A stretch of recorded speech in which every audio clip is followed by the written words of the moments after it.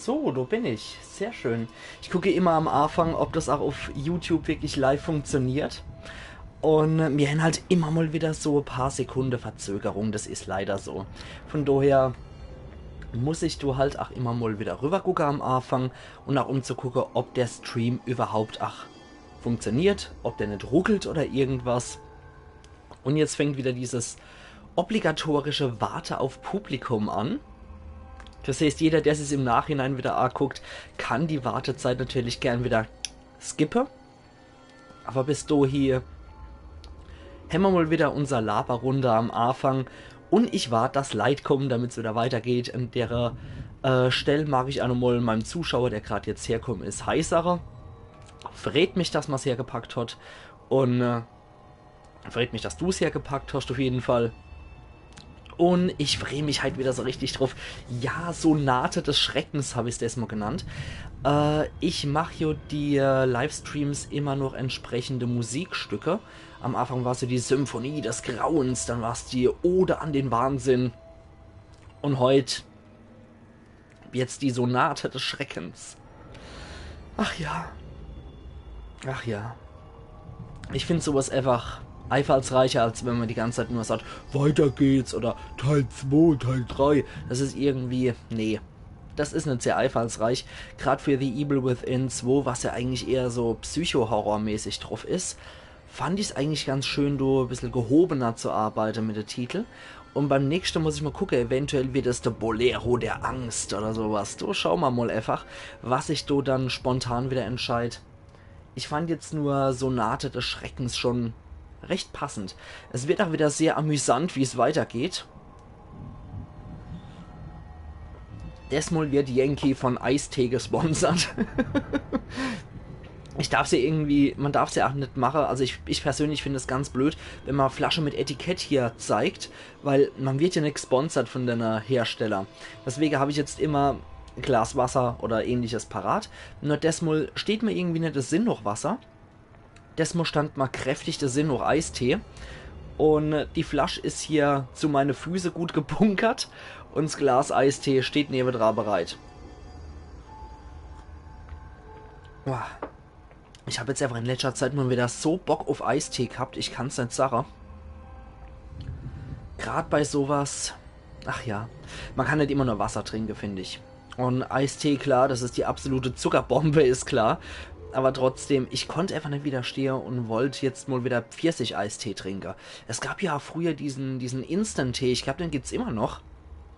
Das waren so Teekörner, die man dann sich ins Glas oder in eine Becherei gemacht hat und hat es dann mit heißem Wasser aufgebrüht. Und dann hat man so seinen Instant-Pfirsich-Tee gehabt. Als Kind habe ich unglaublich gern diese Krümel-Rohgässer. Ich weiß nicht, ob ihr das noch kennt.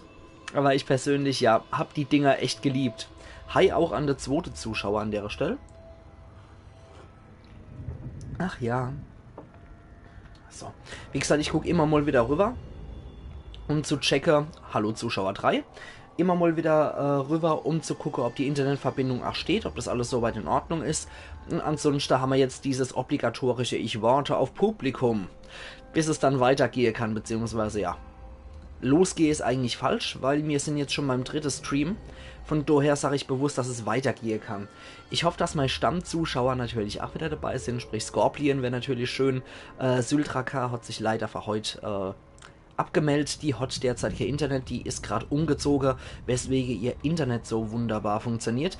Kai hat sich heute auch schon abgemeldet. Der hat morgen Frühschicht. Das ist nicht so einfach, wenn man Schicht schafft. Das kann ich nur vollziehen. Und ansonsten hoffe ich, dass auch eventuell noch neue Leute zustoßen, die meinen Stream und meinen Kanal vielleicht noch nicht so gut kennen. Ui, ich habe schon 2 Likes. Vielen herzlichen Dank an der Stelle schon mal. Das ist echt sehr lieb, obwohl ich noch gar nichts gemacht habe. Gleich noch 2 Likes kassiert. Das nenne ich wirklich vorbildlich. Das ist sehr, sehr freundlich. Und ich freue mich hier sowieso über alles. Ich freue mich über jeden Klick.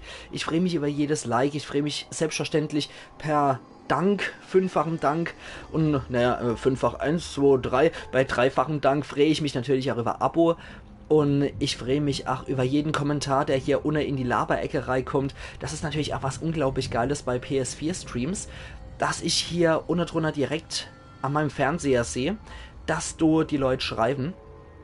Interessanterweise ist es halt leider so, das habe ich jetzt schon festgestellt, wenn ich über die PS4 direkt stream, dann kann ich leider kein Video mit bereits bestehendem mit bereits bestehenden Stream auf YouTube hochladen, sodass die Leute dort schon in den Stream rein können und ich dann sozusagen einsteige mit meinem Spiel, wie das über PC bzw. über OBS als Streaming-Möglichkeit möglich ist, geht es über die PS4 nicht. Ich kann über die PS4 nur Sachen. Horche mal PS4, ich will jetzt hier einen Livestream starten. Und dann mache ich eben diesen Livestream und der erscheint dann direkt auf meiner Hauptseite, sodass ich leider kein bereits vorher feststehendes Stream auf YouTube einrichten kann, sodass die Leute einfach nur rein können, wie sie Lust und Laune haben, sondern die müssen halt wirklich tatsächlich auf meinen Kanal drauf und dort das direkte Live-Video anklicken, sobald ich halt hier auf der PS4 mal Live-Video starte. Das ist noch etwas ätzend und noch etwas in der Mache, muss ich dazu sagen. Ich mache die Streams ja auch noch nicht so lang. Das ist hier nur Observer erst mein zweiter Stream. Und,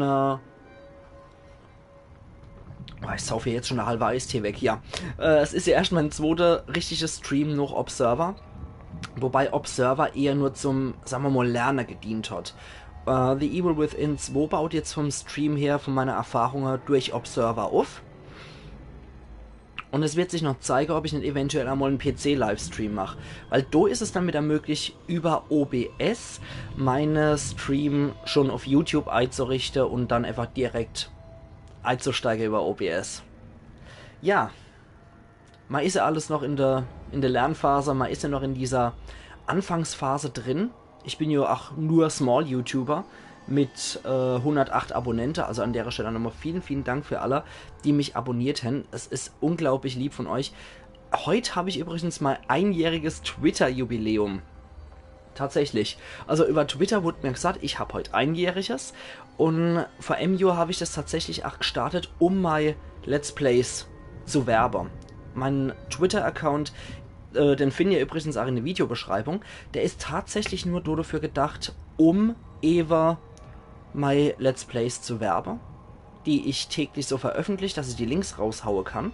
Und jo, ist halt so, ne? Das war eigentlich ganz schön.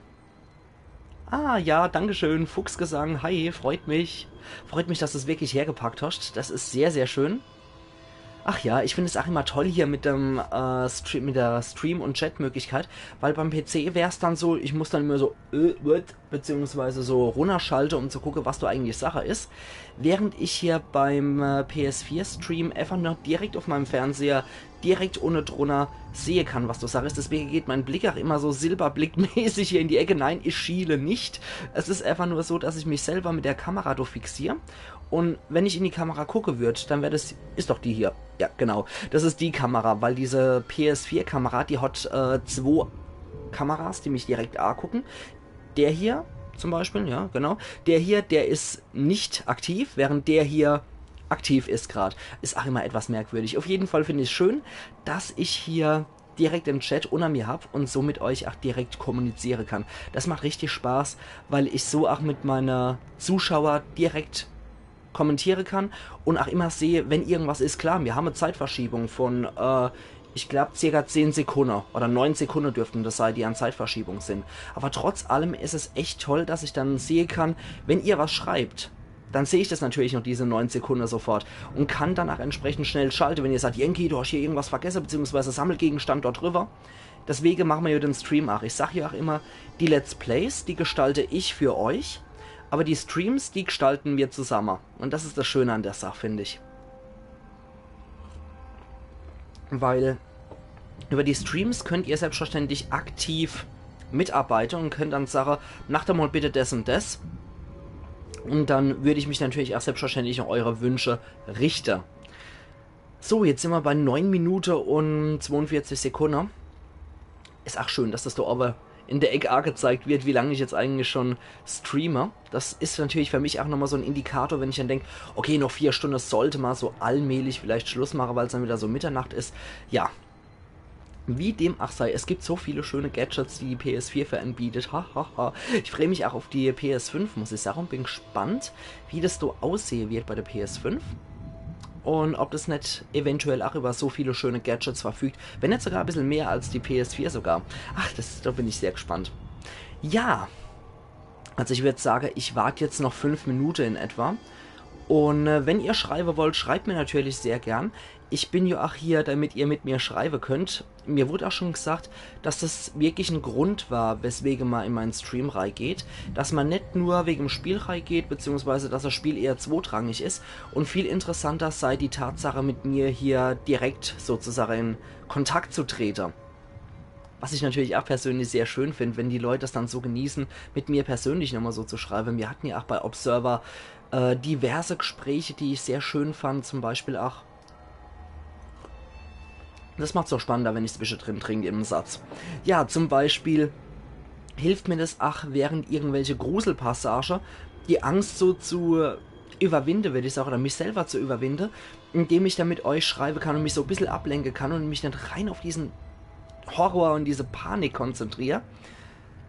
Und da hat man dann wunderschöne Gespräche, beispielsweise über Manga und Anime wird schon diskutiert, über aktuelle Situationen wird schon diskutiert. Also es macht immer Spaß, echt mit euch da über verschiedenste Themen zu retten. Ja, ja, ach ja.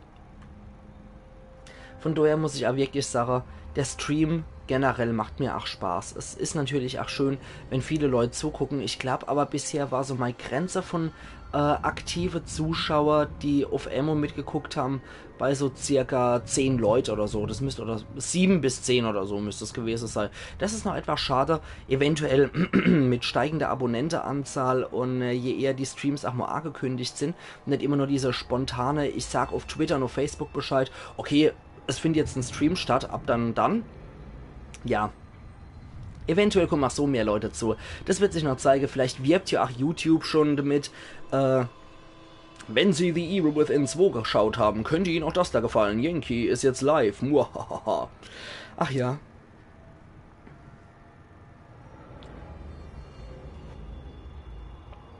Ich bin ja mal gespannt. Beim letzten Stream, beziehungsweise ich mache das generell immer so. Am Ende vom Stream gehe ich immer auf die Hauptseite von mir auf YouTube und schaue immer noch, ob ich eventuell abonniert wurde. Das bisher ist es nur einmal bei Observer vorkommen, wo ich dann 2 Abos mehr gehabt habe. Das war natürlich äußerst lieb. Oh, jetzt ist schon ein Zuschauer flöte gegangen. Das wird wahrscheinlich so viel Gelaber sein. Der konnte, oder die konnte die 2 Minuten jetzt Anime abwarten, bis ich weitermache. Ach ja, ach ja. Ah, da ist ja die dritte Person wieder. Sehr schön. Ich glaube zumindest, dass es die dritte Person wieder ist.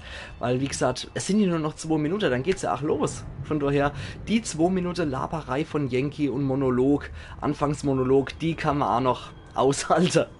Wobei auch viele, die auf YouTube aktiv sind, über die Glocke alarmiert werden. So nach dem Motto, hey, Knetkopf, aufpasse, Yankee ist jetzt wieder dran. Ach ja. Ach ja, ich habe jetzt gerade eben deine WhatsApp-Nachricht noch gesehen, Fuchsgesang. Also vielen lieben Dank nochmal. Das hat nichts mit bitte zu tun. Ich schicke dir jetzt gerade noch einen Daumen hoch und einen Grinser zurück. Es ist echt sehr lieb von dir, dass du dir die Zeit genommen hast, hier nochmal reinzugucken. Es freut mich wirklich sehr, wenn ich hier nochmal neue Leute habe, die hier reingucken. Und gerade da du mich jetzt als 108. Person direkt abonniert hast, nochmal ein großes, fettes Dankeschön. Ich hoffe, es macht dir Spaß zu sehen, wie ich hier mich durch das Stream durchplage, wie ich hier durchstolper durch diese Horrorpassage. Und natürlich auch, wie mal andere Let's Plays so verlaufen. Wobei das eigentlich echt eher, muss ich sagen, geruhsame Let's Plays sind. Zum Beispiel Secret of Mana, das ist natürlich Classic Let's Play, klar. Outlast. Sowohl Outlast 1 als auch Outlast 2 als auch das DLC zum ersten Teil Whistleblower. Also die Let's Plays, Lecco Mio, die waren so richtig bitter. Aber ich würde sagen, wir haben jetzt 14 Minuten und 50 Sekunden jetzt rum. Und ich würde sagen, ich drücke die Beliebig-Taste und dann geht's weiter hier im Geschäft. Fortsetzen.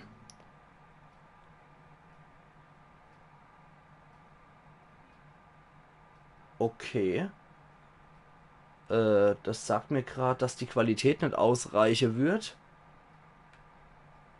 Aber ich sehe meinen Stream eigentlich noch soweit in Ordnung.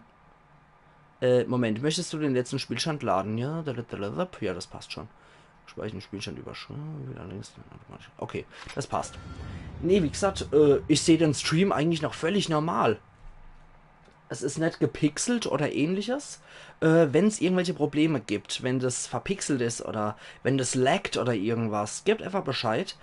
Äh, Dann schauen wir mal, weil jetzt fängt das Spiel erst an. Die erste 15 Minuten, das Gelaber, das ist für lau. Aber ja. Okay, Rathaus von Union. War mir tatsächlich schon soweit, ja. Ich glaube schon. Wir sind hier angekommen in der letzten Episode. Ich hoffe, ich muss nicht auch bibbern und zittern. Das wird sich zeigen. Das wird sich zeigen, ob du bibberst und zitterst. The Evil Within 2 ist halt ein Psycho-Horror-Spiel. Ich erinnere mich genau, wir waren im Rathaus von Union angekommen, wo wir diesen psychopathischen Fotograf uns stellen wollten. Ich muss gerade mal wieder ins Spiel reinkommen, ja, das hat Laser gehabt. Renne geht über L3, okay. Das waren die Schläger, ja. Wie war dann nochmal... Ne, Kreis war die Taschenlampe. Ach ja, das war das Ding, genau. Aha, so geht er in Deckung. Okay. Jetzt sind wir... Gehst du wieder hoch, Kerle? Der kann jetzt... Ne, Moment. Moment, ich bin wieder total überfordert von der Steuerung. Ah ja, genau. R3 war in die Hocke gehe, L3 war Renner. Meine Fresse, das kann ja wieder lustig werden. Wenn ich schon am Anfang so verzweifle bei der Scheiße. Oh Gott, nee. Oh Mann. Yankee the Knetkopf Action. Kartendaten nicht verfügbar. Einen herzlichen Glühstrumpf. Okay. Hallo. Oder kam ich von dort? Ich weiß es schon gar nicht mehr. Ja, uff. Gewitter erleid, ich weiß es schon gar nicht mehr. Nee, Quatsch. Ich kam von dort, glaube ich. Ich bin mir doch wieder relativ sicher. Ich kam von hier. Aber ich kann jetzt hier nochmal lustig reinjoggen. Ja, genau. Ich kam von hier und muss dann in der Untergrund, glaube ich, oder? Oh. Oder nicht. Oh, da hat der Fotograf wieder zugeschlagen und hat wieder einer ermordet. Mit dieser Vorgehensweise. Er ist hier. Genau, mit dieser klassischen Musik. Und der tötet jo Leute und hält es in Zeitlupe immer wieder fest, diesen Moment des Todes. Und offenbar richtet er auch sehr gern durch Kopfschüsse Leute hier und macht es immer in Slow Motion. Boah, und die Musik. Ist ja schon geil gemacht. Also ich muss echt sagen, so verdreht und makaber das Ganze auch ist, aber es hat durchaus alles auch eine gewisse Ästhetik, das Ganze, aber als Kunst würde ich es jetzt nicht unbedingt ansehen, hier echte Hinrichtungen in Zeitlupe zu verkaufen. Eieieiei. Ja, dann hat er anscheinend wieder geheadshottet und er fliegt hier runter und die einzelnen Hirnteile fliegen hier auch noch durch die Gegend. Na, herzlichen Glückwunsch. Gewitter erleid. Aber die Musik ist großartig. Da kann man sagen, was man will. Die Musik ist echt geil. Ich mag das sowieso gern, so epische Klasse. Ich glaube, das ist relativ normal, weil viele Metal oder viele Leute, die Metal hören, die mögen auch ganz gern epische klassische Musik. Oh, jetzt sehe ich es gerade. Jetzt laggt der Stream doch schon um einiges. Ich hoffe, wir können es im Laufe der Zeit wieder etwas verbessern. Ich ziehe mal ein bisschen die PlayStation vor. Aber an Bildqualität hat es bisher noch nicht eingebüßt, weil ich mache das ja alles über LAN-Kabel. Das ist, über LAN-Kabel, Quatsch, über WLAN mache ich das alles, nicht über LAN-Kabel. Deswegen ist die Verbindung auch etwas schlechter. Ich hoffe auf jeden Fall, dass wir es hinkriegen, ohne dass die Verbindung abkackt. So. Jetzt gehen wir weiter. Okay, Moment. Eins mag ich noch gucken. Das vergesse ich als mal im Eifer des Gefechts. Ich muss noch gucken, ob irgendwo eventuell noch Statuen oder so sind. Weil diese Engelsstatuen, die ermöglichen uns ja dann auch wieder in unserem Privatraum, dass wir an Schließfächer dran kommen. Von daher... Aber die Musik ist echt geil. Also ich muss jetzt nochmal bewusst gucken, ob ich nicht eventuell irgendwas übersehen habe. Ich sehe da zum Beispiel wieder so Vitrine. Ich weiß nicht, ob uns das was bringt. Nee, die Vitrine kann er erst gar nicht einschlagen, okay. Na gut, na gut. Ich denke aber, soweit habe ich nichts übersehen. Boah. Nee, also die Musik, großartig, nach wie vor. Die gefällt mir ja echt sehr gut. Aber ich hoffe, die Olle kommt nicht wieder, diese Geistertante. Die ist bisher echt am allergruseligsten. Boah. Und die kommt immer so spontan. Man geht in irgendeine Wohnhaus rein, auf einmal zittert's und bibbert's und wabbelt's und klappelt's. Und dann ist diese Geistertante wieder hinter ihm her. Boah. Und das ist bisher echt am gruseligsten im ganzen Spiel, finde ich. So, hier haben wir noch ein bisschen Munition, aber unsere Munition ist derzeit voll. Da ist wieder Kamera. Vitrine können wir nicht einschlagen. Aber wieder eine schöne Spiegelreflex. Meine Herren.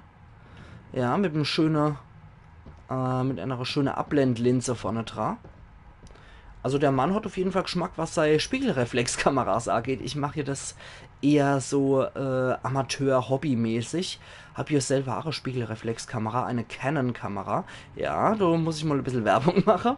Also Canon habe ich als Kamera. Und eher so ein Allround-Objektiv. Mein professionell, muss ich sagen. Von daher, von dem kann ich mal als AMOLED-Objektiv leihen. Okay, was haben wir dann hier noch drin? Das sind Nummer 3. Nee, einen Nagel nur. Insgesamt habe ich jetzt 3 Nägel. Geil, oder? Das ist mal richtig toll. Ich finde die Musik auch schön, aber sie versetzt jetzt nicht wirklich in Gruselstimmung. Nee, das soll's auch in dem Fall, glaube ich, nicht. Ich denke, es soll einfach nur diesen künstlerischen Aspekt von dem Mann untermalen, hinter dem wir hierher sind. Gruselig ist der Typ an sich eigentlich auch nicht, finde ich. Dieser Typ ist eigentlich eher durch sein Wirke gefährlich. Also gruselig ist er jetzt nicht wirklich, aber wenn wir hier in dem Teil vom Stream wieder in die Verlegenheit kommen, dass diese Geisterfrau wieder hinter uns her ist, die ist gruselig. Also die finde ich zumindest ziemlich gruselig. Der Fotograf, der ist eher so ein psychopathischer Mörder, würde ich sagen. Der hat schon fast so Stieg Larsson-Qualitäten. Beziehungsweise, wie hieß der andere schwedische Autor? Håkan Nesser, genau. Der hat eher schon so Håkan Nesser beziehungsweise Stieg Larsson Qualitäten, dieser Fotograf Psycho. Jetzt steht er bestimmt mit dem Foto wieder vor uns. Achtung. On. Was soll das denn? Nee. Aber er hat hier anscheinend wieder was drapiert für uns. Ich hätte schwören können, dass er jetzt wieder durchsteht mit der Kamera in der Hand und uns mal wieder fotografiert. Also irgendwas scheint er mit der Frau in Blau zu haben, weil ihr Kleid hier aufgebäumt ist. Heieiei. Okay, was haben wir dann hier noch? Nix von Interesse. Oh, Moment, das, hier haben wir noch was. Rosen. Obwohl diese Blumen wunderschön sind, ist irgendwas seltsam an ihnen. Du hast das Gefühl, dass du bei den Dornen besonders vorsichtig sein solltest. Wenn du das sagst, Rose erhalten. Okay, jetzt schauen wir uns das mal an. Eventuell müssen wir es da Eileger oder so. Nee, also interagiere kann ich mit dem Teil nicht. Aber ich befürchte, wir müssen hier mehrere Sachen machen. Wir haben auch eine Smaragd-Halskette. In diese teuer aussehende Halskette ist ein großer Edelstein eingearbeitet. Wie wir uns denken können, wird es ein Smaragd sein. Okay, ist hier eventuell noch was für uns? Nee. Was ist das? Die Kamera ist ganz schön alt. Muss was bedeuten. Ich liebe das, diese alte Kameras um die Jahrhundertswende. Ich liebe diese Teile, die sind so großartig. Das sind diese obligatorische, halten Sie doch mal 45 Minuten still. Wobei, das Ding verfügt ja schon über einen eigenen Blitz. Das ist nicht dieses obligatorische, der Fotograf steht die ganze Zeit auch so da mit diesem Halter, wo das Blitzpulver drin ist. Ach, das ist so großartig. Das sind so tolle Sachen. Ich mag ja so alte Schreibmaschinen und so unglaublich gern. Okay, wir müssen jetzt hier wahrscheinlich die Rose und die Halskette rein und dann sollte man das wahrscheinlich, sollte man vielleicht noch drehen, die Dame. Damit es wie auf dem Foto aussieht. Das heißt, die sollte uns gucken, wenn möglich. Ja, nee, so. So ist wahrscheinlich besser. gerade nochmal gucken, wie das auf dem Foto hier aussieht. Genau. Die guckt uns eher in Richtung Blume. Nice to see you. Servus, André. Ja, die sollte uns wahrscheinlich eher so gucken. Das heißt, ich denke, hier haben wir es richtig drapiert soweit. Jetzt können wir diese geniale alte Kamera verwenden. Und... Oh, wenn das nicht irgendeine böse Überraschung für uns parat hält. Da können wir noch die Schärfe anscheinend, den Fokus können wir noch einstellen. Aber wie, frage ich mich gerade. Über die Taste. Okay. Nee, das ist die... Was war denn das wieder? Hör doch auf, verdammte Scheiße nochmal. Scheiß die Wand Scheiß doch ins Kanonenrohr. Okay, der Fokus ist eher auf den Vordergrund gerichtet. Alter Falter, ich hasse es, wenn irgend sowas passiert. Ich habe genau gewusst, wenn ich jetzt so ohne dieses scheiß Ding gehe und es passiert irgendwas, beziehungsweise wenn er wieder rausgeht, passiert irgendwas, aber beim Schießen habe ich nicht schon gedacht. Ich habe schon gedacht, die Geistertante kommt wieder. Alter Falter. Nichts. Was habe ich übersehen? Das hier. So, und jetzt schlupp wieder raus aus dem Scheiß. Alter, habe ich mich eben erschrocken. Ich hasse diese Jumpscares. Meine Fresse. Okay. Hier bleibt da nichts anderes übrig, als zu lachen. Erstmal einen Schluck Eistee nehmen. Auf den Schreck erstmal einen Eistee. Meine Güte. Okay, jetzt können wir in die Kulisse reingehen. Und hier können wir anscheinend nicht rein. Die sind zugesperrt, die Teile. Scheiß doch ins Kanonenrohr. Ich hab mich dermaßen verschrocken. Boah, Gewitter, dunner Keitel noch einmal. Gewitter leid. Kommt wieder ein Video zu dem Event, auf dem du warst. Nee, zu Nüttland, wo ich war, kommt kein nochmal extra Video. Du muss ich dich leider enttäuschen. Ich bin am Sonntag war auf der Comic-Con in Karlsruhe, aber da werde ich auch nicht extra nochmal ein Video machen. Ich gehe ja als Privatperson Person hier und nicht als Aussteller. So berühmt bin ich dann auch noch nicht. Artikel aus der Crimson Post. Weitere enthauptete Leiche gefunden. Laut KCPD wurde heute Morgen die Leiche einer Frau in Crimson City Park gefunden. Das Opfer wurde als Emily Lewis identifiziert, eine aufstrebende junge Schauspielerin, die auch als Model arbeitete. Ihr Kopf wurde noch nicht gefunden, doch nach Untersuchung der persönlichen Gegenstände am Fundort war eine zweifelsfreie Identifizierung möglich. Es handelt sich hierbei um den neuesten einer Reihe bisher ungelöster Mordfälle ähnlicher Art. Lieutenant James Van Kirk von der Mordkommission der KCPD gab eine Pressekonferenz, auf der er unsere schlimmsten Befürchtungen bestätigte, dass Crimson City das Jagdrevier des Serienmörders ist. Emilys langjähriger Freund und Fotograf Stefano Valentini war von der Nachricht tief getroffen. Es ist schrecklich, was meinem begnadeten Model zugestoßen ist. Wenigstens konnte ich noch ihre Seele für immer festhalten, bevor sie zerstört wurde. Ich glaube, das ist der Typ, mit dem wir es hier zu tun haben. Stefano Valentini. Ich denke, das ist der Typ, mit dem wir es hier zu tun haben. Und das wird auch so der Serienmörder sei, denke ich. Immer noch ungeklärt.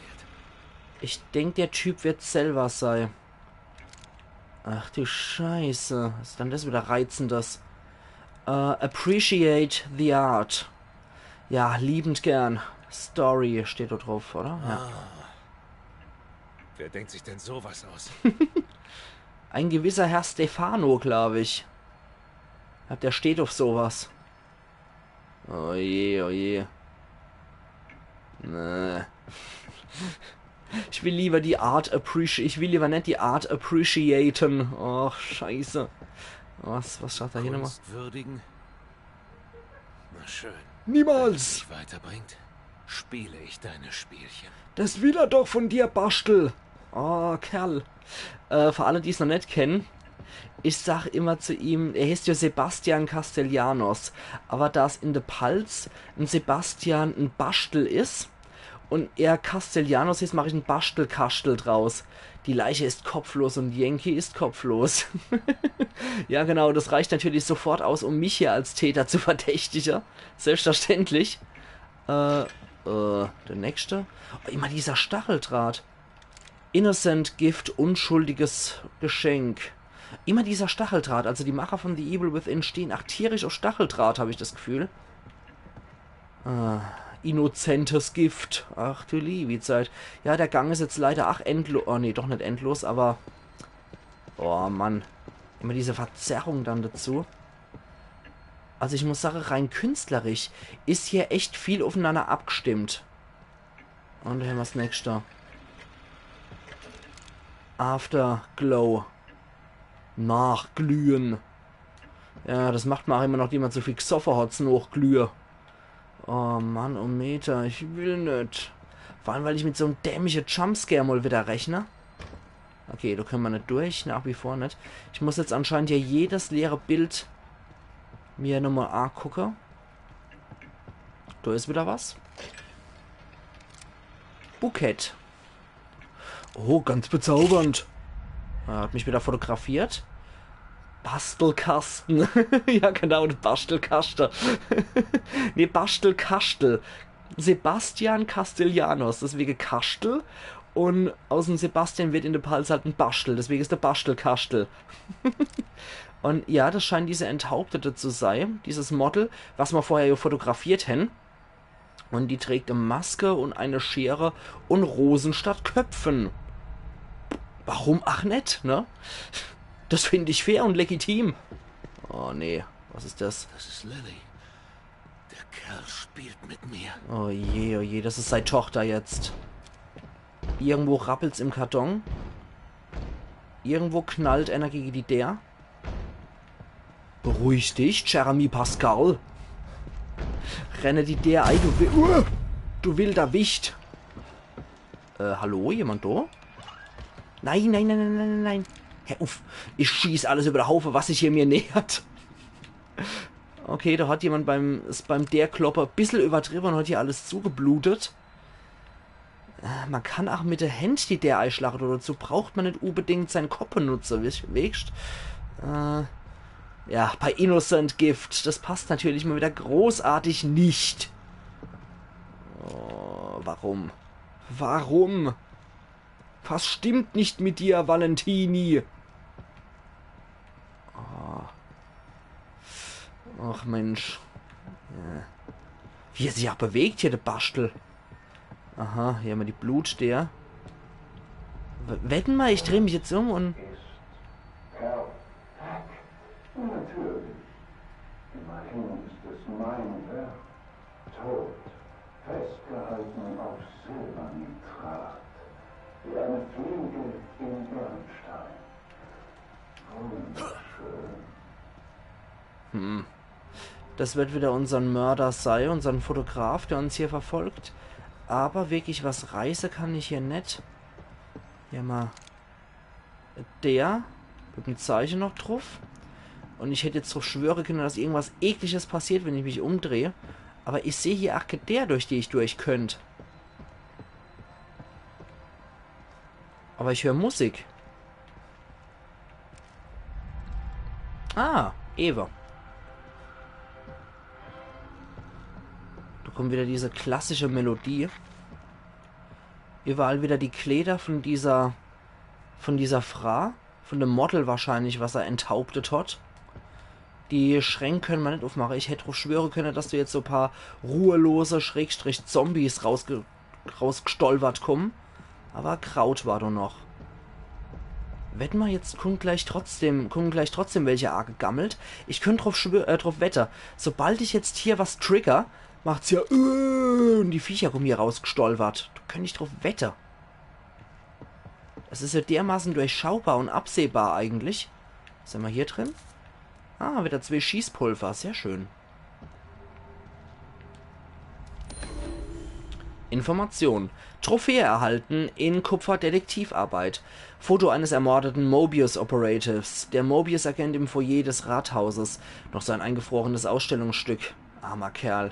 Wenn er nicht schon tot war, bevor er von dort runtergeworfen wurde, wird er spätestens dann sein, wenn er irgendwann aufschlägt. Das wird wohl der gewesen sein, den wir hier gesehen haben. Aber was hat er vor?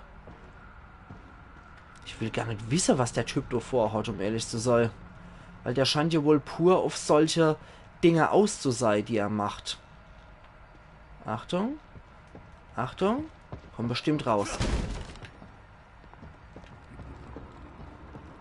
Und? Nee, tatsächlich nicht. Ich hätte auch schwören können, dass die aus der Schränke jetzt rausgestolpert kommen. Aber na gut. Wir sind hier sowieso total in seiner Falle drin. Das heißt wirklich, was machen können wir hier nicht. Wir können nur linear dem folgen, was er hier macht. Ist er das? Das ist er doch. Der alte Säckel. Komm her, du Schere Schleifer. Alter schlappe Flicker. Es geht's doch so saublöd zu lachen, du schlappe Flicker. Upp. Ganz bezaubernd. Oh, Mann. Immer diese Ekeltypen. Ohne Scheiß. War der Azubi bei Pennywise oder was? Alter Falter.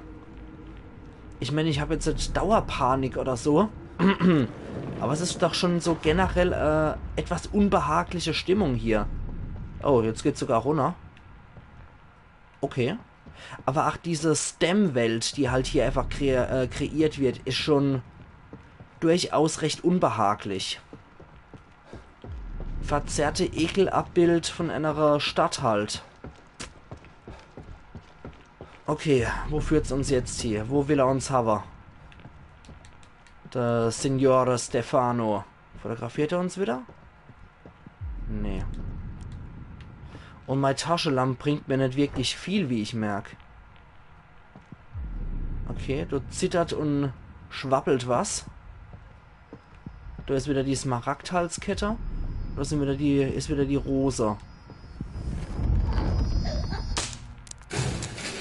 Oh, nö. Das war der abgetrennte Kopf. Mach doch sowas nicht. Und was kommt jetzt? Ein alter Foto. Upsi. Na, herzlichen Glückwunsch. Körperwelten, würde ich sagen, oder? Ja, Körperwelten für Nörgel-Anhänger, aber geht. Ja.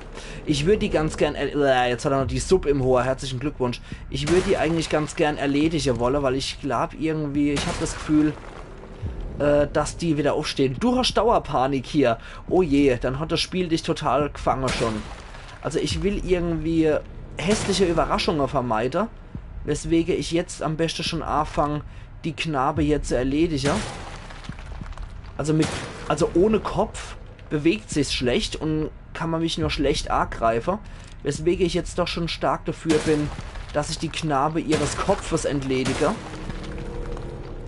Damit die mich später nicht potenziell attackieren können. Also da bin ich schon stark dafür.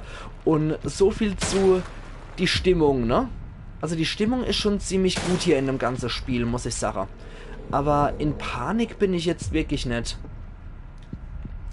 Es ist eher so generelles Gefühl von Unbehagen, was hier herrscht. Und was das auch vermitteln soll, eben durch diesen Psychopath, der uns hier in die Falle lockt oder in die Falle locken will. Und der will, dass wir hier sein krankes Spielchen spielen. So. Also wie gesagt. Ich habe nämlich die schlimme Vermutung, dass die uns attackieren würden. Weswegen ich jetzt hier einfach nur schon mal Vorarbeit leiste.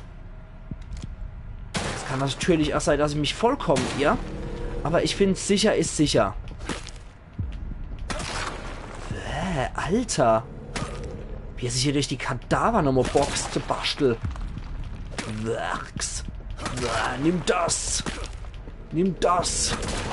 Alter. Okay, ich hätte die auch so erledigen können. Na gut. So. Aber wie gesagt, ich habe hier lieber keine ekelhafte Überraschungen für später parat. Der da ist noch da. So. Sehr schön und sauber der Kopf abgetrennt. Ich denke, die können uns jetzt nichts mehr, wenn die kopflos sind.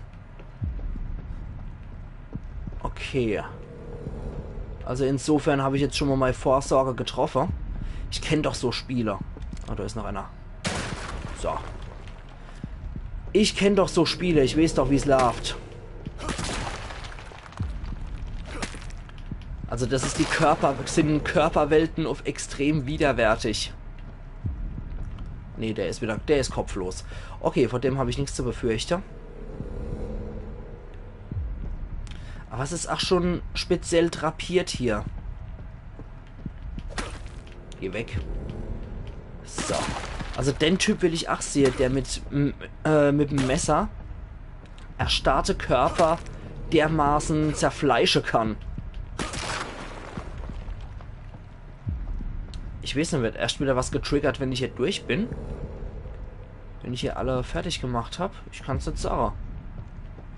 Insofern bin ich tatsächlich wieder etwas planlos.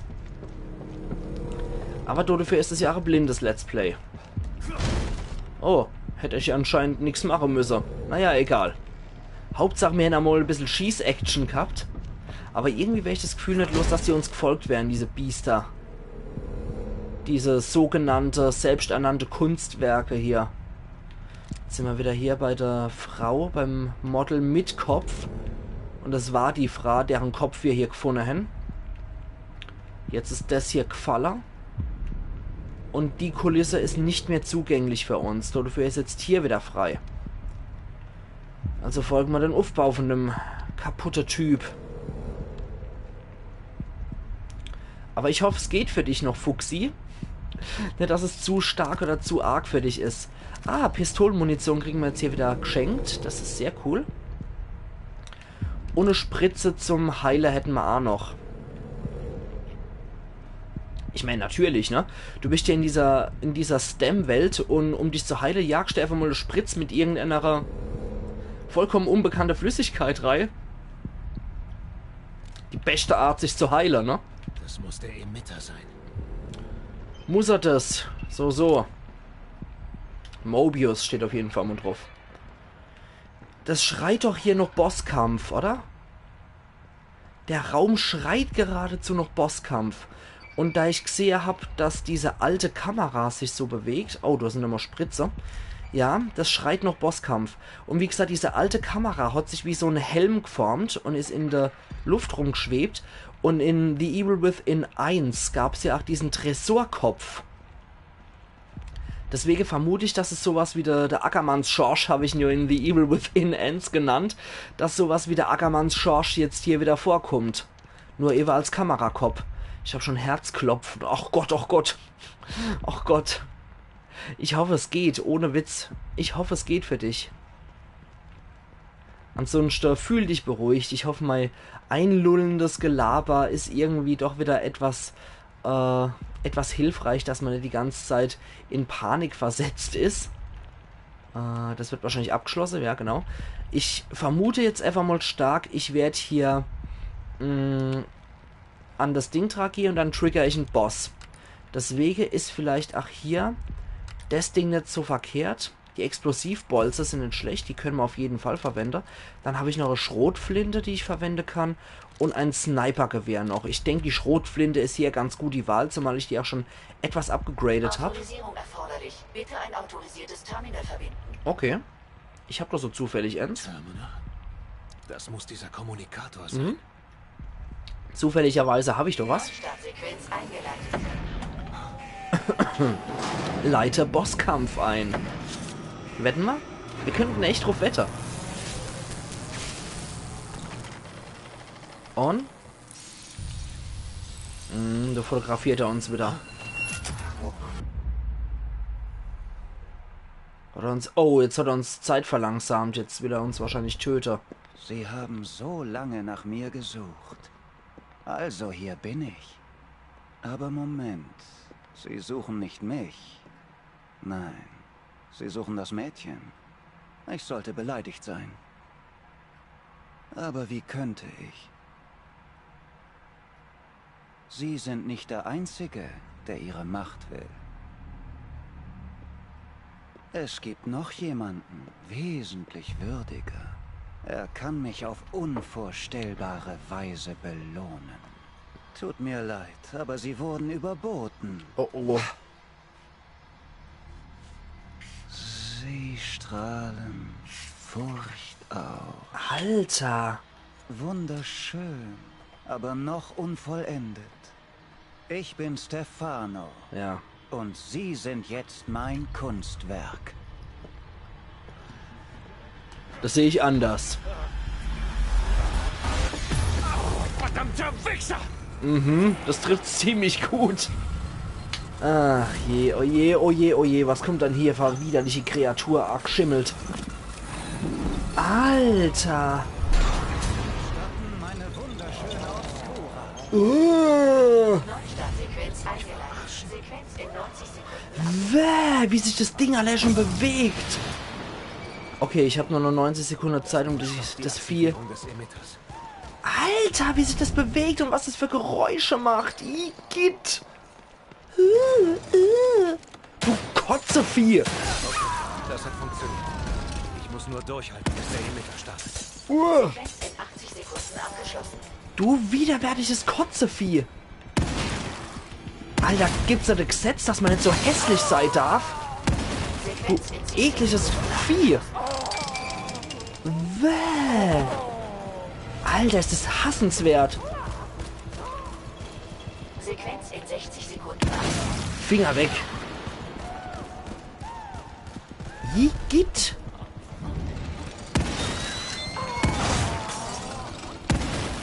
Wäh. Gut.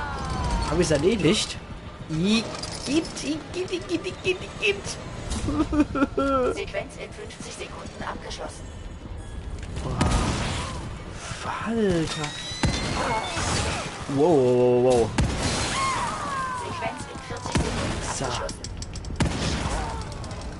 Okay. Na gut. Jetzt muss ich wohl so attackieren. Ups, jetzt habe ich ihn in den Schritt geballert. Entschuldigung. Oh, noch ein bisschen die Wade weggeschossen. Okay. Na toll, jetzt habe ich nur noch die Qualen, die Armbrust und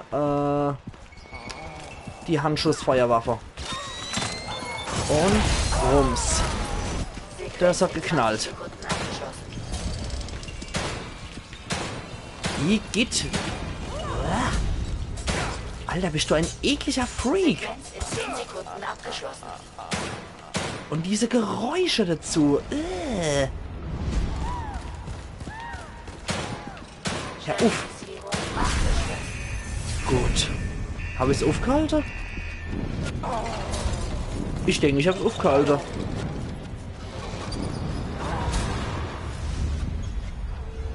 Das wird wahrscheinlich so ein Horrorabklatsch von seinem Model sein, weil das hat ja einen Frauenkörper gehabt. Wenn auch grotesk verdreht. Oh Mann. Stabilisierung abgeschlossen. Rathaus von Union wieder. Mein Arsch ist gerettet. Aber was soll ich als nächstes tun? Wenn er weg ist, hat er Lily nicht hier gelassen. Wohin hat er sie gebracht? Ich sollte Kidman davon berichten. Okay, dann mach das mal. Mist. Vielleicht kriege ich draußen ein Signal. Verlasse das Rathaus. Liebend gern, würde ich sagen. Und die Kreatur war nicht zu besiegen. Und ja, es war heftig. Die Kreatur, kann ich nur zustimmen, Fuchsgesang. Das war echt heftig, das Vieh. Zumal ich sie auch nicht töten konnte. Ich konnte nur verhindern, dass es hier sich an den Emitter dran macht. Und dafür habe ich so gut wie meine ganze Munition verballert. Bisschen was ist noch im Snipergewehr drin. Und ein bisschen Pistole-Munition habe ich auch noch. Aber Gewittererleid. Das war echt übel. Habe ich jetzt noch zufällig Spritze hier, aber ich habe gewusst, dass es hier noch einen Bosskampf schreit, weil diese Arena ist, oder dieser Raum ist so wirklich so als Arena ausgelegt. Okay, hier komme ich wahrscheinlich noch raus. Ich mag mich trotzdem nochmal umgucken, ob ich nicht eventuell hier irgendwo noch eine Spritze oder so finde. Gerade in so einem kleinen Seitenraum wäre es vielleicht nicht verkehrt, nochmal zu gucken. Und ich will hier auch alles, wenn möglich, mitnehmen, was es hier gibt. Insofern einfach mal Lucky machen, als kann man ja belohnt werden bei sowas. Ach ja, ach ja. Ah, ich bin schon bei drei Daumen hoch hier für das Stream. Vielen Dank, Leute. Also vielen Dank an jeden, der Like gibt. Vielen Dank an jeden, der auch Abo gibt. Und vielen Dank an jeden, der auch hier Kommentare schreibt. Das ist echt sehr lieb von euch. Und gerade ihr Leute macht meinen Stream aus.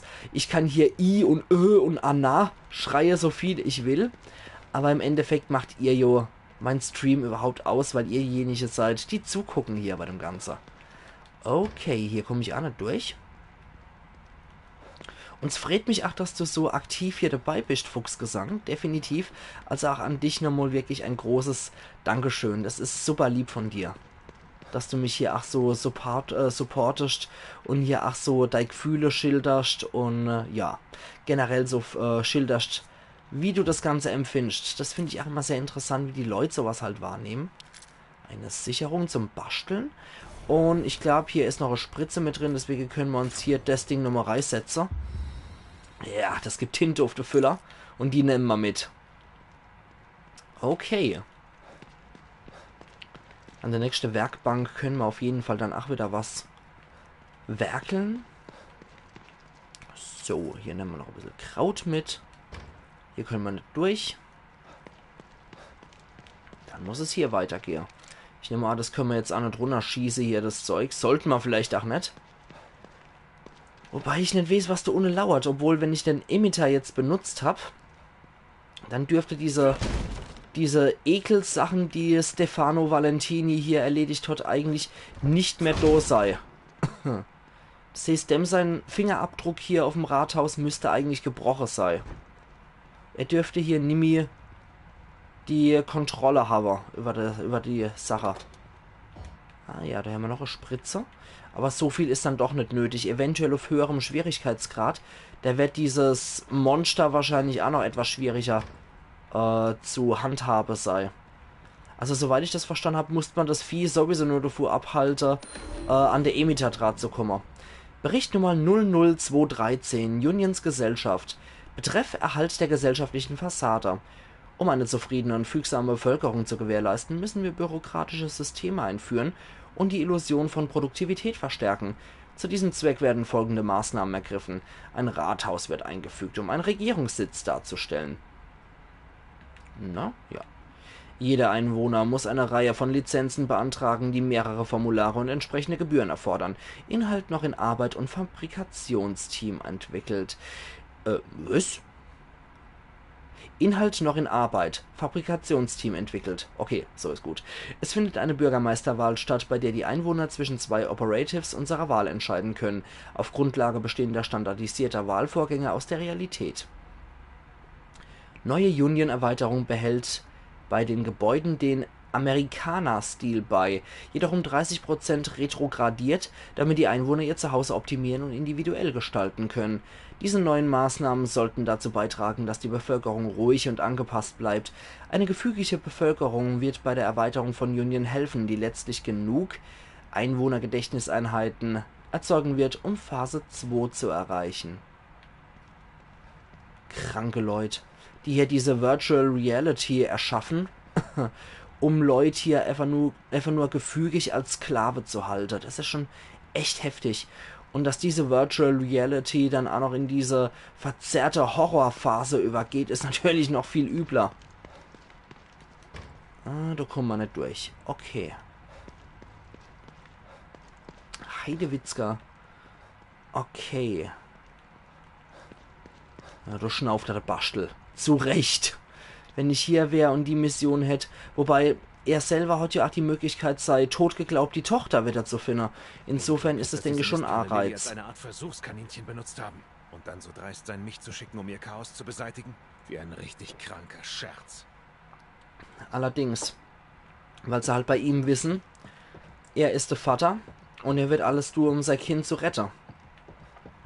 Und da er als Ex-Cop nichts mehr zu verlieren hat und die nötige Ausbildung hat, was die Waffe angeht und so weiter, ist er jo prädestiniert für sowas, zumal er Ruviks Version von The Stem im ersten Teil von The Evil Within jo auch überlebt hat. Von daher, ja, der gute Bastel ist eigentlich die erste Wahl für sowas. Ach ja. In The Evil Within Ends war es, glaube ich, der Leslie, der Wahnsinnige, der mit Ruvik kompatibel war und deswegen das Stem-Kern war. Und hier ist es halt Lily, seine Tochter, wie auch immer und warum auch immer. Ich hoffe, das wird sich noch lösen, warum die Claire entführt haben, um die hier als Kern für das Stem-System zu verwenden. Ne, von hier kam ich. Da ging es dann weiter. Okay, ich habe gedacht, ich hätte eventuell irgendwie eine Option oder ähnliches verpasst. Okay. Nehmen. Was haben wir hier noch? Ah ja. 6 Pistolenmunition. Das ist natürlich auch wieder toll. Kann ich wieder ein bisschen mehr schießen. Und hier ist Jonah Constant. Okay. Vorher will ich aber erst nochmal mich hier nochmal ein bisschen umgucken. Ah ne, du geht's raus, glaube ich, aus dem Ganzen, ne? Und... Hallo. Ah ja, genau. Du war dann dieser Fall herunter. Dödel, dödel, knödel, dödel, dödel, dödel, dödel, dödel, und so weiter und so fort. Nee, da war dieser arme Kerl, der von dem Fotograf ja, hingerichtet wurde und dann freier Fall noch ohne. Es lohnt sich doch immer mal wieder hier rumzuschnüffeln. Nochmal 6 Pistole-Munition kriegt. Ah, und eine Engelsstatue mit einem Leichenschrankschlüssel. Das können wir dann wieder im Versteck später auskosten. Dass wir sowas gefunden haben. Okay, stimmt, genau. Das war dann das. Kann ich ja theoretisch auch nochmal hier entlang gehen? Nee, das bringt uns nichts. Okay, na gut. Hätte ja sein können, dass der Blitz zweimal einschlägt. Aber man sollte das Glück auch als mal nicht rausfordern. Okay, dann geht's jetzt wieder raus hier. Und ich hoffe, es kommt kein Jumpscare oder ähnliches. Bitte verkneift euch jetzt den Jumpscare, falls ihr einen parat haben solltet. Und generell bitte auch nicht nochmal die Geisterfrau. Die Geisterfrau ist unglaublich gruselig. Also die finde sogar ich gruselig, Fuchsgesang. Nicht, weil du jetzt schon sagst, dass hier die Atmosphäre bei dem Fotograf schon so gruselig war, bei diesem Stefano. Ich persönlich finde jetzt auch wirklich diese Geisterfrau extrem gruselig. Von daher, ich hoffe, die kommt jetzt nicht nochmal. Achtung, was erwartet uns draußen? Eine Filmsequenz wieder. Verdammt. Der Mistkerl hat Lilly immer noch. Und jetzt bin ich wieder ganz am Anfang. Okay, die haben ihn wieder in der Überwachung. Mit dem Marker wiederhergestellt, Agent Kidman. Wurde auch Zeit. Stellen Sie ihn durch. Sebastian? Sebastian, bist du da? Kidman. Endlich. Alles in Ordnung? Dieser Psycho läuft hier immer noch frei rum. Der Emitter scheint ihn verlangsamt zu haben. Aber er ist entkommen. Und er hat Lilly. Sie hat bestimmt schreckliche Angst.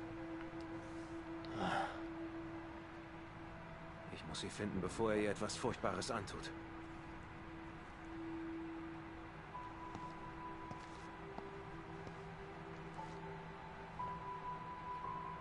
Ich bin so nah dran.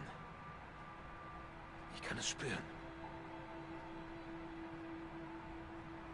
Wir wollen sie genauso sehr finden wie du, Sebastian.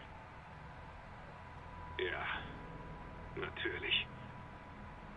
Euer wichtiges Experiment soll ja bloß nicht fehlschlagen. Es wäre eine Tragödie, all die Zeit und das Geld zu vergeuden. Ich habe für mich gesprochen, nicht für Mobius. Ich habe beim Testen viel Zeit mit Lilly verbracht. Sie ist ein gutes Kind. Ich will nicht, dass sie leidet. Ich weiß, wie schlecht es steht. Aber ich habe Vertrauen in dich. Ich nicht unbedingt in sie. Konzentrier dich auf die Aufgabe, dann können wir sie retten. Gemeinsam. Ja. Okay, du hast recht. Danke für die Motivation, Kidman. Also ich Mach dir keine vertraue ihr Sorgen. keinen Meter Jetzt weit. müssen wir herausfinden, wohin er sie gebracht hat. Er sagte, sein Name wäre Stefano. Stefano. Verstanden. Ich schaue, was ich herausfinden kann und schicke es dir dann. Okay. Ich schaue mal bei O'Neill vorbei. Stimmt. Vielleicht kann er mir helfen, diesen Psycho zu finden. Stimmt, der ist ja noch in seinem Versteck, der O'Neill. Genau. Guter Plan. Sag Bescheid, wenn ich helfen kann. Und... Sebastian, Ja, Ja? viel bring Glück. mal. Ah, ich dachte, jetzt kommt, bring mal doch mal eine Leberwurst mit. Wohin hat Wenn er schon sie mal da gebracht? bist. bring mir doch mal eine Leberwurst und gute Schoppe mit. Ich habe es wohl gerade rausgefunden. Er versteckt sich nicht besonders gut. Fast so, als ob er mich verspotten würde. Ja. Wenn er einen Kampf will, dann kriegt er ihn. Ich muss nur einen Weg dorthin finden. Jo, Alter. Das ist halt so eine Sache, als wir hier angekommen sind, war jo hier auch überall diese Augen und diese Kameras. Und jetzt ist es wieder auf der nächsten Insel, in Anführungszeichen. Aber ich habe eine Idee, wo er sein könnte. Ja, ich sehe es auch. Ich empfange wieder das Signal, aber jetzt kommt es aus dem Theater im anderen Teil der Stadt. Okay. Wieder durchs Mark, schätze ich. Ich brauche vielleicht Hilfe. Bin dabei. Der Emitter scheint dort einige Durchgänge stabilisiert zu haben. Ausgang D5 dürfte am nächsten beim Theater liegen. Ich bin nicht sicher, was Ihnen dort begegnen wird. Passen Sie auf. Mittlerweile überrascht mich gar nichts mehr. Sollte es auch nicht, ja. Kapitel 6. Die Jagd ist eröffnet. Ja, also wie gesagt, der Typ ist nicht besonders schwer zu finden aufgrund von diesen Augen hier. Durchquere das Mark und suche nach Ausgang D5. Okay, und ich denke, Theater ist doch für so einen Künstler, für so einen Selbsternannter, die optimale letzte Arena, um den Kerl zu stellen. Jetzt ist halt die Frage, wo sind dann diese Mark-Computer? Da muss ich jetzt wieder auf die Karte zugreifen. Hier hatten wir noch einen Speicherpunkt. Und Speicherpunkt, Spiegel und Kaffeemaschine. Oh, für einen Kaffee könnte man jetzt echt schon töten fast. Eine Werkbank. Tja, Jetzt ist halt die Frage, wo geht's dann hier zu, ne? Wo geht's dann hier zu Mark und D5 und so. Ich gehe jetzt einfach mal wieder zurück an diesen sympathischen Leichenbergen hier vorbei. Ja, das ist schon sehr lebensbejahend, wenn man hier die ganze zerfetzte Menschen sieht. Also, ne, das ist doch schon so richtig heimelig. Home Sweet Home. Herzlichen Glückwunsch. Bevor ich das Gebiet hier gereinigt habe von dem Typ, waren ja hier auch überall Ruhelose. Die könnten hier immer noch rumlungern. Aber ich gehe jetzt einfach mal hier durchs Gebiet nochmal durch, wieder zu einem alten Save Point dorthin, wo wir ursprünglich hergekommen sind. So, da kann hier kein 5 Meter Rennen ohne Kotzen zusammenbrechen, der Kerl. Deswegen machen wir mal ein bisschen langsamer. Genau, von dort kam ich. Na komm schon, Bastel. So.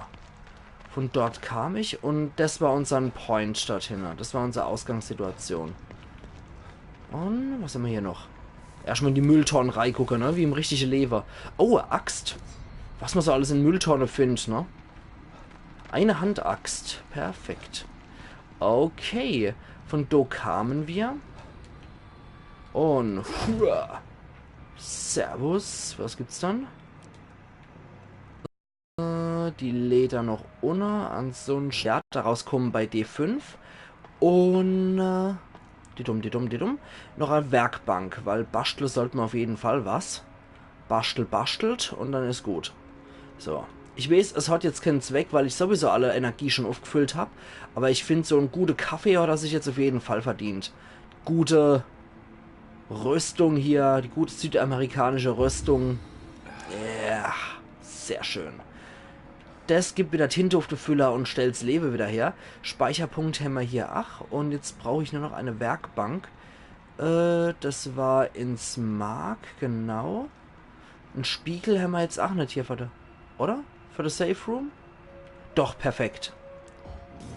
Perfekt, dann können wir nämlich in unseren Safe Room reingehen. Sebastians Zimmer. Sehr schön. Okay, dann können wir nämlich nochmal dort hier gehen. Moment, nee, hier geht's in sein Zimmer rein, genau. Dias haben wir derzeit nicht nochmal neue. Ich glaube nicht, dass wir nochmal neue Dias haben, aber ich gucke einfach nochmal rein. Sicher bin ich mir nämlich nicht mehr, ob wir nicht noch irgendwo Dia gefunden haben. Ja, das hatten wir schon, genau. Nee. Okay. Neue Dias haben wir auch noch nicht. Und dann geht's nochmal... Oh, Moment, da war nochmal hier ein Schmodder. Danke, Kätzchen. Ah, das Kätzle hat uns hier einen Schmodder gebracht. Danke, Kätzl. Hihi. So, komm her, du. Mit roter Aare. Ach, ein sehr hübsches Tier, finde ich. Obwohl die Aare rot sind, ist es doch eine schöne Katz. So, dann gehen wir jetzt erstmal hier zu der Werkbank und basteln uns ein bisschen was zusammen. Wir können auf jeden Fall unser Munition wieder vollständig machen. Dafür haben wir ja auch die Schießpulveranzahl. Unser Präzisionsgewehr-Munition können wir auch wieder voll machen. Und unser Pistole-Munition mache ich auch mal voll. Und ich mache nochmal einen Explosivbolzen, genau. Oh Gott, da hinten wird wieder gelacht im Hintergrund. Scheint wieder was arg Lustiges zu sein. Und was können wir dann hier noch Schönes machen? Die Feuerkraft von unserer Handfeuerwaffe könnte man nochmal ein bisschen erhöhen, oder?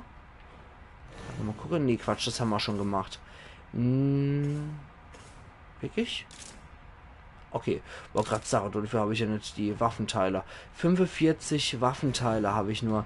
Dann sollte ich eventuell nochmal hier gucken, ob man nicht eventuell noch was machen können, aber nee. Das kostet alles zu viel, das bringt's nicht. Na gut, Bastler können wir jetzt hier auch nicht. Aber wir können auf jeden Fall auf der Grütze-Stuhl und können uns noch mal ein bisschen upgraden. Yeah. Geht doch nichts über direkt in der hohle Kopf rein mit dem Hirnschmotter. Hi Tatjana. Und hier machen wir erstmal wieder einen Schrank auf. Wird Sache. Wir machen den hier jetzt einfach mal auf.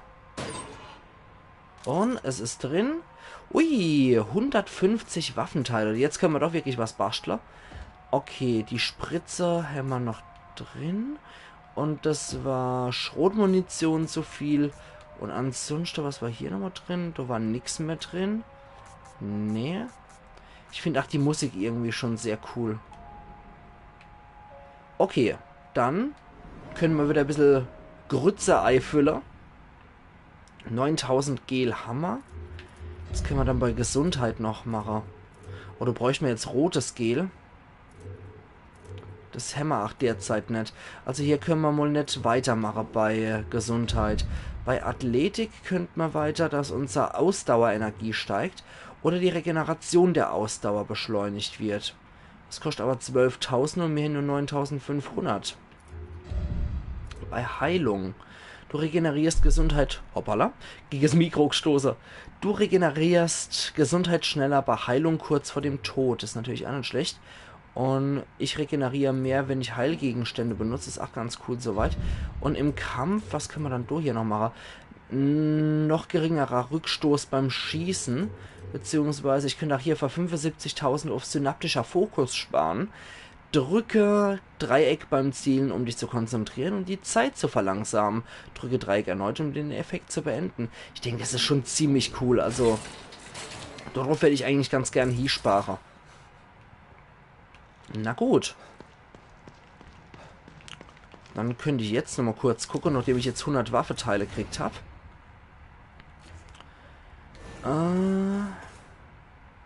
Nee, das braucht 480 Waffenteile und da habe ich keine hochwertige mehr zum Freischalter. Die Magazingröße. 140 Waffenteile nur benötigt. Dann könnte ich nochmal eins dazu packen. Nee, da komme ich noch nicht durch. Die Nachladezeit. Erhöht die Bewegungsgeschwindigkeit beim Zielen. Wie schaut es denn hier aus? Da könnte ich die Feuerkraft auch nochmal erhöhen. Ich denke, das mache ich auch. Dann können wir jetzt auch nochmal bei der Nachladezeit gerade gucken. Da können wir auch noch erhöhen. Das ist auch sehr gut. Okay, dann habe ich auch unser Snipergewehr noch etwas abgegradet. Und dann denke ich jetzt, auch mit dem Speichern sind wir soweit ganz gut bedient. Und dann können wir weitermachen. So, ich lege jetzt hier auch einen neuen Speicherplatz A für Kapitel 6. Die Jagd ist eröffnet. Und dann können wir wieder zurückkehren. Und können wieder durchs Mark gehen. So. Nee, hier wäre auch nochmal ein Speicherpunkt gewesen. Aber ich mag durchs Mark. Genau, da haben wir's. Genau, Marktzugangstunnel zentral. D5 war unser Router. Genau. Durchquere das Mark und so nach Ausgang D5. Ich finde, das ist eigentlich auch eine ziemlich coole Form von Ladebildschirm. Dieser Zugangsladebildschirm ins Mark selber. wo am Ende so Tür noch ist. Und sobald die 100% erreicht sind, ist es eh egal, wo wir gerade sind. Ich könnte jetzt theoretisch auch hier stehen bleiben. Und jetzt kommt er sowieso wieder durch diesen weißen Blitz durch.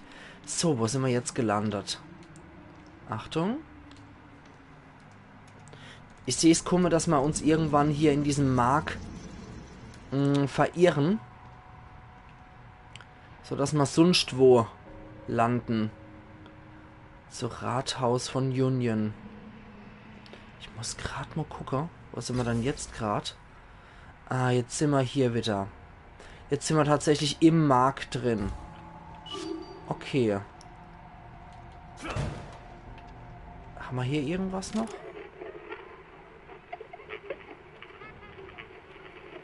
Gerade mal gucken, ob ich hier noch ein Signal empfange.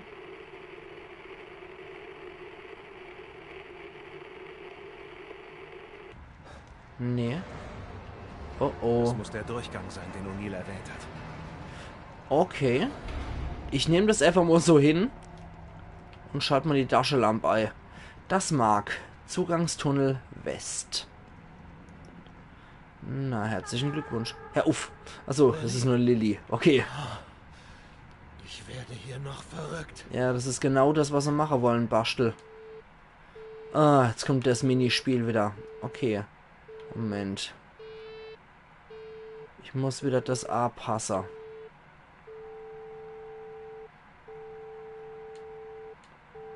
Moment. Das passt doch, oder? Nee. So in etwa. So, jetzt haben wir es doch, oder? Jawohl. Das ist auch etwas nervig gemacht, finde ich, aber so what? Man kann es lösen, wenn man erstmal eine Dreh raushaut, wie bei so ziemlich alles Sachen. Was ist dann eine gute Mobius-Kiste für uns drin? Was haben wir dann? Eine gutes Waffeteile, die nehme ich auch liebend gern. Und 1000 Grützer. Sehr schön. 1000 Hirnschmodder nehme ich doch liebend gern. Genauso wie gutes Metallrohr kann man auch immer gut gebrauchen zum Basteln. Und es hat sich dann mal wieder gelohnt, hier in so einen Sonderraum durchzugehen. Perfekt. Okay. Was der Waffe haben wir gerade ausgerüstet. Okay. Ich hatte, glaube ich, die normale Pistole ausgerüstet. Das ist auf jeden Fall auch nicht verkehrt. Weil ich glaube, die normale Pistole, die hilft uns hier eigentlich schon recht gut weiter. Ich könnte drauf wetten. Nee. Okay. Wenn es ein Gegner gewesen wäre, wäre der Kopf geplatzt. Spritz. Was hat er bei sich? Tasche. Diese Nylon-Tasche wird verwendet, um zusätzliche Pistolenmunition. Ausgezeichnet. Und hier drin 14 Schießpulver. Huch. Wo kommst denn du plötzlich her, Kerler? Ah, na, du Spontan-Tentakel aus dem Kopfwachser. Wie geht? Naja, wenigstens hat er noch ein bisschen Schießpulver bei sich. Alter Falter, den habe ich echt nicht gesehen, den Typ. Auf einmal höre ich nur Und dann kommt er auf einmal. Yes, das erleid. Das sind Geräusche wie am Stammtisch in der Kneipe. Meine Fresse. Erstmal gar nicht in Verbindung gebracht, dass der einer stehen könnte. Ich habe gedacht, der ist vor der Tür oder so. Alter Latz. Naja, 15 Waffenteile gibt's hier auch noch dafür, dass ich in die Sackgasse gerannt bin. Und ja, hier ist es ebenfalls im... Ach, kräftig gejuckt. Ah, so. So. Und weiter geht's. Ich höre den Pöbel schon wieder irgendwo rum. Motzer. Da ist er auch wieder der Pöbel. Ich hören und sehen. Hey. Hey. So. Warum hat der weißes Blut? Und warum hat sie weißes Blut? Und ist das überhaupt Blut? Oder gibt's hier nur Milchblüter? Bäh. Ihr seid sowas von eklig, Leute. Gut, 6 Schießpulver hat er Ende und do schmieren wir das Zeug rein. 500 Gülle gibt's auch noch oben drauf. Das ist nochmal so der Ekelbonus. Oh, natürlich haben sie das Beste zuerst gegessen, der Kopf. Warum isst man den Kopf zuerst? Naja, ich will es gar nicht wissen und hinterfroren. Bei der Labkorn, wo ich jetzt übers Wochenende war, waren 8-2, die haben dann so original noch schwedischem Rezept so einen Schafskopf im Kochtopf gemacht. Alter, also da ist sogar mir so ein bisschen die Mare runtergerutscht. Das war echt schon stark gewöhnungsbedürftig, so ein Schafskopf da vor sich zu haben. Ich habe da auch nichts davon gegessen. Das ist doch etwas anderes dann. Aber ich bin froh, dass es gegessen wurde, weil es soll auch nichts verschwendet werden. Ich mag das nicht, wenn Fleisch verschwendet wird. Also wenn, dann wird Fleisch auch wirklich gegessen. Ich mag das einfach nicht, weil immerhin ist dort für ein Lebewesen gestorben und das sollte man dort auch dann doch auch erkennen und nichts verschwenden davor. So, wo kommen wir denn jetzt da? Das mag. Anlagen. Aha. So. Erzähl mir mehr. Sieht so ein bisschen aus wie so Kleberblasen. Wow. Was zum Teufel ist das? Glibber. Achtung. Unrealistisch. Ich hätte jetzt gehofft, dass die Blase platzt, wenn ich da drauf schieße. Und? Okay. Mit der Axt kann das auch nicht erreichen. Und das ist diese weiße Sahnesuppe, die Oh, okay. Ich dachte, der steht wieder auf. Das ist auch diese weiße Grütze, die auch im Wallpaper und im Titelbild von The Evil Within 2 zu sehen ist, wo Sebastian drin schwimmt, mehr oder weniger. Interessant, dass es jetzt hier auch nochmal so vorkommt.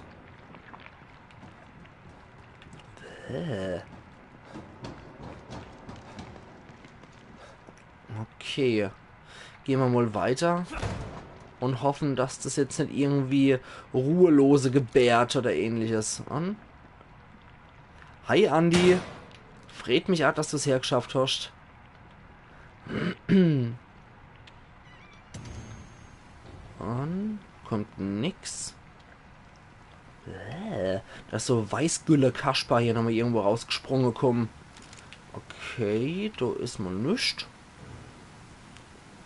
Ist immer schön zu sehen, dass Leute hier das Mark unterwanderten. Und anscheinend hier ihr eigenes Süppchen kochen. Eine Geheimorganisation hat Lily entführt und ihren Tod inszeniert. Merkst du nicht, wie verrückt sich das anhört? Aber es stimmt. Warum kannst du das nicht verstehen? Ich weiß, es ist schwer, Myra, aber sie ist fort. Unser kleines Mädchen ist fort. Ich habe einen Beweis. Myra, du bist besessen. Ruh dich aus. Wenn du darüber hinweg bist, wirst du akzeptieren... Nein, das werde ich niemals akzeptieren. Wenn du mir nicht helfen willst, finde ich die Wahrheit alleine heraus. Myra, du hattest mit allem recht. Ja, dann mal lieber aus der Frage hört, ne? Hab eben erst gesehen, dass du streamst. Das macht ja nichts, wie gesagt. Es ist auch schön, dass du hier auf jeden Fall nochmal hergefunden hast, definitiv.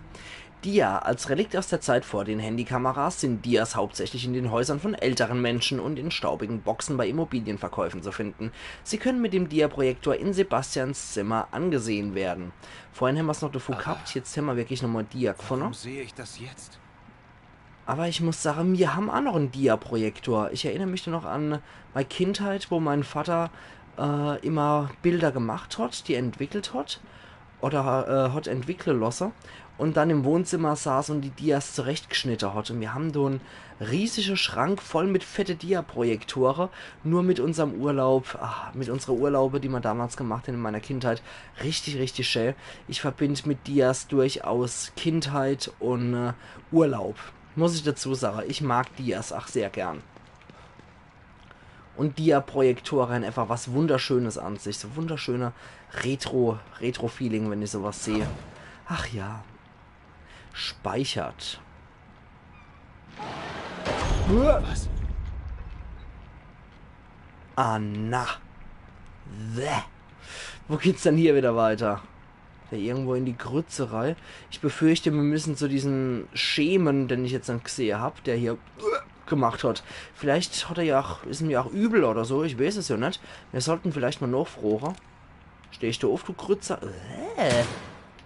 Okay, Okay, ich schieße auf alles, was hier auf dem Boden liegt. Man weiß ja echt nie. Oh, Mann. Hallo.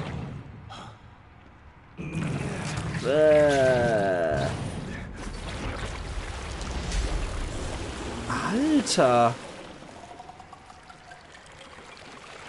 Echt mal, Alter.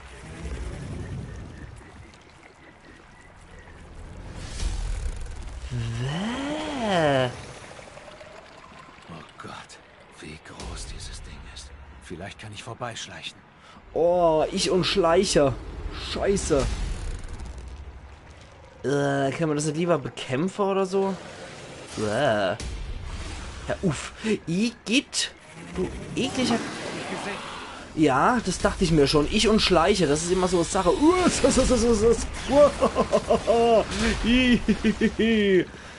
Der Grütze Heiner ist hinter mir her. Geh weg. Igitt. Kein Mensch mag dich, Grütze Heiner. Nein, ich bin im Schmotter gefangen. Nein. Geh weg, Grützi. Igitt, geh weg. Keiner will deinen ekligen weiße Schaum haben. Hau ab, Sperma-Boy. Igitt. Ja, ich würde ach wirklich verdammt nochmal gern hier raus. Ist dieser Spermizid hinter mir her oder kann ich nochmal zurück und gucken, ob ich eventuell irgendwas verpasst habe? Nö, Sperma-Boy scheint hier anscheinend auf mich zu lauern. Na gut. Hau ab. Geh weg. Pfui. Aus. Aber es ist echt schon räudig ohne Ende hier, das Vieh. Vielleicht sollte ich auch zu einem stärkeren Kaliber wechseln. Man weiß ja nie. Vorsicht und so, ne? Okay. Die Taschenlampe war aus. Das ist nicht schlecht. Verschafft mir auf jeden Fall einen Heimlichkeitsbonus. Aber ich habe irgendwie die Befürchtung, hier folgt jetzt noch die Rache des Sperma-Boys.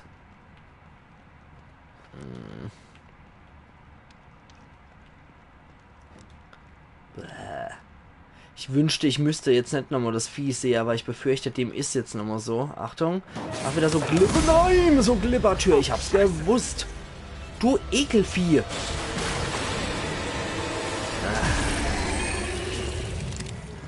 Das war so logisch.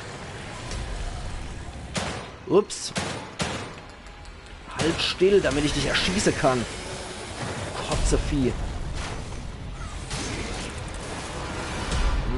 Ja. Und jetzt renn. Aber 2 Pistolekugeln in die Ara. Und das Vieh geht schon weg. Ja, sollte Bastel. Aber du hast ja gesehen, wie stark das alles infiltriert ist. D5 war das. Genau, du hämmerst doch. Facilities Exit D5. Das ist der, der uns zum Theater führt. Ausgang 72, da kommen wir noch nicht durch. Und hier kommen wir auch nirgends durch. Ja, der Ort, der eigentlich sicher sein sollte, ist schon ziemlich am Arsch, würde ich sagen. Die Störung hat sich bis hier hinunter ausgebreitet. Keine Ahnung, wie lange das hier noch hält. Dann bleibt uns jetzt auch nur noch D5.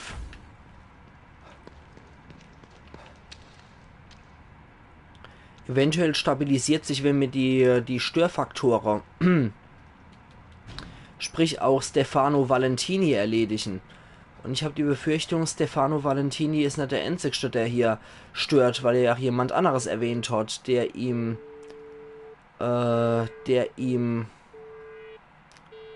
durchaus auch Macht versprochen hat. Also es scheint wohl auch jemand zu geben, der über ihm steht. Mensch. Nö, das ist zu viel. Moment. Fast. So. Nee.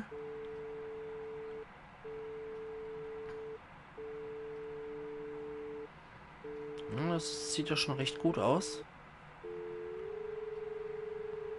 Eva. Okay. Ja, das ist immer noch etwas gewöhnungsbedürftig für mich, aber so allmählich kriege ich, glaube ich, den Dreh raus. Da haben wir noch Infos. Bericht Nummer 00532. Dislokationsprotokolle. Betreff Kerndislokationsnotfallprotokolle. Ein fehlender Kern ist umgehend zu ersetzen. Selbst wenn ein Kern nur wenige Stunden fehlt, kann dadurch die STEM-Programmierung in Mitleidenschaft gezogen werden. Falls der Kern länger als 36 Stunden fehlt, müssen die Notfallprotokolle in Kraft treten, damit der Kern nicht entweicht. Notfallprotokolle sind nur Mobius Operatives der Sicherheitsstufe Alpha zugänglich und lassen sich nur auf den Mark-Servern öffnen. Information 22 von 40 insgesamt, das ist doch auch nicht verkehrt. Und hier haben wir wieder Waffeteile drin. 25 an der Zahl. Nummer 15. Ein bisschen Kraut. Und Schrotmunition, sehr schön. Das ist auch pünktlich, nachdem ich die Schrotflinte nochmal geladen habe. Das ist doch richtig schön. Okay, jetzt nochmal gucken, ob wir nicht hier nochmal irgendwie Engelstatue haben. Desmal ist Syldraka leider nicht hier, um mich darauf aufmerksam zu machen, was ich eventuell übersehe habe.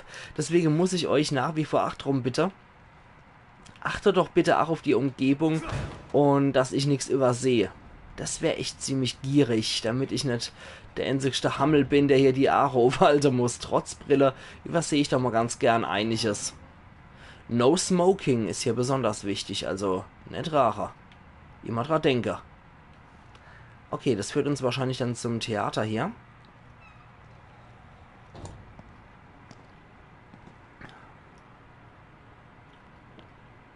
Jemand hat mich beobachtet. Mach Sache. Lily. Irgendjemand hat Daten über sie gesammelt. Achtung. Keine Bewegung. Sie sind von Mobius, oder? Mund halten! Sagen Sie kein Wort! Sie gehören nicht zu uns. Das ist richtig. Kidman schickt mich. Hören Sie, ich bin hier, um zu helfen. Mein Name ist Sebastian Castellanos. Sie lügen. Sebastian Castellanos ist tot. Nee. Was? Nein. Wer hat das gesagt? Umdrehen. Und zwar langsam. Jetzt bin ich mal gespannt, wer das ist.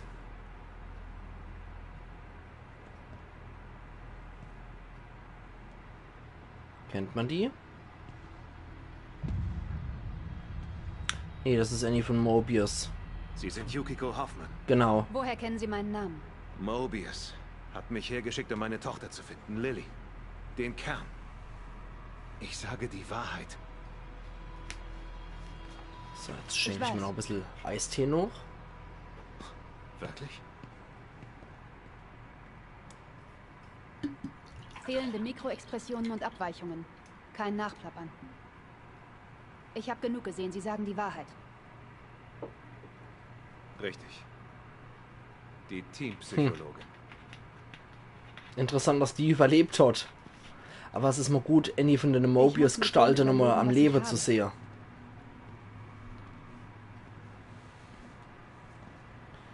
Kampf ist nicht meine Stärke. Scheint hier oft so zu sein. Tut mir leid, dass ich Sie bedroht habe. Okay. Schicken Sie also schon Außenstehende? Das heißt, es wird nicht besser. Haben Sie schon andere Teammitglieder gefunden? Nur O'Neill. Und die anderen waren Der tot. Überlebende ist O'Neill. Liam lebt? Gut. Hat er Fortschritte bei der Stabilisierung gemacht? Der große Emitter ist in Betrieb, aber hier fällt trotzdem alles auseinander. Und ich glaube, schuld ist dieser Psycho, der Lily entführt hat. Er läuft in Union frei herum und kann den Ort nach seinem Willen beeinflussen. Das heißt, meine Theorie stimmt. Das hier ist mehr als eine einfache Kerntrennung. Wir Ärzte nutzen den Begriff Psycho nicht gern in herabsetzender Weise. Aber in diesem Fall ist er angemessen. Nur ein klinisch diagnostizierter Psychopath könnte den Stam so beeinflussen. Eine psychopathische Persönlichkeit, die Lily zur Stärkung ihrer Macht benutzt. Das ist die schlimmstmögliche Situation. Kann man so Sie sagen, sind ja. doch Seelenklempnerin. Wie kann ich ihn besiegen? Psychopathen sind antisozial, ohne Empathie und weisen sadistische Neigungen auf. Aber die Hauptgemeinsamkeit ist ihr pathologischer Egozentrismus. Andere Leute sind ihnen egal, nur sie zählen. Wissen Sie, was ihm vielleicht wichtig sein könnte? Ja. Er glaubt, eine Art Künstler zu sein. Er redet nur darüber. Dann wäre seine Kunst der beste Weg, ihn anzugreifen. Etwas für ihn Wertvolles zu zerstören, könnte ihn aus der Fassung bringen. Das merke ich mir. Aber erst muss ich ihn schnappen. Er hat sich im Theater verkrochen. Okay, also Ausgang D5. Er ist hier. Gleich im nächsten Zimmer. Aber schön, dass die Achen Unerschlupf hier hat. Vielleicht finde ich weitere nützliche Informationen. Ich habe das Gefühl, da steckt mehr dahinter. Also ich finde ihr Gesicht jetzt nicht so gut animiert. Das wirkt so maskenhaft. Okay, da reden wir noch mal ein bisschen mit ihr. Glaubt Lily wirklich, ich sei tot? Oder war das nur Teil ihres Lügendetektortests? Tut mir leid. Aber sie glaubt es. Ich dachte bis vor kurzem auch, dass es stimmt. Aber mit den Jahren habe ich gelernt, Aussagen von Mobius mit Vorsicht zu genießen. Ja. Es war nicht schwer zu sehen, dass sie die Wahrheit sagen. Warum sollten sie das tun? Für was für Monster arbeiten sie? Ich weiß, es ist nicht richtig. Aber überlegen Sie mal. Lily ist wahrscheinlich weniger traumatisiert, wenn sie denkt, sie seien tot, als wenn sie denkt, sie leben, aber nicht bei ihr. Ja, vielleicht. Aber was, wenn ich sie endlich finde? Keine Sorge. Sie wird ihren eigenen Augen Glauben schenken. Hoffen wir's. Psychopathen? Wenn Mobius Psychopathen aus dem Stam fernhalten wollte, warum ist einer hier gelandet? Keine Ahnung. Jede Person im Stam hat vor dem Einsatz eine Reihe psychologischer Tests durchlaufen.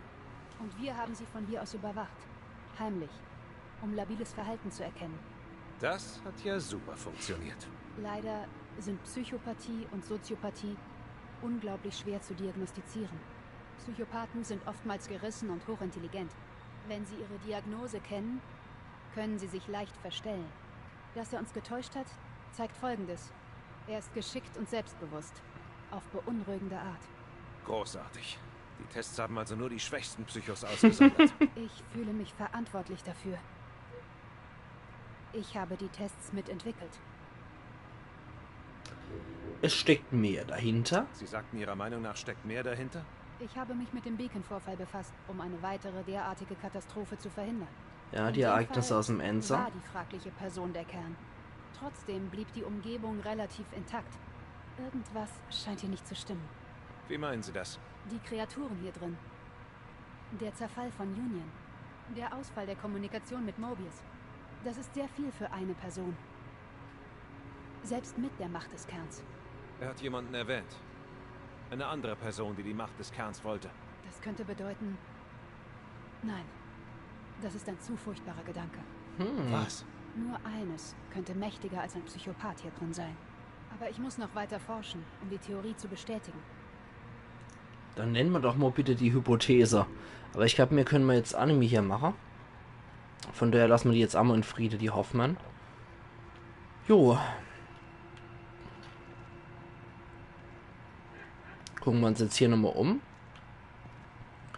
Da können wir Trophäe erhalten. Die Teampsychologin in Kupfer. E-Mail Kernkandidaten an alle zuständigen Personen von Operative Grisham. Betreff Lily Castellanos erste Erkenntnisse. Oh ja. Tatsächlich immer, wenn ich eine Trophäe erhalte, ist over links in der Ecke das Ganze verpixelt. Das ist schon irgendwie schade. Ach ja. Wie gesagt, betreff Lily Castellanos erste Erkenntnisse. Der ideale Kernkandidat muss ein freies Ego besitzen, um seine eigene Persönlichkeit zu behalten, gleichzeitig aber auch die miteinander verbundenen Geister, wie viele anderer unterstützen zu können. Unter Berücksichtigung dieser Parameter gibt es nur zwei mögliche Arten von Kandidaten: Egomanen mit psychopathischen Neigungen und Kinder. Wir wissen alle, was beim letzten Mal passiert ist, als sich ein Egomane mit psychopathischen Neigungen im Stam befand. Am besten wäre also ein Kind. Dank unseres Zugriffs auf die Ergebnisse der Standardschulprüfungen könnten wir die Auswahl eingrenzen. Wir glauben in Lily Castellanos die ideale Kernkandidatin gefunden zu haben. Ihre Tests zeigen, dass sie nicht nur arglos ist, sondern für ein Kind ihres Alters auch unglaublich starke Empathiefähigkeiten besitzt. Wir schicken sie für weitere Tests zu Dr. Hoffmann. Oh je, oh je, oh je. Also gerade wenn Kinder beteiligt sind, finde ich sowas immer sehr, sehr frag- und grenzwürdig. Von daher muss ich erst sagen, bei Mobius, also wer mit Kindern einfach so spielt, der hat meiner Meinung nach nicht wirklich gerade viel Sympathie bei mir gesammelt. Okay, jetzt ist hier auch nochmal Kaffeezeit, würde ich sagen. So. Jetzt können wir nämlich, dass man wirklich Gesundheit damit regenerieren und nicht einfach nur was Ambiente als Belohnung, dass er mal einen Kaffee kriegt. Sondern jetzt gibt's, jawohl, schön wieder die Gesundheit aufgefüllt. Perfekt. So, was gibt's denn hier noch? Was wir uns eventuell hier holen können. Was die nämlich gebrauchen kann. Ah, rotes Gel. Sehr schön. Das können wir zum Upgrade. Oh, wir haben jetzt sogar 2 Stück. Wir hatten tatsächlich noch welches. Hätte ich nicht gedacht. 12 Schießpulverspritze haben wir alles schon voll. Mit ihr haben wir schon gesprochen. Und genau, da ist dann der Ausgang D5. Ansonsten ist hier nochmal ein Speicherpunkt. Das machen wir auch sofort. Ich würde nur sagen, bevor wir das machen, gehen wir erst nochmal hier ins Büro rein, in Sebastians Zimmer. Und gucken uns nochmal hier um, was es da noch alles gibt. Hier ist das Erleiter im Hintergrund, wird wieder gelacht ohne Ende. Ja, so, jetzt erstmal zu der Waffendealer und zu der Waffenbank und basteln uns noch ein bisschen was. Was hat es dann hier noch bei der Magazingröße? Naja, das ist etwas blöd, finde ich. Feuerrate könnte man hier noch was basteln. Verringern die Zeit zwischen den abgegebenen Schüssen für eine höhere Feuerrate. Bei der Pistole vielleicht gar nicht mal so verkehrt. Machen wir das nochmal so und so. Und du, ja, 0,33 Sekunden. Die Nachladezeit könnte man eventuell auch nochmal verbessern. 20, ja. Das passt. Dann können wir jetzt hier nochmal gucken. Da haben wir schon. Und hier haben wir eventuell bei der Feuerrate noch was. Nee, 50 Waffenteile kostet das. Nee, das ist etwas zu teuer, finde ich. Dann könnte man hier nochmal reingehen. Wir haben zwar nur 1000 mehr als vorher. Aber eventuell könnte man rotes Gel, das mal einsetzen. Sie brauchen wohl Hilfe, Detective. Ja, so ein bisschen. Dann, was schalten wir frei? Was ist denn hier das Optimale? Eine begrenzte Zeit lang steigt der Schaden durch Feuerwaffen mit jedem weiteren Schuss. Der Effekt endet, wenn entweder die Zeit abgelaufen ist oder die Munition ausgeht. Das ist gar nicht mal so verkehrt. Wir könnten aber auch hier nochmal in Heilung irgendwas freischalten. Das macht dann hier nochmal Behandlung 3. Du regenerierst mehr Gesundheit, wenn du Heilgegenstände benutzt. Das ist dann Optimum. Und zweite Chance, du verwendest automatisch eine Spritze, wenn du tödlichen Schaden erleidest. Funktioniert nicht bei allen Angriffen. Eigentlich auch nicht so verkehrt. Regenerierst. Gar nicht mal so schlecht. Und bei Athletik, List wäre ich sowieso nicht skille, weil ich in sowas absolut scheiße bin. Reflexe erhöht die Wahrscheinlichkeit, einen Angriff automatisch auszuweichen. Ja, das könnte man freischalten und hier holen. Regeneration beschleunigt. Echt was? Das schalten wir frei und machen hier, erhöht die Wahrscheinlichkeit, einem Angriff automatisch auszuweichen. Das machen wir. Gut, als nächstes würde ich sagen, wird, weil hier erhöhen wir ja nur unser Ausdauermaximum. Als nächstes würde ich sagen, würde ich beim Kampf tatsächlich hier auf dieser Super Skill hier arbeite, dass ich die Zeit verlangsamen kann. Aber das braucht dann wirklich 75.000 Glibber. Das ist echt schon ein Wort. Ach ja. Wir gehen jetzt wieder zurück und speichern dann dort vor Ort. So. Das mag Anlagen. So, da ist dann nochmal hier irgendwo in der Nähe. Ein Speicherpunkt war doch hier nochmal? Genau, da drüber. Okay. Dann können wir doch nochmal speichern. Das kann man dann über Kapitel 6 drüber schreiben. Das ist kein Problem. Da können wir ja dann fast eigentlich jedem Kapitel nochmal extra Speicherpunkt geben. Und dann geht es jetzt hier weiter zum Ausgang D5. Oh je, sehr beruhigend auch das Ganze. Und da sind wir dann bei dem Mark. Wir hätten sogar noch eigenes Bett hier, nicht schlecht. Business District, Post Plus. So. Und hier gibt es noch ein Rauchpulver für uns. Und hier haben wir auch noch tatsächlich 15 Waffenteile. Ach, nicht schlecht. Schon nehme ich auch alles, was ich kriegen kann.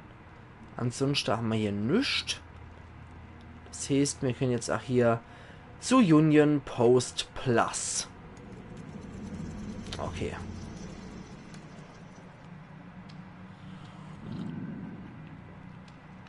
Na, das mal haben wir Bäume. Ah, nicht schlecht. Beziehungsweise auf Pelzig, da haben wir Bam. Ah, Pelzig ist so ein schöner Dialekt. Gehen wir zu der Bam hier. Ja, die haben ja auch einen Baum als Waffe. Post Plus. So. Zu das Mark Anlagen. Okay, da haben wir noch so ein Mobius-Kistelchen. 20 Schießpulver haben wir auch noch und 15 Pistolenmunition. Kann auch nicht schaden. Hier haben wir nochmal einen Speicherpunkt. Ja, vielleicht auch gar nicht mal so blöd. Hier haben wir noch hochwertige Waffenteile. Ach, sehr schön, wenn wir das nächste Mal wieder an der Waffenbank sind. Spritze haben wir mehr als genug. Da ist einfach nur nochmal so ein schöner Save Point. Da können wir dann auch wieder zu Sebastians Zimmer zurückkehren. 40 Waffenteile. Ah, stimmt, ich wollte noch das Dia gucken, genau. Nachdem wir jetzt hier alles hin, kann ich jetzt auch nochmal zurück in Sebastians Zimmer und kann mir noch einmal das Dia angucken. Ist aber auch irgendwie doof, dass du so dicht beieinander dann schon wieder Speicherpunkte liegen, statt einfach mal etwas, ja, etwas geschickter zu streuen. Naja, so what. Das nächste Dia gucken wir uns jetzt auch nochmal an. Da, wo die Sprechblos dabei ist, das ja mit seiner Frau wahrscheinlich. Geh schon ran, Kidman. Ich bin hier. Als ich Myra das erste Mal sah, hatte sie diese Uniform an. Ich glaube, es war Liebe auf den ersten Blick. Ich wollte es mir noch nicht eingestehen. Aber als sie dann im Dienst verwundet wurde, konnte ich meine Gefühle nicht länger verbergen. Sie war eine so tolle Ehefrau und Mutter, dass ich manchmal vergesse, was für ein guter Detective sie war. Sie hatte recht gehabt. Sie wusste, dass mit Lillys Tod etwas nicht stimmte. Ich meine, Entführung. Ich hätte ihr von Beginn an glauben sollen. Du konntest die Wahrheit nicht vorhersehen, Sebastian. Das weißt du. Okay. Das war jetzt das nochmal. Und ich habe gerade eben gesehen, jetzt sind wir schon bei 4 Daumen hoch. Also, vielen Dank, Leute. Wirklich vielen Dank für euren Support. Das bedeutet mir auf jeden Fall sehr viel. Das ist echt lieb von euch. Okay. Dann können wir jetzt hier tatsächlich nochmal speichern. Weil das ganze Gelaber und Geraffel muss ich auch nicht nochmal machen, wenn sich das vermeiden lässt. Ja, das mag ich gern überschreiben. Und jetzt gucken wir mal, was uns hier erwartet. Ob das nicht auch so ein kleines Level ist. Wie Resonanzpunkt wurde protokolliert. Ich muss ins Lager außerhalb des Unterschlupfs. Aber Stevens hat den Schlüssel. Ich bin so müde. Ich ruhe mich. So, jetzt gucken wir uns das nochmal an. Ich spüre meine Hand nicht mehr. Das Ding hat mir fast den Arm abgerissen. Mit dieser Erbsenpistole wird das nichts. Ich brauche was Größeres. Ich muss ins Lager außerhalb des Unterschlupfs. Aber Stevens hat den Schlüssel. Bald ist sie mit dem Schlüssel und dem Transporter zurück. Ich muss nur am Leben bleiben. Ich bin so müde. Ich ruhe mich nur kurz aus und warte auf Stevens. Erinnerungsfragmente 10 von 24 und 500 Gel gab's auch noch. Okay. Okay. So, dann schaue ich mich jetzt hier nochmal um. Servus. Also gut. Das Theater. Diesmal kriege ich dich. Okay-Kameras oder Glubschis am Himmel? Ja, doch. Ja, doch, da ist da was. Stimmt, eine Linse wieder. Untersuche das Theater. Also geil gemacht ist das schon. Da kann man echt nichts sagen. Veritas steht noch drauf. Wahrheit. Interessant. Post Plus. Gewitterleid. Das ist ja auch schon mal ein Level fast ich. Aber ich glaube, das steht relativ einsam. Da habe ich, glaube ich, schon... Ach.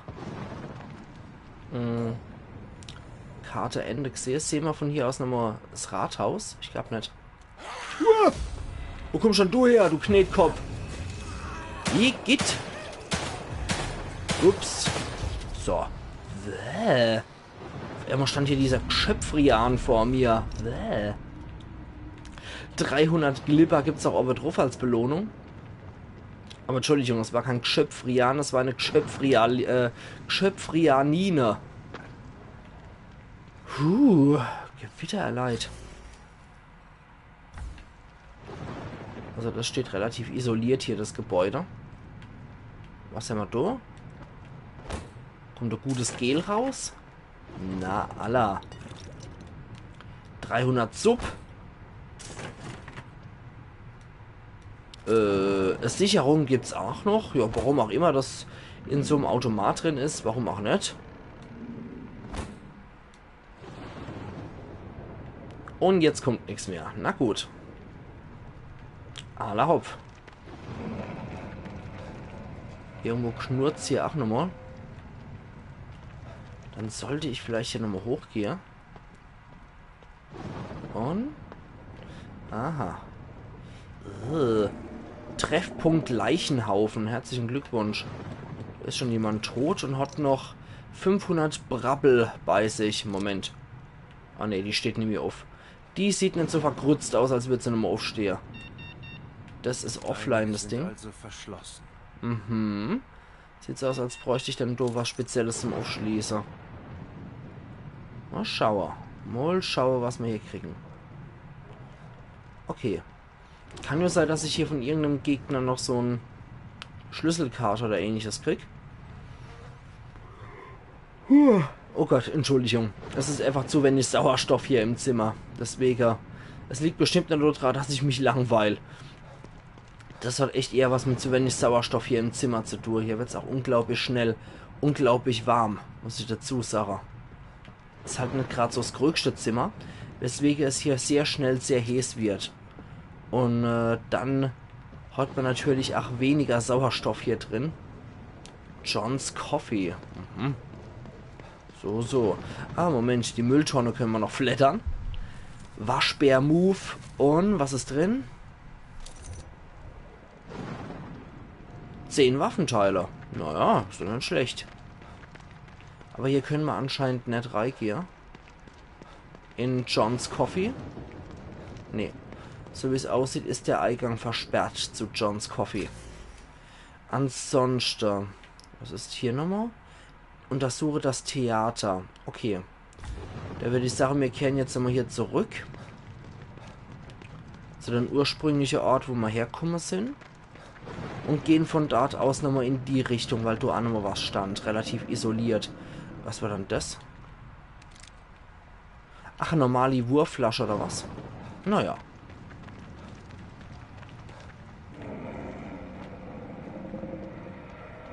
Also diese Geräusche finde ich auch nicht gerade sehr beruhigend, muss ich sagen. Okay, das Fenster hier ist zugenachelt. Moment, hier war noch was? Ah ne, einfach nur zum Klettern. Boah, jetzt lass mich aber bitte nicht in irgend so Gebäude rein. Wieder so einer. Nein. Moment, für die Grützis, nämlich dann doch die etwas härtere Kaliber, die waren doch etwas stärker hier, die Freaks. Sehr schön. Hat's mich gesehen? Oder ist es tot? Puh, es ist schon tot. Ein gezielter Schuss. Und schon gibt's 1500 Brabbelwasser. Nicht schlecht. Nicht verkehrt. Ich habe echt drauf gehofft, dass ich das Biest mit einem Zug erledigen kann. Woher aus der Pals ich komm. Tja, das wüchst gern. Ne, rote mal rein von meinem Dialekt her. Man Herz ja als schon raus, wer aus der Südpals kommt oder wer aus der aus dem westlichen Pals kommt oder wer aus dem östlichen Pals kommt. Ich denke, das kann man als mal ganz gut hören und der steht wieder auf. Ja, das wusste ich doch. Rot doch einfach mal, wo ich herkomme. Das wäre auch nicht verkehrt. Anhand von meinem Dialekt einfach mal roter. Würde mich mal interessieren, für was für Gegend ihr mich einschätzen würden. Aber ich habe es auch in ein paar Let's Plays von mir schon mal angedeutet, wo ich herkomme. Ups, der steht wieder auf. Vorderpfalz. Da muss man jetzt auf die Sprünge helfen. Was für Gegend ist Vorderpfalz? Also, was für größere Stadt ist so in... Jesus, leid. Was für... Mistkerl. Was für eine größere Stadt ist denn da in der Nähe?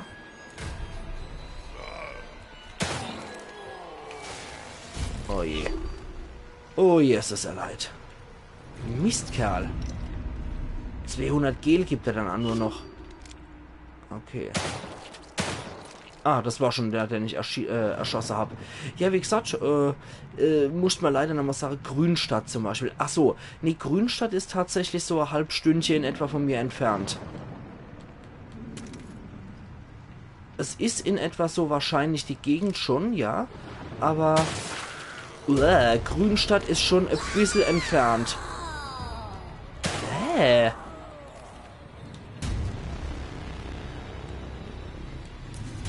Aber es kommt in etwa hier, sag ich jetzt mal. Aber Grünstadt ist doch schon ja, ein bisschen länger als eine halbe Stunde entfernt. Ich habe es, wie gesagt, auch schon mal bei Let's Plays erwähnt, aus welcher Gegend ich komme. Von daher hätte jetzt mich umso mehr interessiert, wie sehr die Leute so aufgepasst haben. Und Verleiht aus der Pals dürfte man eigentlich auch hören. Okay, circa 45 Minuten wohnst von da. Das ist interessant. Nee, andere Pelzer merken es wahrscheinlich schon am Dialekt, den ich so spreche, wo ich in etwa so herkomme. Resonanzpunkt wurde protokolliert. Ah, da wieder.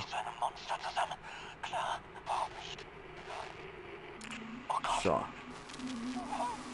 Hören wir uns das nochmal an.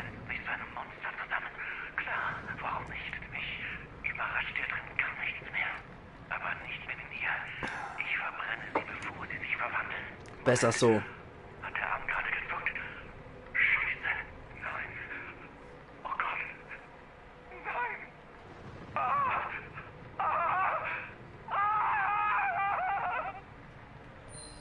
Ganz bezaubernd. Was gibt's nur so saublöd zu lachen? Och, die schon wieder. Die schon wieder.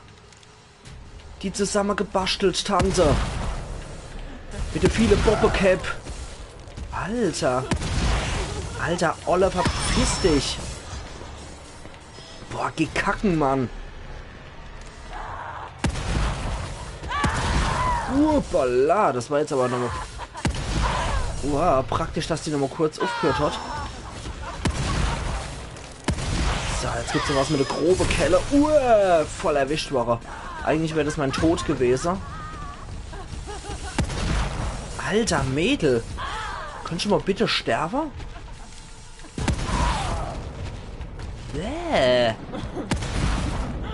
So, nochmal der richtige Bobbekopf abgeschossen. Und sie gibt 3500 Glibber. Das finde ich sehr fair. Vor allem, weil hier überall noch die Köpfe von ihr rumliegen. Herzlichen Glückwunsch. Sieht ein bisschen aus wie Orochimaru aus Naruto, finde ich. Da habe ich mir wieder ordentliches Massaker angestellt. Also nee, um das mal aufzuklären, Andi, ich komme aus der Umgebung von Speyer. Um das mal so zu klären. Falls es dir was sagt. So. Ah, okay. Hauptsache mal rumgehupt. Habe ich irgendwelche Ruhelose damit geweckt? Anscheinend, ja. Scheiß doch ins Kanonenrohr. Da hat der Teufel auch in die Garde geschissen. Das ist es. Ich sag's schon seit zig Let's Plays. Da hat der Teufel in die Garde geschissen und genau das hat er gerade eben gemacht. So ein richtig schöner abgeseilt hier. Gewitter erleid. Ich sollte mich dem Grützi auch nicht nähern. Drauf schießen bringt auch nichts. Na, herzlichen Glückwunsch. Eigentlich wollte ich nur... Ah, da wohne ich nicht weit weg. Interessant. Eigentlich wollte ich nur zu dem Zug rüber. Auf einmal hat der Teufel in die Garde geschissen und jetzt kann ich doch nicht mehr hier, oder was? Doch, geht noch. Alter Falter. Und wo kommst du her, wenn ich mal so grob frohe darf? Das tät mich jetzt auch noch interessieren. Wenn du schon sagst, dass du nicht so weit weg wohnst. Alter! Kotz, Alter, geh sterben, du Freak. Der zuckt noch. Widerlich. Vielleicht hilft der Tod, dein dummes Geschwätz zu unterbinden. Gut, dann gehe ich jetzt nochmal hier drauf. Ah, okay, Kaiserslautern. Ja gut, das ist eigentlich auch schon eine Dreiviertelstündchen so von mir entfernt, Kaiserslautern. Von daher. Aber die Kaiserslauterner, die erkennt man auf jeden Fall auch an ihrem Dialekt, muss ich sagen. Also gerade die Westpelzer, die erkennt man eigentlich schon recht gut. Und, das ist dann wieder so die Gegend, wo es pelzig schon fast fließend zum Saarländische ist. Ich weiß, ihr hört das nicht so besonders gern bei Kaiserslautern, aber es ist halt echt so. Und das ist für mich auch nicht so abwertend gemeint. Weil ich persönlich kenne auch schon einige Saarländer und die sind uns halt vom Dialekt her am ähnlichsten. Es ist einfach so. Was zittert und knattert hier auch noch vor sich hier? Das stimmt wohl. Nee, es ist halt wirklich so. Die Saarländer sind uns Pelzer halt auch vom Dialekt her am ähnlichsten. Und das hat ja auch nichts Abwertendes, wenn ich sage, du klingst wie ein Saarländer oder so. Es ist einfach nur eine Feststellung. Und die sind uns halt wirklich recht ähnlich. Aber es ist ja auch immer so, dass der Mensch immer gegen dessen Abneigung hat, was recht ähnlich ist, weil es nicht genauso ist. Dumme Psychologie, aber es ist so. So, jetzt schieße ich noch dieses eklige Vieh über der Haufe.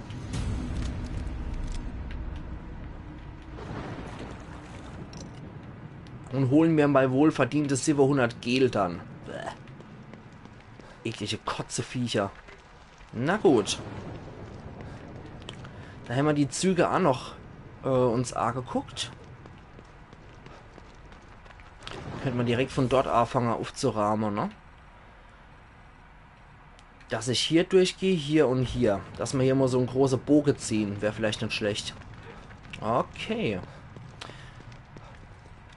Hier in der Nachbarschaft ist nichts, wo man mal schon mal gewesen wären. Auch nur so eine kleine Insel. Und was ist das hier für Gebäude? Juke Diner. Okay, ins Diner können wir da noch gehen.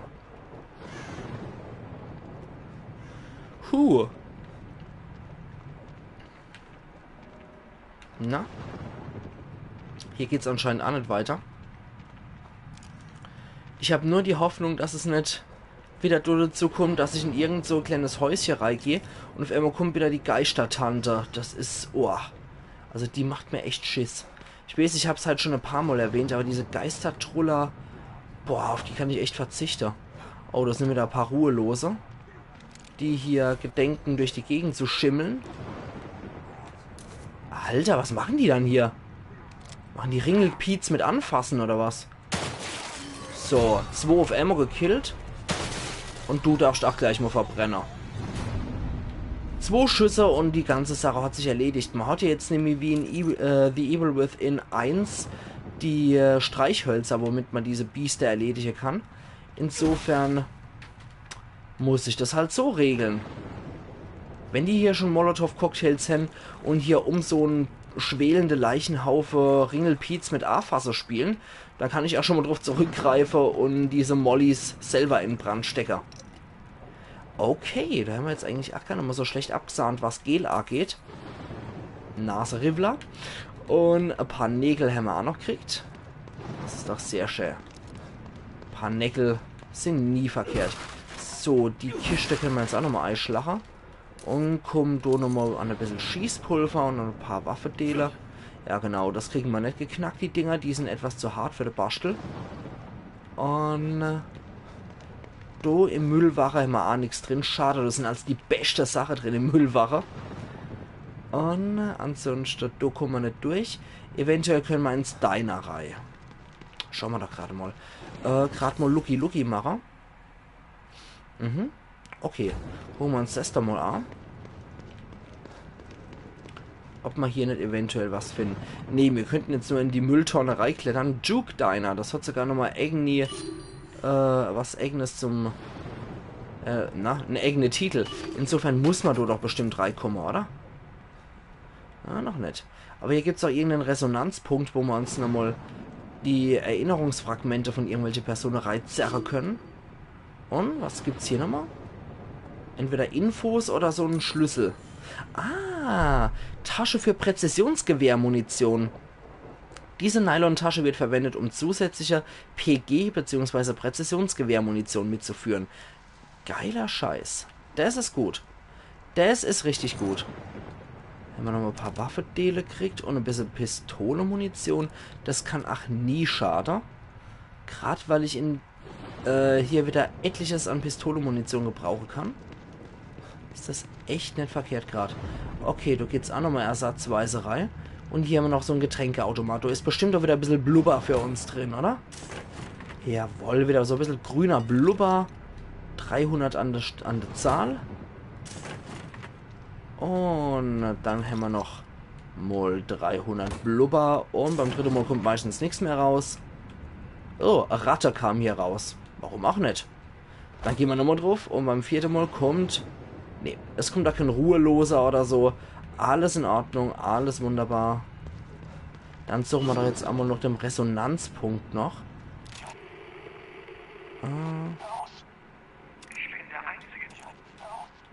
Das muss hier irgendwo im Diner drin sein. Also, Türe auf. Und hallo an die 2 neu hinzugestoßene Leute, die jetzt gerade nochmal hier in den Stream reingucken. Vielen Dank für eure Zeit und dass ihr euch die Zeit genommen habt, bei mir reinzuschauen. Das freut mich. So, ein bisschen Rauchpulver haben wir hier noch. Moment. Hier habe ich ja irgendwo einen Shuttle rumschwänzeln sehe, oder? Das? Ah ja, das ist der Resonanzpunkt. Okay. Damit habe ich auch gerechnet. Jo, da geht's wieder raus. Wir hätten mal durch die Idee kommen können. Aber ich mag mich noch ein bisschen umgucken, bevor ich hier einfach mal zu dem Resonanzpunkt gehe. Waffendealer haben wir hier noch auf dem Tisch drauf. Ketchup und Senf können wir leider nicht mitnehmen. Ansonsten haben wir hier noch die Getränkeautomate, die uns jetzt aber nichts bringen. Da geht's in die Küche noch hin. Und eventuell... Upsala, das war jetzt nur ein schöner Grafikfehler. Das wird die Jukebox sein, dank die Juke Diner, Juke Diner heißt. Dank der, nicht dank dir. Oje, Grammatik ist ich nichts gut. Und hier hinten bei der Kasse haben wir auch nichts mehr. Na gut, dann gehen wir doch mal wieder noch hin. Und gucken uns das mal an, was so passiert ist. So. Und was sagt er? Ich bin der Einzige, der sieht. Das Ding hier bei mir. Es muss so sein. Es sieht so aus wie in meiner Kindheit. Es spielt mit meinem Verstand. Wenn ich schon sterben muss, will ich selbst bestimmen, wie. Das feine Herz, aber Wahlhead. Auf jeden Fall gibt es nochmal ein bisschen Pistole-Munition dafür. Der Herr Halbglatz, wie er sich hier Geschwür geschossen hat durch die Aare. Nicht schlecht, Herr Specht. Dort war einer richtig Wahl gehabt, wie er stirbt. Naja. Auf jeden Fall haben wir das jetzt auch noch erledigt. Da kommt man, glaube ich, nicht noch durch, oder? Was? Nee. Was ist hier? Ja, auf mit was? Ich mag jetzt nicht noch erleben, dass ich hier die Gegend... Dass die Temperatur wieder... Oh nein! Nein! Jetzt sinkt gleich wieder die Temperatur und die Geistertante kommt wieder. Oh nee. Ja, es hängt auch schon die Nebelschwade in der Luft. Scheiße, nee, die Geistertante kommt wieder. Oh nein.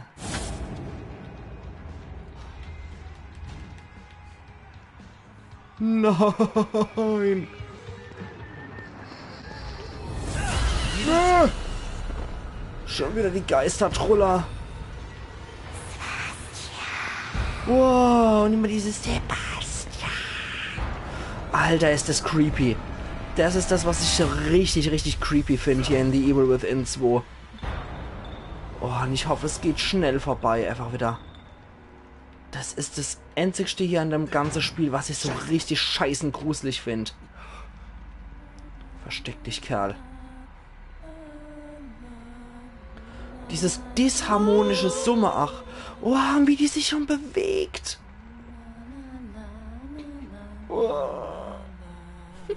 Was ist diesmal vor? Oh, nee, wie es kichert. Was will dieses Ding von mir? Ja, das wüsste ich auch ganz gern. Und dieses Kichern, dieses disharmonische Summer. Boah, die macht mich fertig. Die macht mich fertig, die Alt. Jetzt geh doch einfach durch, Kerl. Stürm, Bastel. Stürm durch. Boah, das ist so räudig, Mann. Das ist so ranzig alles. Oh, Mann. Diese Geister-Tussi. Die macht mich fix und fertig, die Alt. Na, großartig. Jetzt müssen wir hier nochmal durch sowas. Stimmt was nicht. Etwas, das ich nicht sehe. Ja. Da kommen wir auch wieder nur da raus.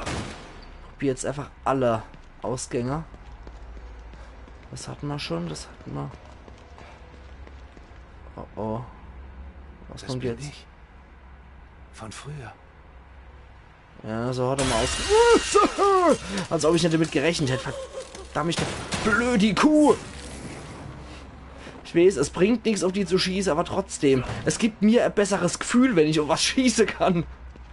Alter Scheiße. Ich wollte nur gerade sagen, natürlich, das ist eher aus The Evil Within 1, wie er da noch ausgesehen hat. Ob ich mir das mal ansehen sollte? Ja, sehr clever. Beim letzten Mal kam die Olle raus. Mach das doch nochmal. Mach dasselbe nochmal. Aha. Nö, bringt mir nichts. Das kann man leider nicht alles mit Schießen lösen. Gott, ich hasse es, dass diese Alte immer so spontan kommt. Es ist so unglaublich räudig alles. Okay. Scheiß doch ins Kanonenrohr. Gewitter erleid. Gewitter Dunnerkeitel noch einmal. Das ist so dermaßen heftig hier immer. Also die macht mir echt Schiss. Nee, da können wir nichts dran A-Stelle. Damit A-Stelle. Also die macht mir echt Schiss, die Alt. Da bin ich jetzt gerade eben durch. Eventuell jetzt sind wir hier durch. Als die einzigste, die ich vielleicht noch nicht gegangen bin. Ich weiß es noch nicht. Und... Nee. Ich muss anscheinend wirklich irgendwas am Spiegel machen. Aber was? Moment. Ich hätte hier eventuell noch einen Explosivbolzer anzubieten. Und dann vielleicht mit der Pistole nochmal drauf. Und... Das hat nichts gebracht, außer dass der Spiegel jetzt aussieht wie direkt aus der Hölle. Und dass ich mir selber noch ein bisschen Gesundheit abgezerrt habe. Okay, warum auch nicht? Ein Blitzbolzer hätte ich noch anzubieten. Ich glaube, der bringt uns auch nichts. Dann sollte ich lieber wieder Eissacker. Oh, das war etwas zu, zu hoch drauf gezielt. Na gut. Und Harpunebolzer und noch irgendein anderer Bolzer. Ah ne, das war so ein Fallenbolzen. Genau. Rauchbolzen. Ansonsten? Nö, gibt's doch nichts mehr. Und den Blitzbolze kann ich auch nicht nochmal verwenden. Es sei denn... Achtung. Nö, elektrischer Impuls bringt hier auch nichts. Eventuell nochmal hier umgucken und nicht ständig einfach nur von Tür zu Tür rennen. Wenn ihr natürlich Lösungsvorschläge habt, dafür ist es ein Stream. Ihr seid jederzeit willkommen, mir irgendwelche Vorschläge oder ähnliches zu geben. Okay. Hier haben wir erstmal nichts. Da ist auch nichts drin, was wir verwenden könnten. Dann gehen wir eventuell wieder dort durch. Probieren wir es noch einmal. Okay. Wir landen wieder in der Dauerschleife hier drin.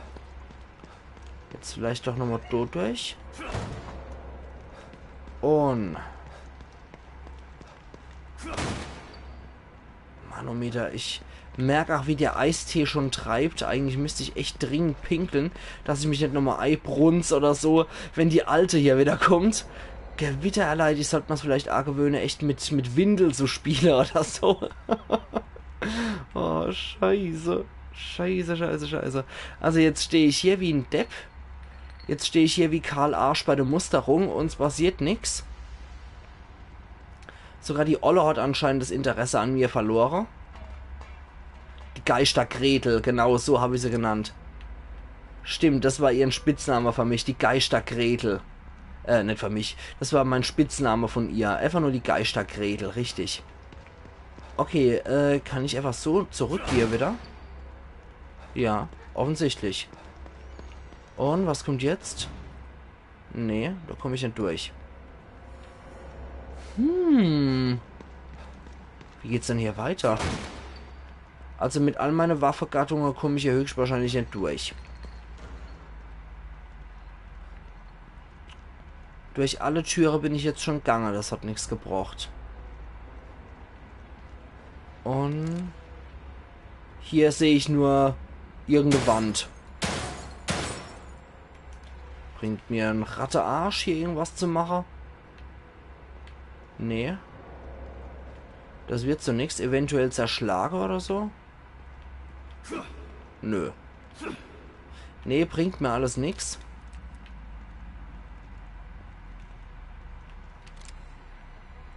Nee.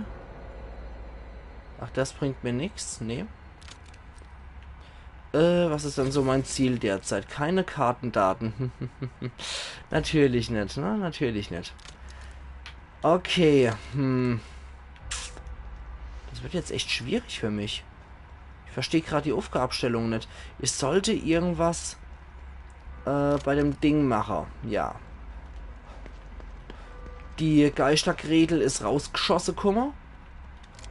Und ansonsten stellen wir noch irgendwas hier außer oder so. Also wenn euch was einfällt, wie gesagt, hier unten ist der Chat, haut in die Taste rein, dass ich hier nicht Ewigkeiten allein rumsuchen muss. Nee, da haben wir nix. Die Antwort liegt im Spiegel. Flash G69. Hi an der Stelle nochmal. Die Antwort liegt im Spiegel. Moment. Eventuell nochmal umgucken, ob wir im Spiegel was sehen können. Aber sehr freundlich von dir, dass du mir Antwort gibst. Das ist wirklich sehr nett. Wenn ich jetzt noch was finden würde. Die Antwort liegt im Spiegel. Ich sehe nur leider im Spiegel gerade nichts. Eventuell bin ich mal wieder zu blöd für sowas. Im Spiegel.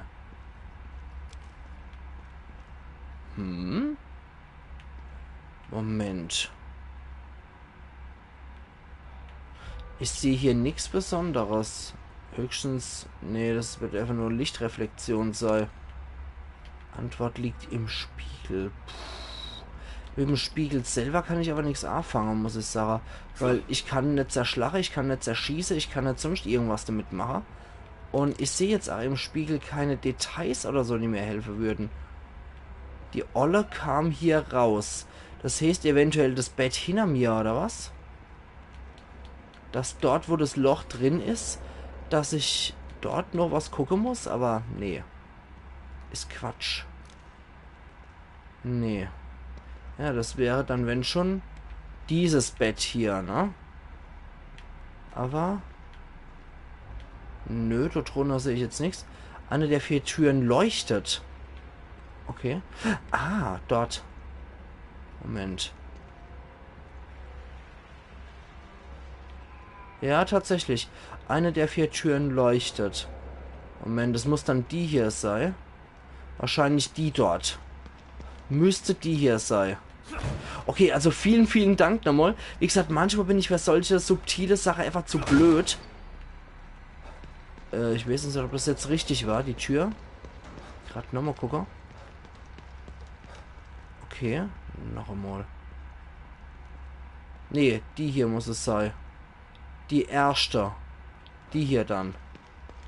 Also manchmal bin ich echt zu blöd für sowas. Und merke solche subtile Sachen gar nicht. Weswegen ich dann tatsächlich auch Hilfe brauche. Also, danke Flash.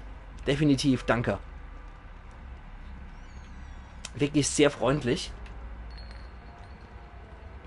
Gerade wenn ich ja wirklich diese Hilfe auch brauche. Weil ich sag... Alter, nein, hör auf. Hör sofort auf, Vibe. Vor allem, weil ich ja immer sag, wir... Oh, hoppla. Nee, das ist nicht gut. Wir gestalten ja immer die Streams zusammen. Die Let's Plays, die gestalte ich für euch. Aber... Oh, scheiße. Aber die Streams, die gestalten wir zusammen. Da habt ihr auf jeden Fall aktive Mitwirkung. Und das war jetzt vor lauter Schiss einfach weggerannt wieder. Okay, dann müssen wir nochmal damit arbeiten. Oh. Auf der Seite die erste.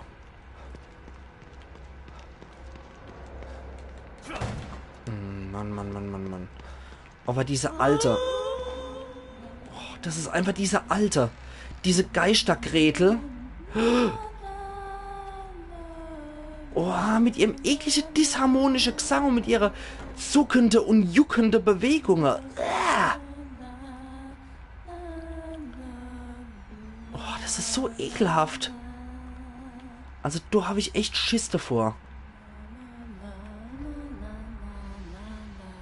Na toll. Und wie finde ich es jetzt hier raus? Oh, das wird immer grausamer mit der. Das wird echt immer nur grausamer. Ich habe keine Ahnung, welche Tür jetzt die richtig zeigt. Oh, da muss ich jetzt hier gucken. Okay, die erste von dort. Die muss es sein. Renn, Bastel. Die muss es sein. Glaube ich zumindest. Hoffe ich zumindest. Ja, das war's er.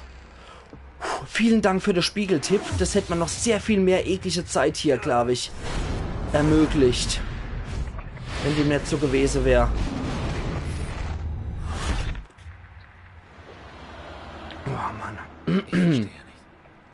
Warum verfolgt mich dieses Ding schon wieder? Ah, 4-mal selber schon durch. Und an der Stelle dann erster Tod. Okay. Ah, Dia kriege ich dafür. Sehr schön. Oh je, oh je, oh je. Also ohne Witz. Ohne Witz, ihr liebe Leute. In dem Spiel schockt mich wirklich nicht viel. Aber diese Szene mit dieser Geistergretel. Und dass es immer so random kommt. Man geht in irgendein Haus rein und erledigt so Kleinigkeiten und holt sich gerade mal so random, ach, sei optionales Zeug. Und auf einmal kommt dann... Und diese eklige Troller geistert da rum. Oh, das ist so furchtbar. Also davor habe ich wirklich Respekt mittlerweile. Ich habe nicht nur Schiss davor, ich habe mittlerweile echt Respekt davor. Das ist furchtbar heftig von der Aufmachung, finde ich. Also da gibt es durchaus Spiele, die könnten sich allein schon von dieser Sequenz mit dieser Frau jede Menge abschneiden. Boah, das macht dermaßen Stimmung, das Ganze. Das ist echt heftig. Da ist wieder ein Resonanzpunkt. Wie es aussieht. Direkt beim Dixie-Klo, oder was? Treffpunkt Dixie-Klo.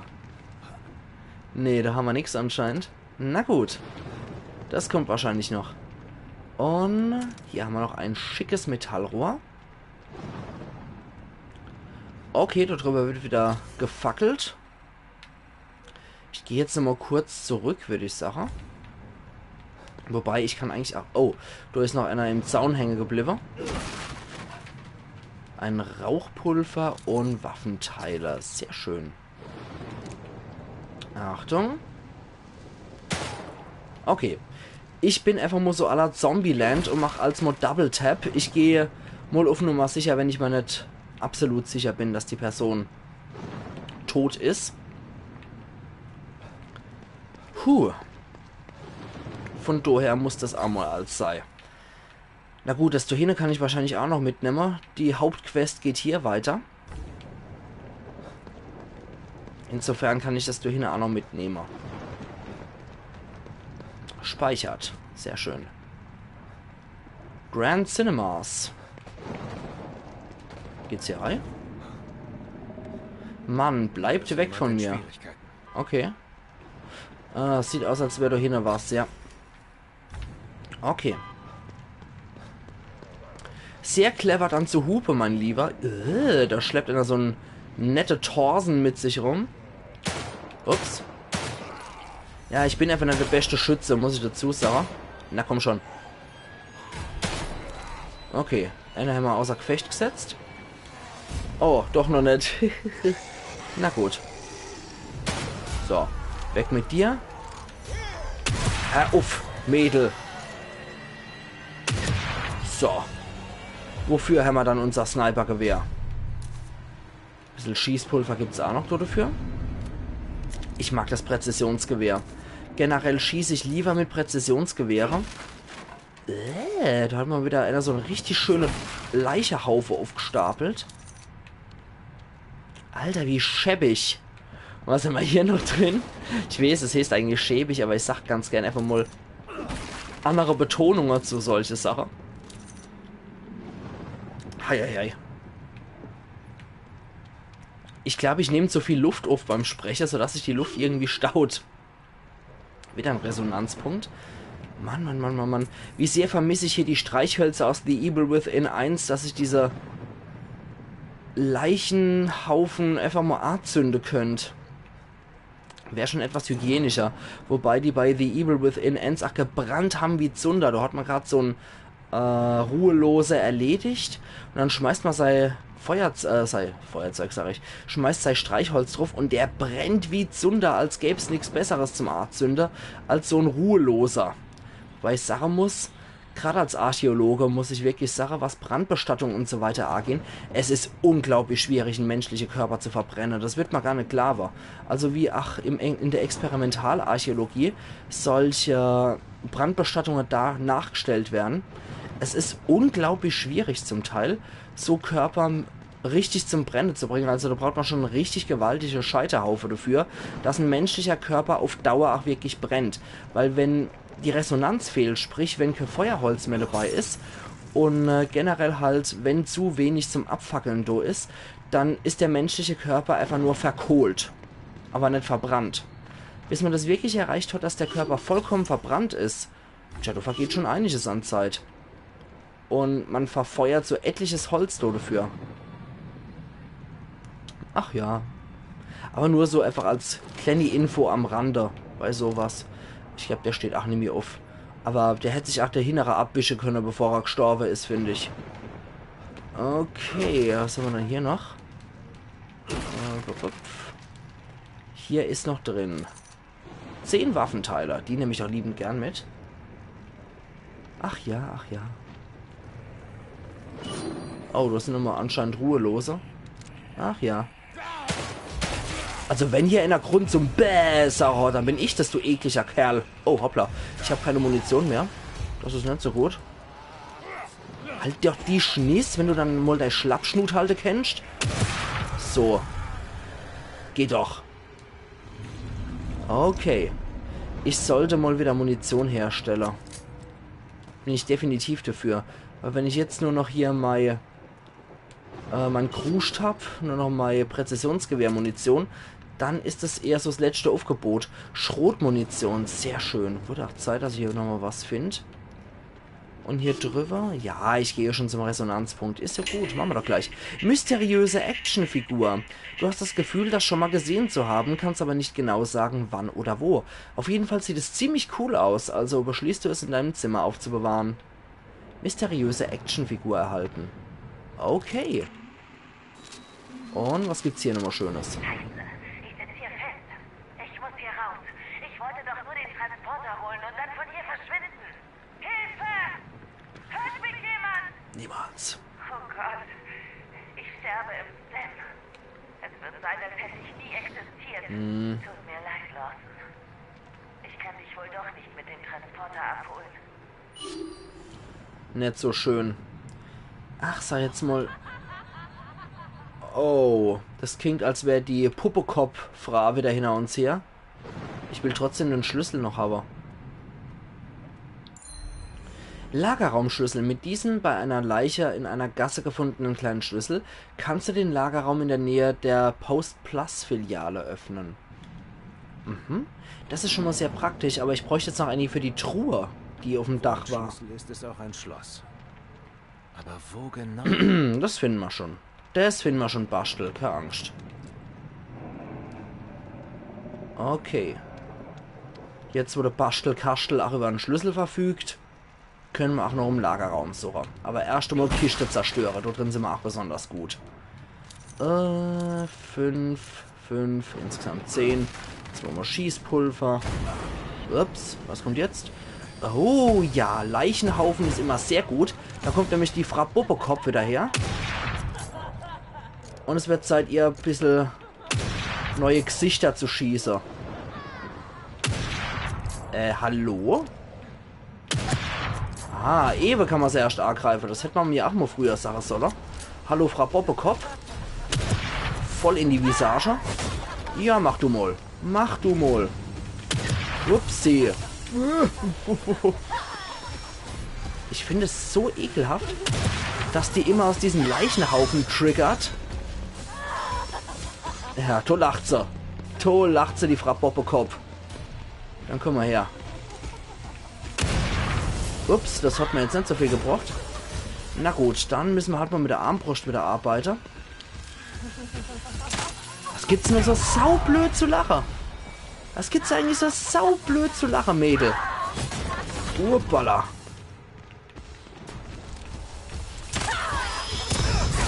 Ups. Uiuiui. Okay, jetzt verstehe ich, warum du saublöd zu lachen hast. Ah, und ich erwische mich immer wieder selber mit der Sprengladung. Das ist Anne gerade so... Anne gerade so optimal, dass ich mich selber mit der Sprengladung noch erwische. Und ich glaube, ich sollte mir auch nochmal Spritzelknife föhnen. Das kann nicht schaden. Sehr gut. Weniger Lache, mehr Sterben. So.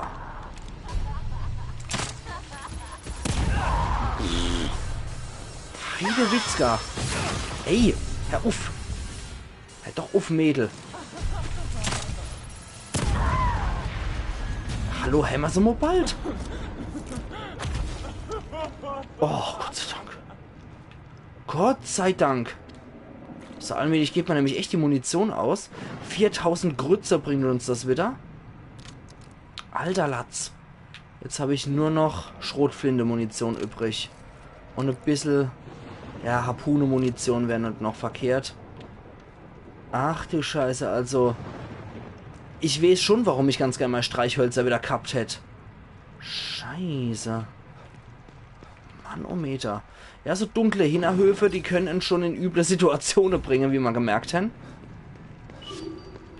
Und hier scheint auch noch irgendwo ein Resonanzpunkt zu sein. Warte mal, noch dem suchen wir gerade mal.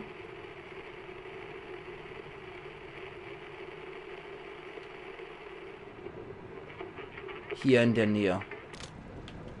Okay. Hier irgendwo muss einer sein. Mhm. Dann haben wir die Strohs jetzt eigentlich soweit gesäubert. Aha, da ist anscheinend noch irgendein... Verdammt, die machen ihn fertig. Ja, ist anscheinend noch irgendein Mann in der Bredouille. Eine Sicherung. Metallrohr. Also allmählich könnte man echt mal Munition gebrauchen. Können wir da rein? Okay. Da können wir tatsächlich rein. Okay, der Mobius-Typ überlebt hoffentlich. Oder nee, das sieht ja aus, als würde zu der Security gehören. Ja, ich helfe dir doch auch. Missionsstart unter freiem Himmel. Ja, es gibt doch nichts Schöneres, als unter freiem Himmel zu arbeiten, ne? Rette den Mann auf dem Lieferwagen. Ich habe ihn glücklicherweise nicht in die Luft gejagt.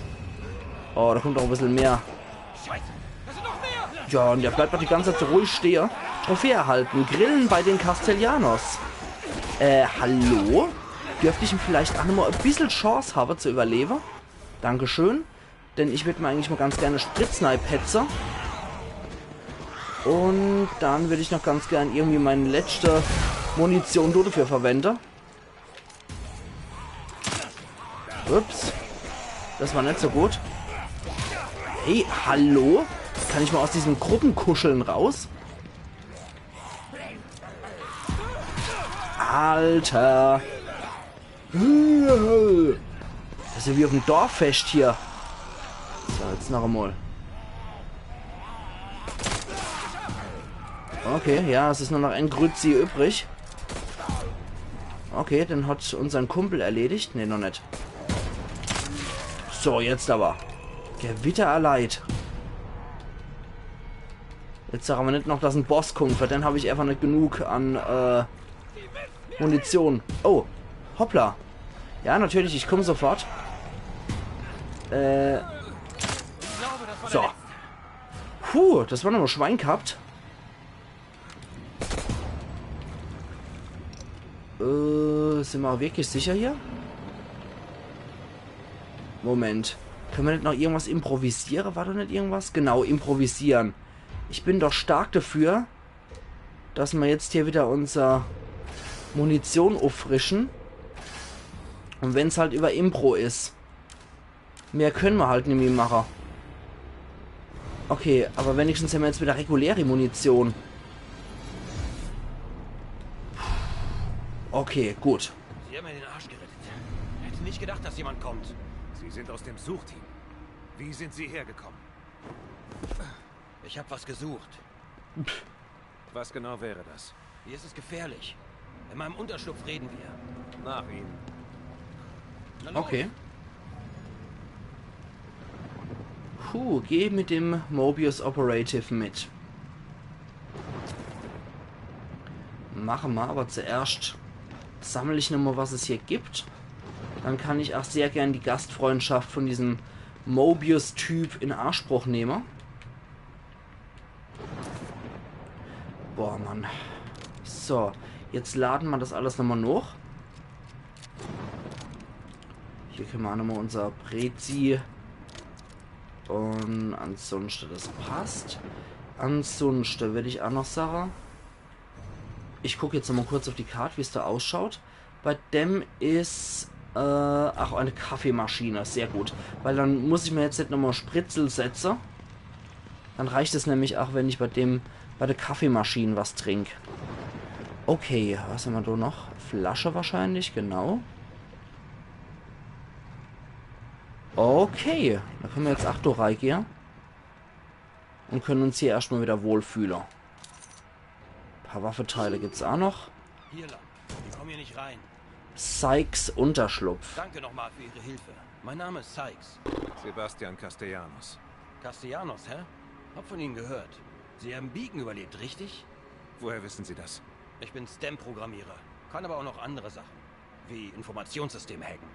Ich weiß Dinge, die sonst niemand weiß. Nicht mal andere Mitglieder des Teams.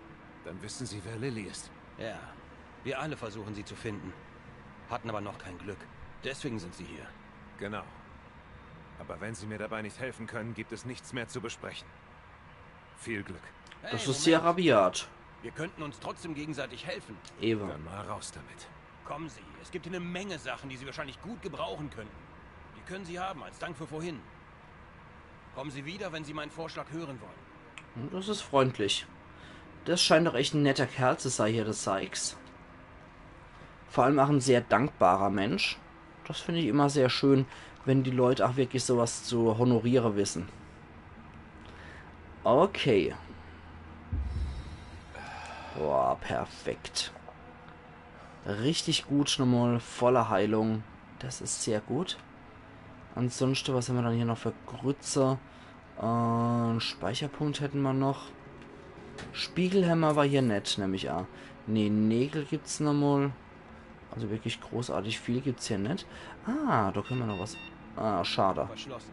Aber ich könnte sie öffnen, wenn Sie mir helfen. Pistolenmunition. Und hier haben wir noch. Ah, jetzt auf einmal. Jetzt kriegt man die Munition, nachdem ich mal ganzes Schießpulver rauskaue habe, um zu improvisieren. Naja, ist ja immer so, ne? Schießpulver haben wir jetzt nochmal. Waffendealer gibt's hier nochmal. Schrotmunition, perfekt. Und ein Spiegel fürs Zimmer. Sehr schön. Da können wir uns da eigentlich auch nochmal.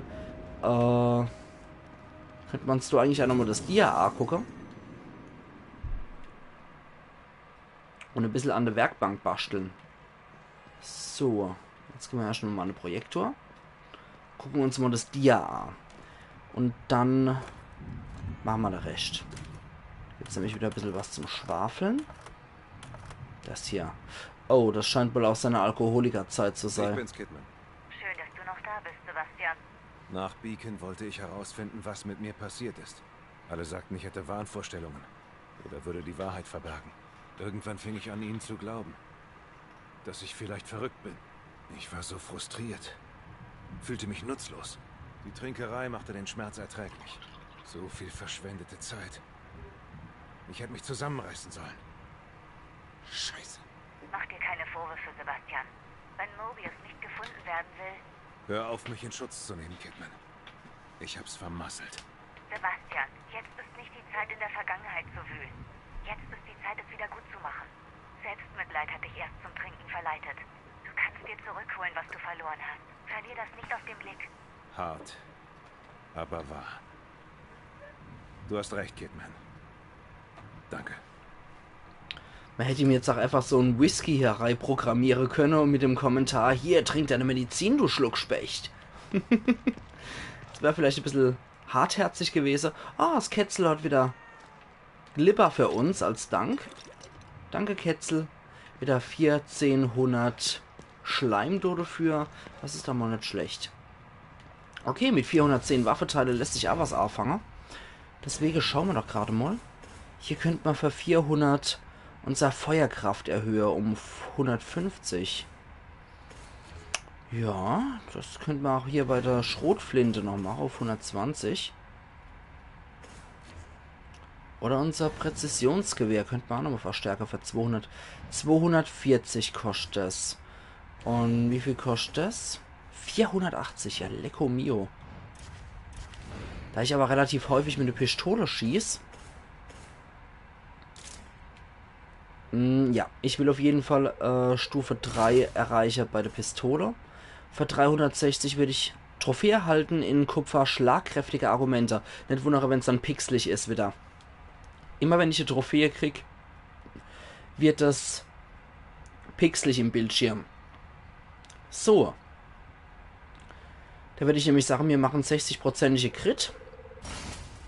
Dann können wir auf jeden Fall richtig gut was anfangen mit der Pistole jetzt. Schön. Hat sich gelohnt. Hat sich auf jeden Fall gelohnt. Dann gucke ich noch, dass ich mein grüne Sabak gescheit investiere. Wobei 19.000 Glibber, das sind wir eigentlich ziemlich notra, bald das Superfähigkeit freizuschalten. Wobei ich eigentlich eher noch auf diese... Alter. Wir sollten erst einen Kaffee trinken, bevor du so nur an mich tragst. Ja, wie dem auch sei. Eventuell. Ja, ich will eigentlich auf diese Zeitverlangsamungs... Sache spare. Sprich, beim Kampf habe ich hier diese ultra geile Fähigkeit. Na, komm schon. Diese hier, synaptischer Fokus. Drücke Dreieck beim Zielen, um dich zu konzentrieren und die Zeit zu verlangsamen. Drücke Dreieck erneut, um den Effekt zu beenden. Für 75.000 Schleim. Aber das habe ich bei weitem noch nicht. Und was können wir dann hier noch? Noch geringerer Rückstoß beim Schießen. Ja, großartig. Und Kugelhakel für 20.000 Blubber. Eine begrenzte Zeit lang steigt der Schaden durch Feuerwaffen mit jedem weiteren Schuss. Der Effekt endet, wenn entweder die Zeit abgelaufen ist oder die Munition ausgeht. Ja, ich denke, das können wir durchaus mal riskieren. Da können wir hier noch den geringere Rückstoß machen. Da können wir auch hier unser rotes Gel noch einsetzen für die Fähigkeit. Und dann warte ich jetzt, bis ich nochmal 7000 krieg. Dann ist das nämlich ach so gut wie erledigt. Dann brauchen wir nur noch die Ultra-Fähigkeit für 75.000 Gehirnmedizin. Und dann läuft die Geschichte. Okay. Dann gehen wir jetzt wieder zum Sykes zurück.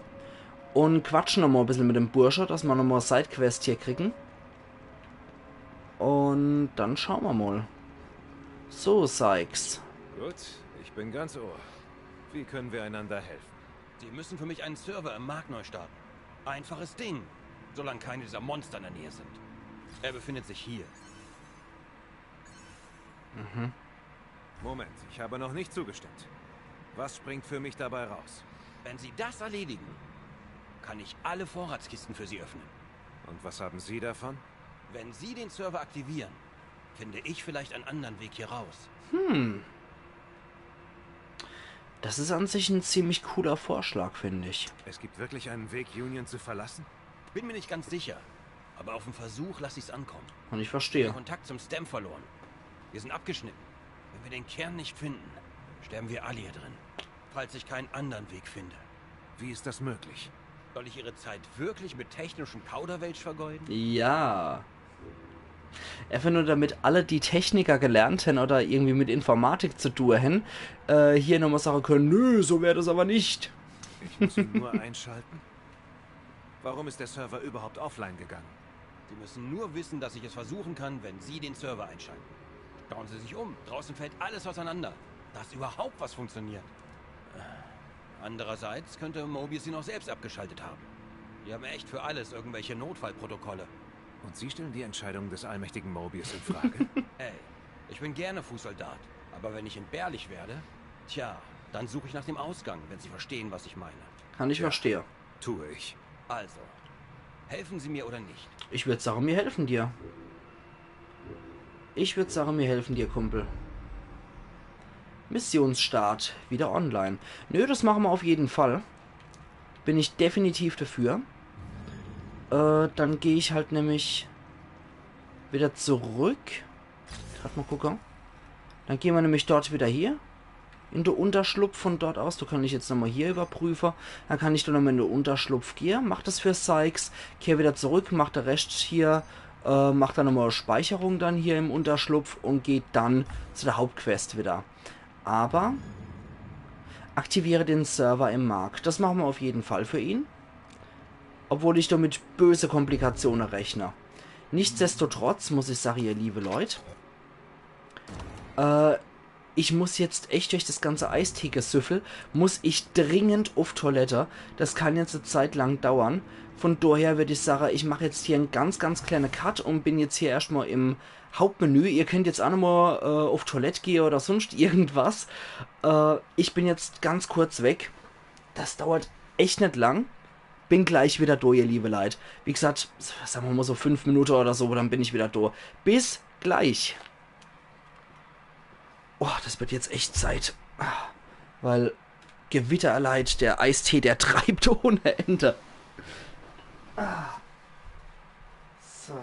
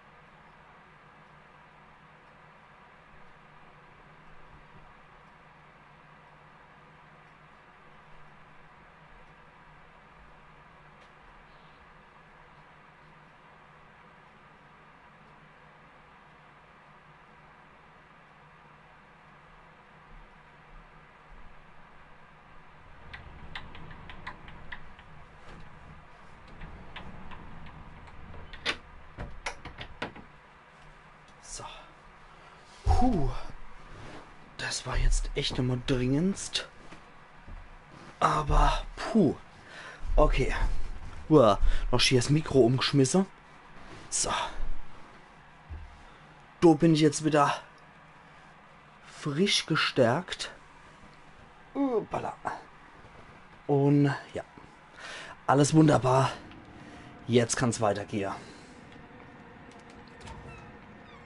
Okay, wieder raus aus dem Versteck. Und weiter. Da ist noch was.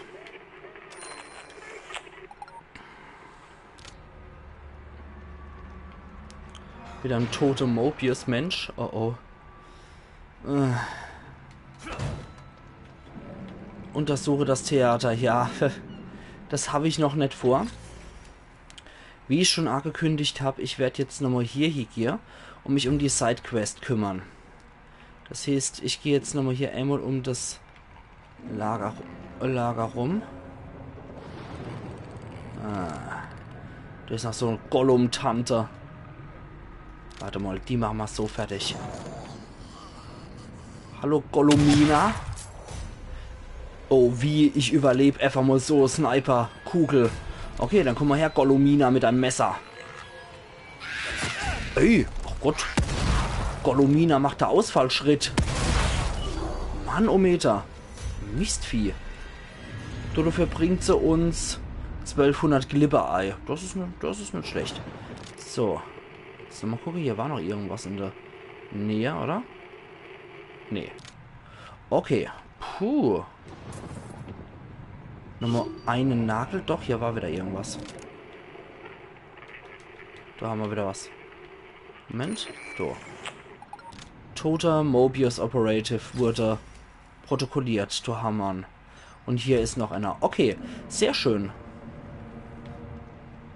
Von denen können wir bestimmt wieder ein paar gute Sachen abgreifen.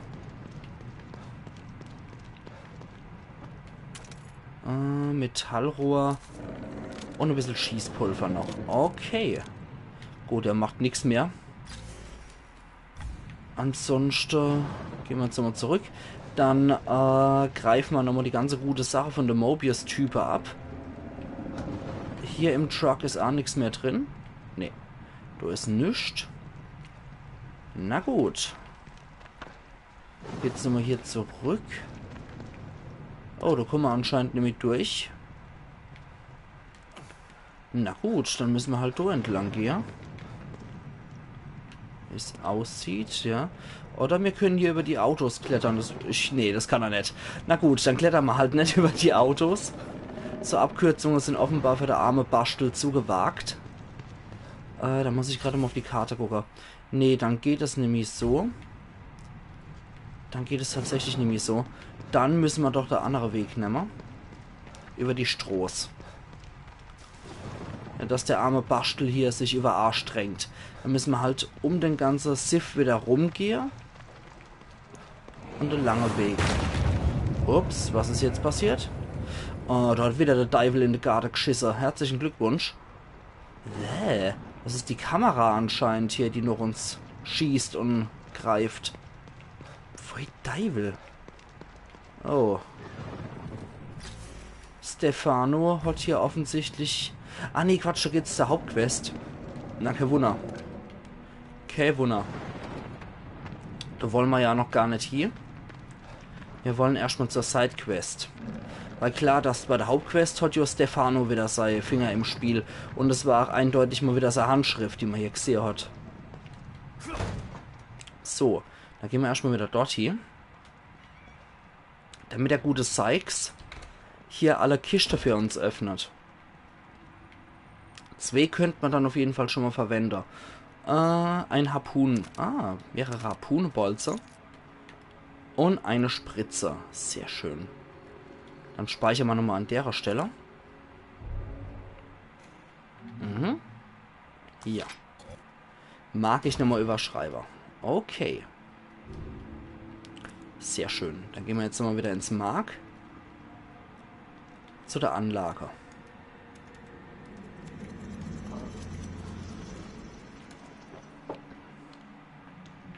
Okay. Lädt und lädt und lädt.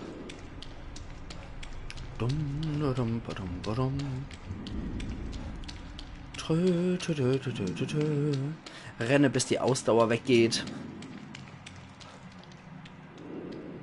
Okay, jetzt schleicht er sich hier nur noch rum. Und da sind wir wieder beim Mark. Und können wieder in die Anlage reinschlüpfen. Okay.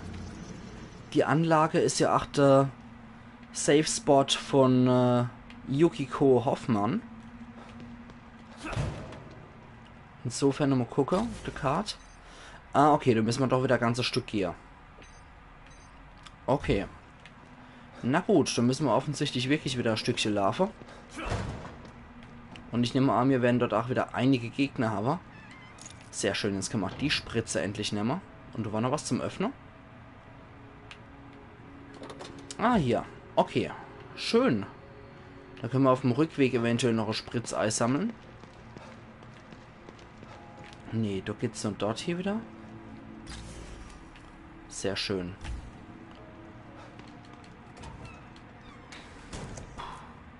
Okay. Untersuche das Theater ist noch nett. Das kann man noch nicht machen. Ich habe irgendwie die dumme Vermutung, dass es Blubberwesen dann wieder hinter uns her ist.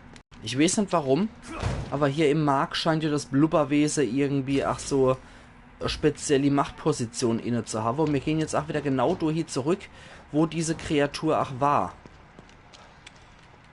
Da kommen wir nicht durch. Na geil. Das heißt, ich muss hier wieder volle Wumme ins Reich des Blubberwesens rein. Scheiße. Ja. Hier und dann ohne links.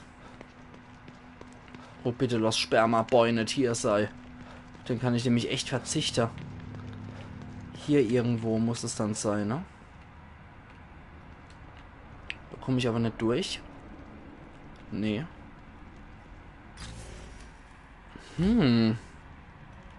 Da muss ich wohl doch wieder dort durch. Und... Perfekt, ja. Da um die Ecke. Da muss es sein, hier. Hallo? Hoffen wir, dass die Freaks nicht hier sind. Ah, sehr schön. Der wird wahrscheinlich direkt nur freischalten, sodass ich hier direkt die Kiste plündern kann. Hoffen wir mal, dass es klappt. Klopfen wir mal auf Holz. Und hoffen, dass das funktioniert. Und... Ich habe die Umgebung im Ach.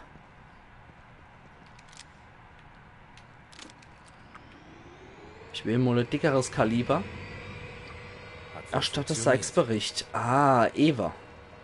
Ich sollte zu Sykes zurück. Aber die Kisten sind jetzt alle online. Sehr schön. Und es wundert mich, dass gar keine Kreatur getriggert wurde. 50 Waffeteiler. 3 Schrotflinte-Munition und die Pistole-Munition ist voll. Eventuell ist uns die auf dem Rückweg nochmal von Nutzer. Aber es sind anscheinend nochmal welche hier in der Nähe. Ja. Ah ja. Dachte ich mal schon, dass der Rückweg nicht so einfach laufen wird. Ja, komm her. Hallo. So. Irgendwie müssen sie im Jagdgegner in die Füße, vor die Füße werfen, ne? Okay, 300 Blubber gibt es so nochmal dafür. Und der ganze Weg wieder zurück. Achtung, was jetzt alles kommt. Lauter Ruhelose, die früher netto waren. Hallo. Meine neue Freundin, gleich muss Bell wegschossen. Oh, die schmeißt hier mit Äxte um sich. Hey. Okay. Oh, die war schon ein bisschen härter im Nehmen. Okay. Ja, schade, von der hätte ich jetzt ein bisschen mehr als ein paar Bröckchen Schießpulver erwartet. Eieieiei. Irgendwo grunzt. Oh, erstmal auf Flasche über den Schädel gededelt. Und tot treten. Pfui Teufel. Die Reinigung bezahlt mir auch mal wieder kein Mensch. Boah. Liegt ein Auge auf dem Tresen, ist der Zombie da gewesen. Ach Gott, wie eklig. Okay, doch geht's wieder weiter zurück. Ich höre dich. Wo bist du? Ich höre dich doch genau. Und du siehst mich auch. Ah, es ist wieder die Gollumina. Da schlage ich doch gleich mal das Schädelei.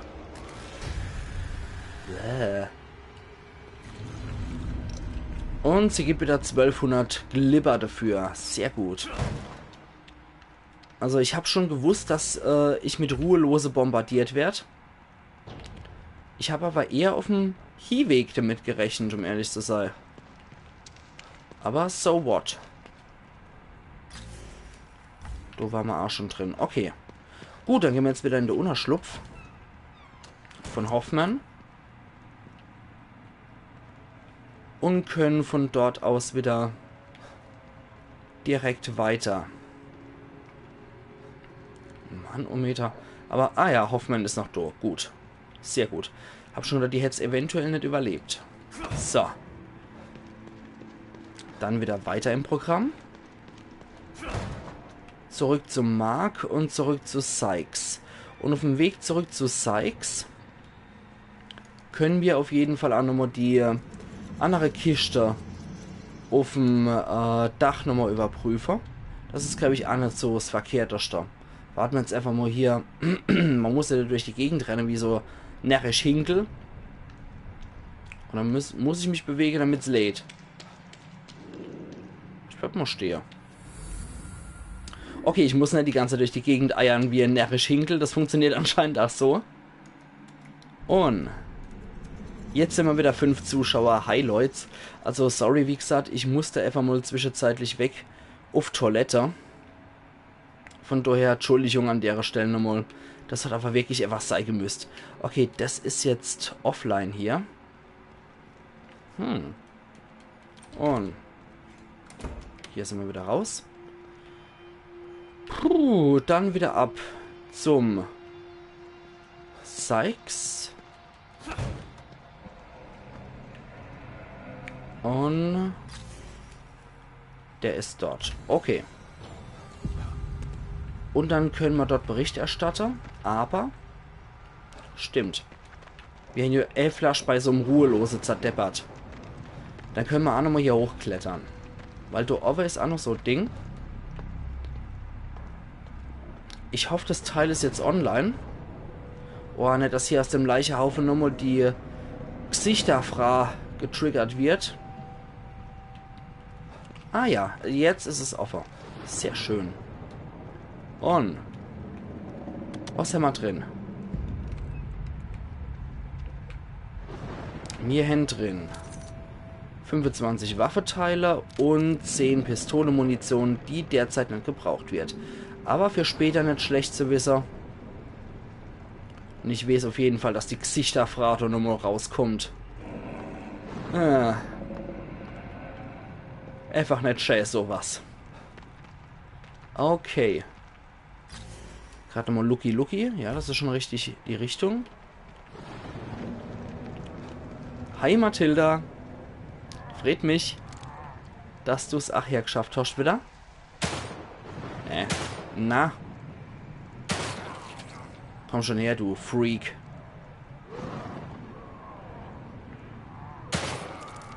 Okay, der Arm ist weg. Komm schon. Ich habe immer hier auf Crit geskillt. Sehr schön. Das war doch mal ein sauberer Schuss.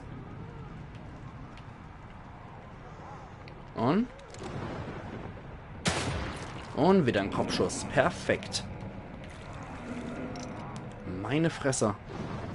Also ich habe mich heute schon zweimal dicke erschreckt. Das hätte dir bestimmt auch gut gefallen. Also es waren heute schon 2 Ereignisse. Einmal wieder die Geistergredel, die mich so tot verschreckt hat. Und so tot geekelt hat.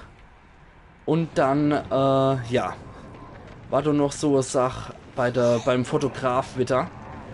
Relativ am Anfang vom Let's Play war das noch.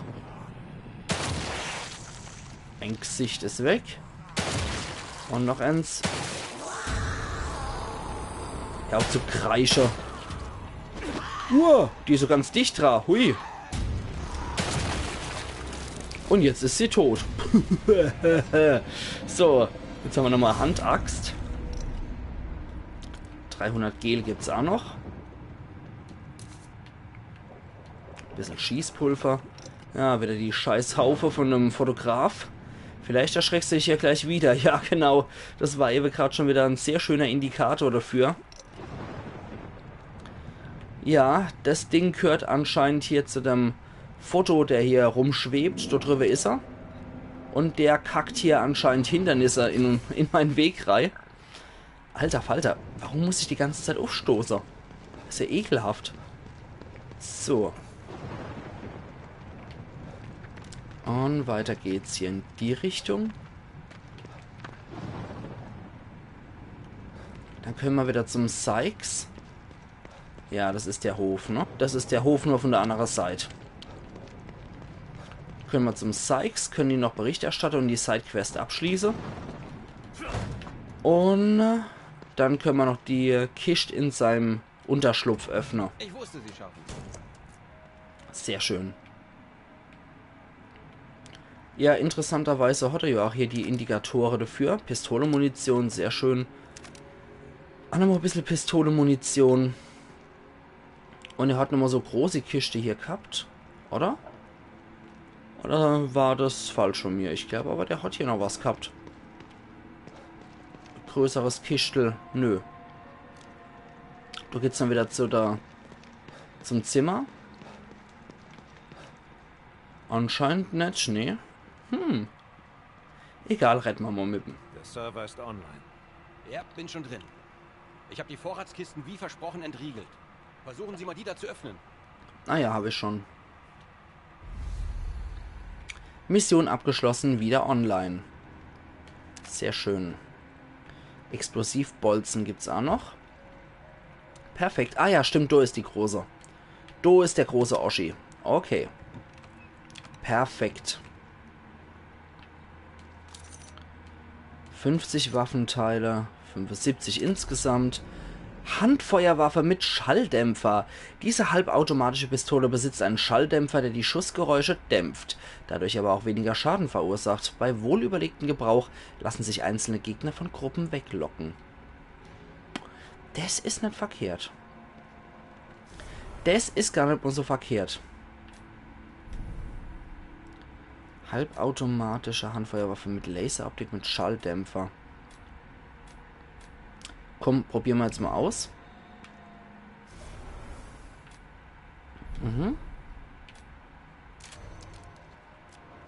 Sehr schön. Probieren wir das jetzt einfach mal aus.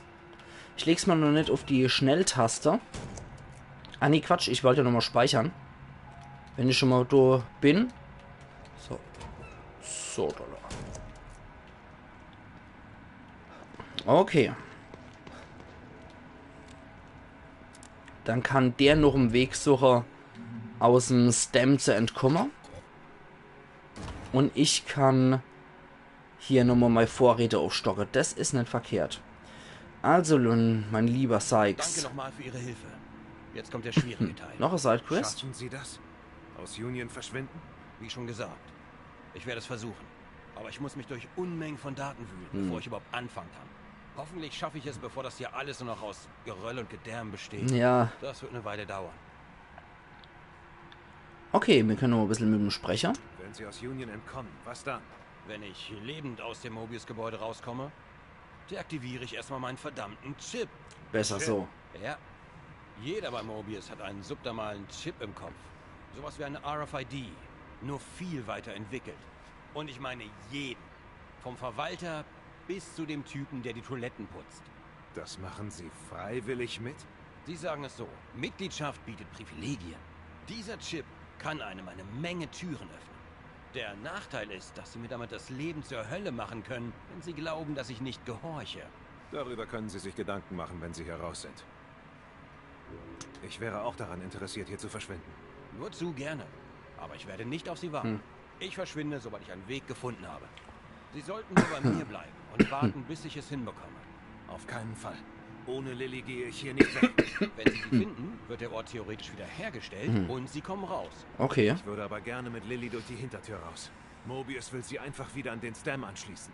Und wer weiß, was sie mit mir vorhaben. Wenn wir raus könnten, wenn sie nicht hinsehen. So oder so, ich habe eine Menge zu tun.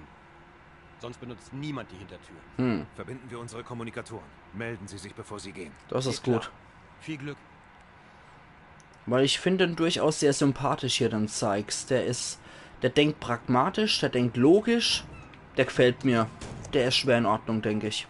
Aber der wird wahrscheinlich, das muss man halt auch dazu sagen, der wird seine Chance nutzen, sobald das er hat. Das kann ich auch absolut nachvollziehen.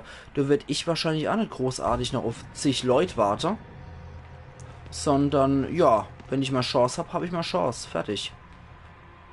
Da haben wir noch was. Ein bisschen Schrotmunition. Die kann ich immer gut gebrauchen. Da kann ich wahrscheinlich durchklettern. Wahrscheinlich, ja, tatsächlich. Nicht nur wahrscheinlich Hypothese verifiziert. Ich kann. Oh, hat wieder der Teufel in die Garde geschissen. Ja, und zwar gewaltig. Meine Fresse. Das Kraut können wir auch von hier nehmen. Das ist schon mal nicht schlecht. Na, gucken wir mal, weil interessanterweise, ich habe hier meine Pistolewaffe auf ziemlich gut Crit geskillt. Das heißt, selbst diese weniger Schade verursachende Schalldämpferpistole dürfte beim gezielten Kopfschuss eigentlich auch noch recht gute Crits liefern, so 60%. Das gilt hier für alle Waffentypen. Also, da ist ja wieder die Gollumina. Ach, Gollumina, geh fort. Geh kacken oder so. Ich hab's satt. Immer dieselbe Scheiße mit dir. So, jetzt nehme ich mal wieder mal 1200 Blubber an mich, die du mir schuldest. Das ist der Tribut, weil du so hässlich bist. Und dann geht's auch weiter, hoffentlich. Und bitte lass nicht wieder die Geistergretel erscheinen, wenn ich irgendwo in ein Haus gehe. Das ist so widerwärtig. Und irgendwo ist dieser tote Mobius Operative. Das Sprichwort liebe ich. Welches? Da hat der Teufel in die Garde geschissen, oder was? Ah, da ist er. Der tote Mobius Operative. Hat er Tasche bei sich? Jawohl! Diese Nylon-Tasche wird verwendet, um zusätzliche Schrotmunition mitzuführen. Jetzt habe ich es auf 13 abgegradet. Das ist nicht schlecht. Definitiv. Es lohnt sich immer wieder, die Hinterhöfe zu durchsuchen und jeden Winkel zu durchstöbern. Okay. Das sollte ich vielleicht trotzdem nochmal gucken. Einfach nochmal und so schaue, ob ich wirklich alles exakt habe, aber ich denke eigentlich schon. So. Wenn wir nochmal hier durchkriechen. Und nochmal gucken, ob ich hier... Ne, da ist nur so ein Kopfloser. Das war der, von dem ich die Tasche geklaut habe. Okay. Also bei dem hat es sich mal wieder gelohnt. Und da können wir jetzt auch nochmal durch den Hinterhof streunern. Und gucken, was wir hier finden. Nix, glaube ich. Hotel Sanctuary. Ich hoffe, da ist nicht Negan von The Walking Dead dann drin im Sanctuary. Ach ja. Die Walking Dead Fans, egal ob Comics oder Serie, wissen, was ich meine. So. Hotel Sanctuary, tatsächlich. Ein anderer tote Mobius-Typ hätte ich eigentlich auch noch ganz gern geflattert. Aber... Das letzte Mal, als ich in einem Gebiet bin, was einen Namen gehabt hat, mit diesem Diner, kam wieder die Geistergretel und ich war wieder in einem besonders widerwärtigen Level. Also hoffen wir, dass dieses Hotel Sanctuary nicht gerade jetzt wieder sowas zu bieten hat. Okay, dann weiß ich, welches Sprichwort du meinst, was du magst. Ist aber auch ein sehr schönes Pelzer Sprichwort. Okay, es speichert. Es sieht auch schon ziemlich rustikal aus hier drin. Pistolenmunition gibt's noch. Also ich muss sagen, generell habe ich ja nichts gegen rustikal aussehende Hotels. Nur in so einem Fall von so einem Horrorspiel könnte es doch schon etwas übel sein. Aber ich liebe große offene Kamine. Ich liebe es. Wunderschön, wunderschön. So, da dürfte jetzt wieder Blubber rauskommen. Das ist der Sprudel, den ich hier am liebsten trinke. Die gute Gehirngel-Medizin. Und hier kommt nichts mehr. Und hier haben wir auch wieder... Ah, eine Sicherung kam raus. Okay, Blubber. Und... Was ist dann das? Na, herzlichen Glückwunsch. Da kommt der Hand raus. Also bei Fuji Dew wird nur mit der besten Zutaten hier gemacht. Jam, jam, jam, jam, jam. Manchmal kommt auch so ein bisschen das Rohmaterial raus, aus was man seit Drinks macht. In dem Fall sind es menschliche Hände. Herzlichen Glückwunsch. Und hier haben wir nochmal 4 Schrotmunition. Perfekt. Und bitte lass nicht nochmal die Geistergredel auftauchen. Ich hab die Schnauze voll. Boah, mir hängt's bis dahin, wenn die wieder kommt. Sieht schon so ein bisschen aus wie das Overlook Hotel in Shining. In dieser Verfilmung mit Jack Nicholson. Du sahst relativ ähnlich aus im Overlook Hotel. Aber ich werde es wieder merke, sobald ich irgendwo versuche rauszugehen wieder und die Türen sind gesperrt, bin ich wieder bei der Gretel gelandet. Nix. Okay, also die Türen sind gesperrt für mich. Ich habe ein sauübles Gefühl. Muss ich ehrlich sagen. Ist es wieder kalt, Woche? Ist die Gretel wieder da? Bitte lass er nicht da sein. Bitte lass er nicht da sein. Ich will nicht mehr. Von der habe ich echt die Lade voll. Boah, die brauche ich jetzt nicht nochmal. Und nochmal die Topfpflanze geklaut. Bitte lass mich einfach raus. Oh, Glück gehabt. Glück gehabt. Okay, hier gibt es sonst nichts mehr. Weil diese Levels, die machen mich immer am allermeisten fertig. Wenn diese Geistergredel da angeschwappt kommt mit ihrem disharmonischen Gesang und Gesumme, diesen... Das ist so ekelhaft. Und mit diesem juckenden und zuckenden Bewegungen. Ekelhaft. Einfach nur ekelhaft. Aber die wissen definitiv, ihr Kreaturen in Szene zu setzen. Anders kann ich es gar nicht ausdrücken. Das war auch vorhin so bei dem kleinen Bossgegner. Dieser Gestalt, dieser weibliche Gestalt, die aus 3 Beine und Torso mit nackte Brüste und einem Kopf aus einer Kamera um die Jahrhundertwende bestanden hat. Auch bei dem kurzen Bossgegner muss ich sagen, ach, der war richtig übel in Szene gesetzt. Also es vermittelt ihm schon so ein Effekt, wenn man diese Kreatur so sieht. Nee, du kannst das sich nicht durchquetschen hier. Okay. Nee, das bringt uns alles nichts. Bringt uns alle nicht weiter. Gerade mal hier gucken. Nee, da kommen wir nicht durch. Okay. Dann gehe ich jetzt hier nicht durch, sondern mache, dass ich hier rauskomme und dann dort entlang. Und hier müsste irgendwo noch ein tote Mobius Operative liegen. Gerade nochmal gucken. Ja, beim nächsten Busch sozusagen. Okay. Gucken wir uns hier nochmal um. Ja, genau, da liegt er. Okeli. Der hat aber leider nur Pistole-Munition, die voll ist. Ich mache jetzt gerade mal was testen. Ah, sehr schön. Das ist auch sehr interessant. Ah, okay, da können wir jetzt den Typ nämlich jetzt auch mal angucken, auch wenn er keinen Kopf mehr hat.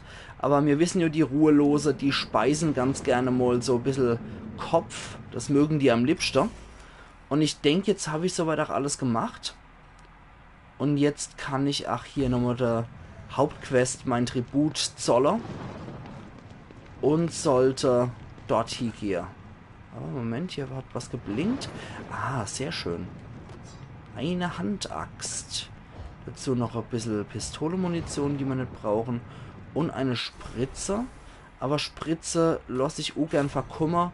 Vor allem, wenn ich noch ein klein bisschen auftanken kann.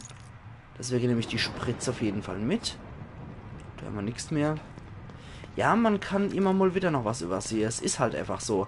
Ich habe halt auch nicht so einen Blick für jeden Winkel, sondern versuche immer so einen schönen Überblick über alles zu haben. Alter, es ist ekelhaft mit diesem Geschwüre. Aber ich finde es auch so unglaublich geil gemacht, wie dieses Kameraobjektiv hier direkt wie ihr Auge runterstarrt. Also geil gemacht ist das schon. Da gibt's nix. Gerade auch, weil du auch Veritas, also Latein für Wahrheit drauf steht, ist hochinteressant.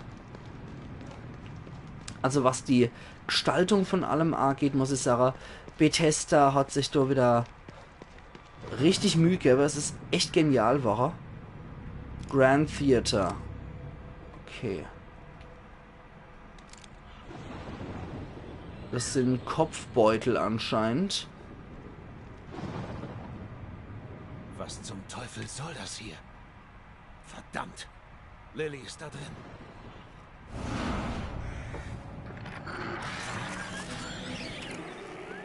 Sie haben den Auftritt meiner wunderschönen Obscura nicht gewürdigt. Vielleicht gefällt Ihnen das hier mehr. Hören Sie. Nein! Hilft mir da niemand? Mein bislang größtes Werk steht bevor. Aber Sie sind es nicht wert, es zu bestaunen. Nicht bevor Sie lernen, meine Kunst zu respektieren. Hören Sie sich Ihre Schreie an, die Echos meines Werks. Kunst respektieren, was? Es wird Zeit, Hoffmanns Theorie zu testen. Stephanos Kunst wurde protokolliert. Kapitel 7. Ein Auge für Kunst. Benutze den Kommunikator, um nach Stephanos Kunstwerken zu suchen und diese zu zerstören. Okay. Das erste wurde hier erfasst. Na gut, dann rahmen wir jetzt mal auf. Und während dem Hansel mal sei Kunst vermiese.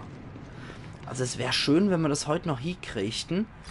Bei dem Stream heute, Entschuldigung, wäre noch schön, wenn wir heute Stefano erledigt kriegten, den kaputter Fotograf.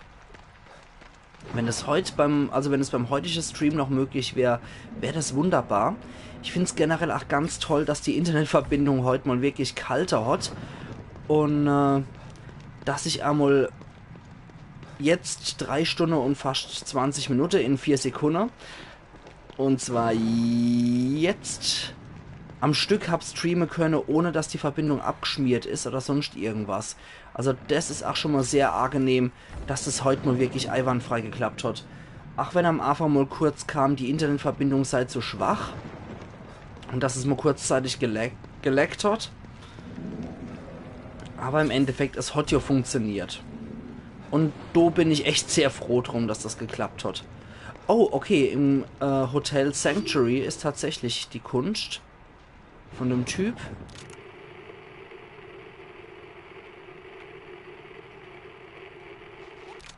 Na gut, dann müssen wir wahrscheinlich durch rein und gucken uns die Zimmer aber an, weil ich vermute, dass die Kunst wohl dort drin ist. Was der wieder fertig ist für uns parat hat, wird sich noch zeigen. Aber ich befürchte, es wird nichts Schönes sein. Und? Da ist nix. Na? Da will ich gucken. Nee. Da muss die Natur Nummer 3 der Zonk also sein. Ah, nee. Das ist nur ein Foto. Ja, zünd's doch an. Dann wollen wir mal loslegen. Ah, er zerschlitzt es. Oh. Oh, jetzt sind wir drin. Ach du Scheiße, wieder so ein zusammengenähte Körper. Ach du Scheiße. Okay, jetzt sind wir wieder in einer Parallelebene gelandet. Mist. Abgeschlossen.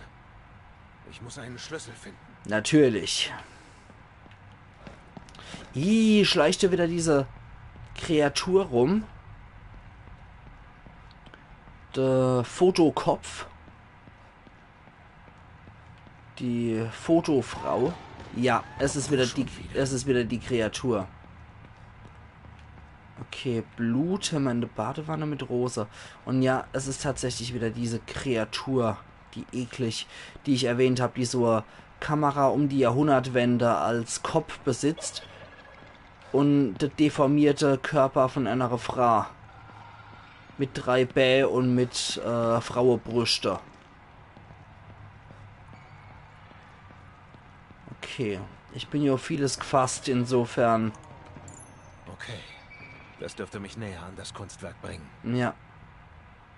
Ich würde es jetzt eigentlich nicht nur Kunstwerk nennen, sondern eher Plastik. Ih, du ist es wieder. Alter, halt die Schniss, du Geschöpf. Ah, ist das so ekelhaft? Alle schon diese Geräusche, die das Ding macht. Oh. Alter, ist das eklig. Verpiss dich. Weg. Ja, Ochses auf, Bastel. Bastel? Oh, na toll, jetzt hat mich das Ding noch erwischt. Oh, jetzt muss ich das Mistvieh nochmal weglocken. Alter, geh kotzen, du Vieh. So.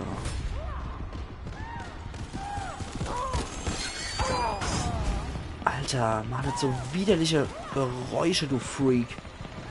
So, jetzt aber schnell. Bastel? Ja, sehr gut. Puh, gerade noch so. Hoffentlich war's das erstmal mit diesen Dingern. Bäh.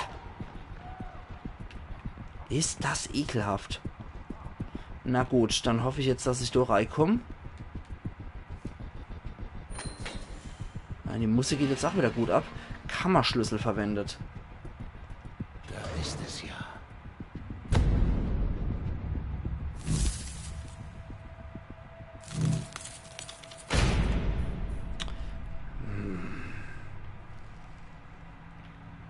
Also der Typ ist echt drauf bedacht, sei merkwürdige Kunst zu sichern. Kann man die entschärfen, die Teile? Nee. Dann probier es mal zu zerschießen. Nett. Okay, wir können sie nicht zerschießen. Die Sprachaufnahme dieser Monster hat sicher Spaß gemacht. Ja, das glaube ich auch. Definitiv. Das ist auch so eine Sache. Zum Beispiel der Höhlentroll vom Herr der Ringe, wenn du das jetzt so gerade aussprichst von Sprachaufnahme. Maria Crane war wohl das Opfer von ihm. Ja, die Trolle, der Höhlentroll aus dem Herr der Ringe, das war beispielsweise der Schrei von einem, ich weiß gar nicht von was für ein Tier, von einem Braunbär oder sowas. Und den hat man in der Kanalisation abgespielt, damit es diesen Hall und diesen Schall hat. Also das fand ich eigentlich auch sehr interessant, so als Info. Das wurde bei der Extended Edition von Die Gefährten, wurde das mal erklärt. Okay, Hoffmann. Hoffentlich hatten sie recht mit dem Zerstören. Da ist wieder dieser Würfel außenrum, sodass dann wieder die Verlangsamung und die Musik stattfinden wird, wenn ich da eintauche, oder? Ja. Aber die Musik ist echt geil. Weiß einer von euch zufällig, was für ein Musikstück das ist? Ich lasse es gerade mal ein bisschen wirken und trinke nochmal einen Schluck dabei.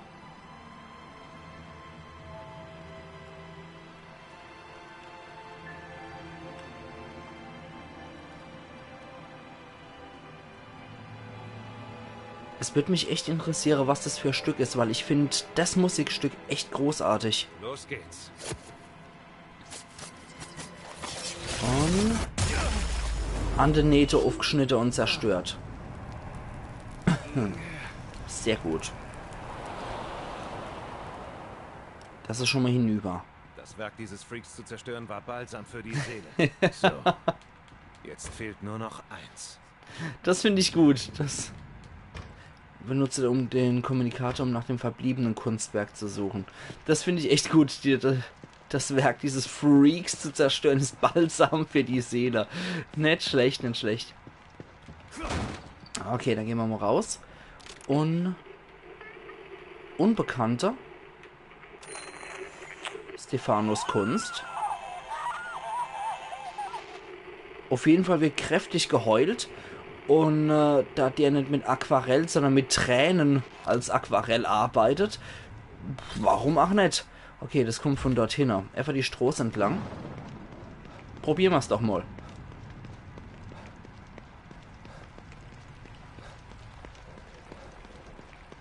Okay, immer noch 4 Likes für das Video, für das Stream. Das ist sehr schön, es freut mich trotzdem auf jeden Fall, dass ich noch 4 Likes gekriegt habe. Ach, sehr schön.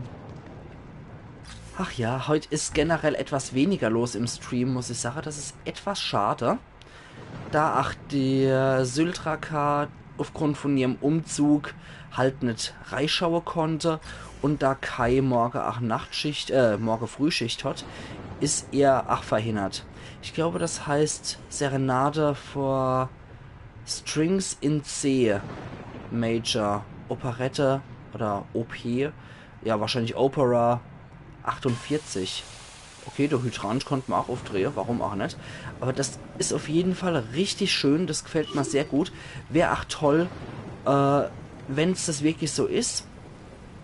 Ich schreibe mir das dann später nochmal, wenn ich das Stream beende, öffne ich nochmal YouTube und gebe das einfach mal ein, damit ich dann einfach nochmal schauen kann, ob ich das finden kann. Das wäre echt großartig, weil das... Weil der Track, der gefällt mir unglaublich gut. Das finde ich richtig, richtig cool. Okay, du kommst aber jetzt nicht rein.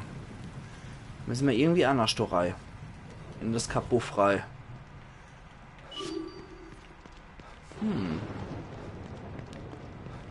Okay.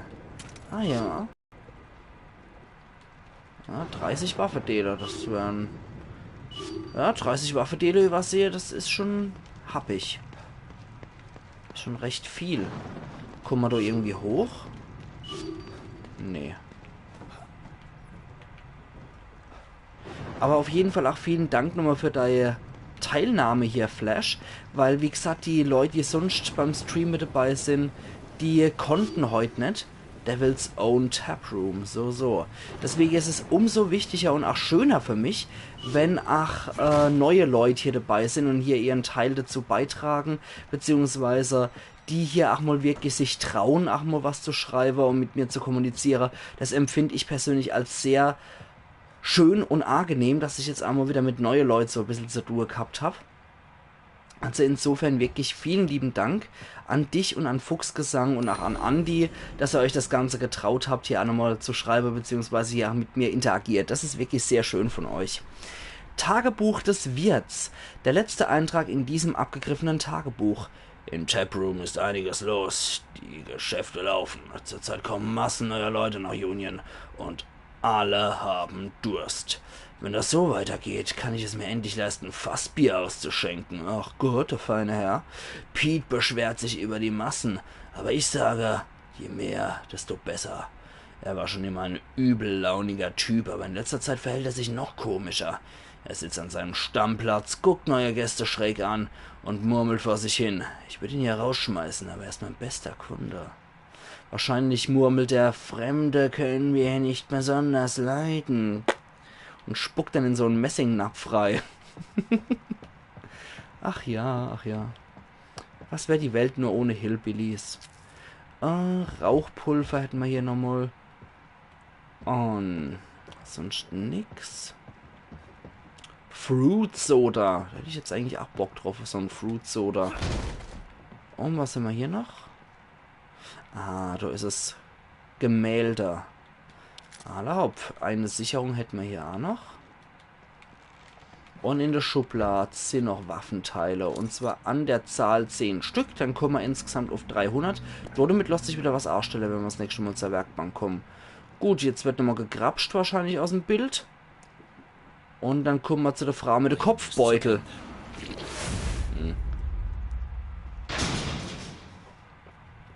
Lustig, lustig, tralalala. Bald ist Fotokopfabends da. Oh, ich will nicht.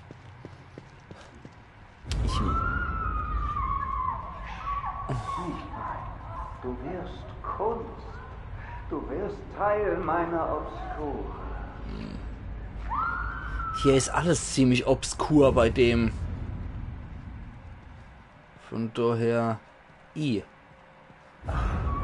Fleisch. Stabiler als Ton. Weicher als Marmor. Wirklich das perfekte Alter, dann kauft ihr Met und arbeitet mit Met und nicht mit lebende Körper. Kranker Bastard. So kann ich mich nicht konzentrieren. Eine Skulptur braucht keine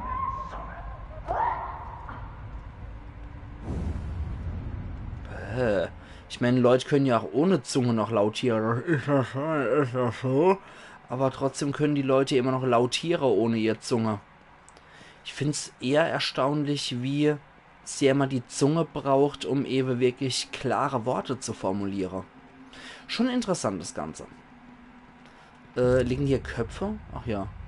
Ja, so ein bisschen in Heuschrecke, würde ich sagen. So ein bisschen in Vogelscheuche-Format.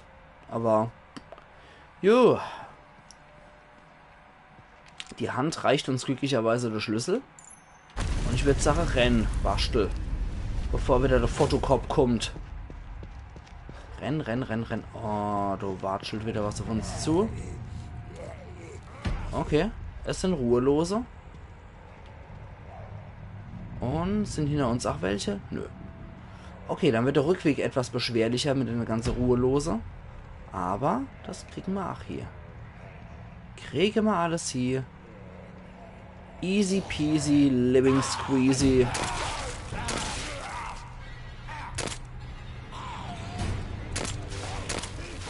Hey.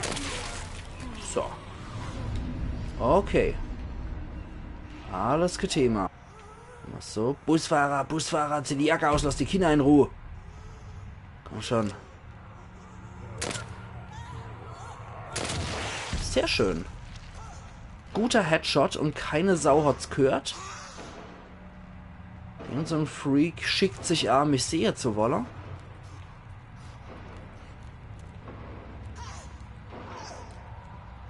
Alter, was schreit es? Herr Uff. Gucken wir jetzt mal, ob man da einer von den Freakos erblickt. Oh, hallo. Ach, Mädel. So, einmal auf die Schniss mit der Flasche. Na. Ihr müsst doch auch immer aus allem eine große Nummer machen. Ihr dappische Freaks. So. So wird's gemacht. Einmal einen schönen Kopfschuss gesetzt. Und dann haut sich die Sache. Ach. Na gut. Aber ich muss sagen, viele Ruhelose sind mir immer noch lieber als dieses Fotowesen.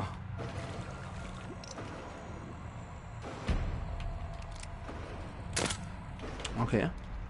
Ich habe schon gedacht, es wird eventuell sich wieder erheben. Oh.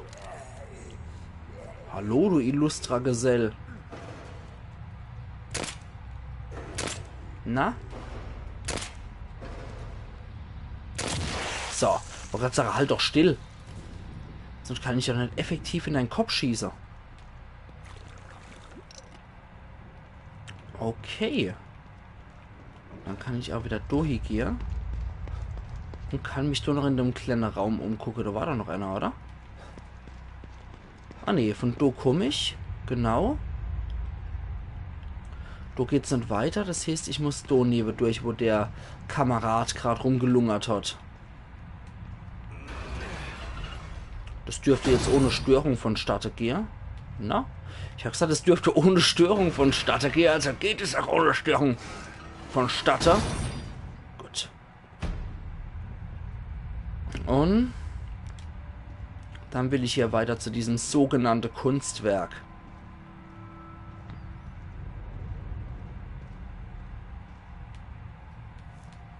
Und kleiner Schlüssel verwendet. Na gut. Das Sicherheitsnetz wieder. Okay. Dann schauen wir mal, wo wir hier entlang schleichen können. Das geht hier relativ gut. Oh, nee, da geht's nicht gut. Da müssen wir wahrscheinlich immer außenrum, wie es aussieht. Da ist auch offen. Aber da komme ich auch nicht durch. Nee.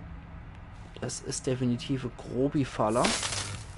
Ups. Aber wenn es komische Geräusche macht, bin ich auf dem richtigen Weg, glaube ich. Von daher, da kann ich entlang. Da kann ich wieder außen rum. Und da muss ich reinschluppern. Sehr schön. Von da aus komme ich dran, das Ding. Okay. So, wieder die Musik genießen.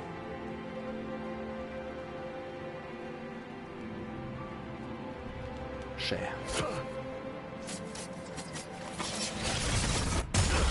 Und weg ist es. Interessant halt, dass auch immer dasselbe Lied verwendet. Betritt das Theater. Sehr schön. Verwendet bei jedem von seinen Kunstwerken, die so in dieser Zeit, in diesem Zeitwürfel drin sind, immer dasselbe klassische Musikstück. Beide zerstört. Das dürfte funktioniert haben. Hoffen wir's. Zurück zum Theater. Mal sehen, ob ich reinkomme. Ah jo. Und gucke, ob du jetzt nicht spontan mehrere Ruhelose auf der Straße noch gewachsen sind. Ah, da haben wir ja noch eine Spritzel. Ich finde, das könnten wir uns jetzt auch noch reinjagen, wenn wir schon das so unmittelbar vor uns hätten. Kann ich mir das nochmal gleich nehmen. Und kann nochmal in das Menü reingehen. Und ich würde sagen, das Ding hat sich da eigentlich echt recht gut bewährt. Das setzen wir jetzt nämlich gleich mal so noch over. Damit es mal Standardpistole wird jetzt. Das mit Laservisier ist zwar echt schön und gut, aber ich denke, damit kann ich eigentlich auch recht gut schießen. Und generell ist es echt nicht verkehrt. Macht zwar ein bisschen weniger Schade, aber solange ich den Kopf halt erwische, ist das kein Thema. Oh, jetzt habe ich aber echt hier schon mit dem Hydrant einiges unter Wasser gelegt. Und ich jetzt sage, ich könnte jetzt auch nochmal hier gehe zum Speichern. Bevor ich mich hier im Theater stelle. Das Theater wird wahrscheinlich für heute das letzte Level sein, was ich mache. Und oder noch, wenn Stefano in die Knie gezwungen ist, werde ich wahrscheinlich auch einen Cut machen und das Spiel erstmal dann, oder das Stream für heute erstmal beenden. Aber ich mag diesen Psycho unbedingt eigentlich heute noch erledigen. Und ich habe das Gefühl, im Theater könnte man dann tatsächlich stellen. Ist nur so ein Gefühl von mir, aber ich glaube es eigentlich schon. So. Dann können wir jetzt hier nochmal speichern. Wobei wir könnten jetzt auch schon, wenn wir dort dabei sind, könnten wir auch gleich wieder zurück. In Sebastians Zimmer. Und können noch ein bisschen was zusammenbauen. So. Für 300 Teile können wir bestimmt einiges Nettes machen. Das braucht 400. Das braucht 480. Uiuiui. Und das braucht 240. Für die Feuerkraft nochmal zu erhöhen. Wie sieht es denn bei der Armbrust aus? Wir könnten auch die Reichweite erhöhen. Ja komm, das kostet nicht so besonders viel. Und dann könnten wir auch nochmal unser Explosionsbolze verbessern. Erhöht den Schaden. Das ist gar nicht mehr so verkehrt. Erhöht Schaden und Schrapnellradius. Ah, scheiße. Okay, dann könnten wir aber auch noch... was ist denn das? Ladezeit. Verringert die zum vollständigen Laden eines Schusses der Hüterarmbrust benötigte Zeit. Ja, das ist auch nicht verkehrt. Machen wir auf jeden Fall auch. Und dann könnte man noch... Ja, Explosivbolze geht gerade nicht. Und da können wir einfach nur... Greift auf mehrere Feinde. Erhöht die Reichweite... Nee, komm. Das lassen wir jetzt erstmal gut sein. Man muss ja nicht auf Teufel komm raus irgendwas machen. Und da können wir uns auf jeden Fall für 20.000 auch noch was Schönes gönnen. Im Kampfmenü. So. Erstmal wieder das Käppel auf der Schädel. Schön, Sie wiederzusehen. Ah, wo bist? Ah ja, du bist. Okay, habe ich noch einen Schlüssel zufällig für die Leicheschränk? Nö, Kenner. Okay, dann mag ich aber trotzdem nochmal meine Fähigkeiten verbessern. Sie werden immer stärker. Ja. Aber es wird hier auch immer gefährlicher. Sagst du. Es ist keine Schande, sich auch mal zu verstecken. Und ich kann Ihnen dabei helfen. Okay, Kugelhagel, das war's. Eine begrenzte Zeit lang steigt der Schaden durch Feuerwaffen mit jedem weiteren Schuss. Der Effekt endet, wenn entweder die Zeit abgelaufen ist oder die Munition ausgeht. Das ist sehr, sehr praktisch. Weil gerade bei Bossgegner, wenn man die eindeckt, Mit Schuss über Schuss. Ich denke, das kann schon echt nicht schlecht sein. Gerade wenn man die Schrotflinte oder so verwendet. Oder wenn man halt mehrere Schüsse hintereinander mit der Pistole ablegt auf einen stinknormalen Gegner, wenn man halt einen Crit landet. Ach, nicht verkehrt. So.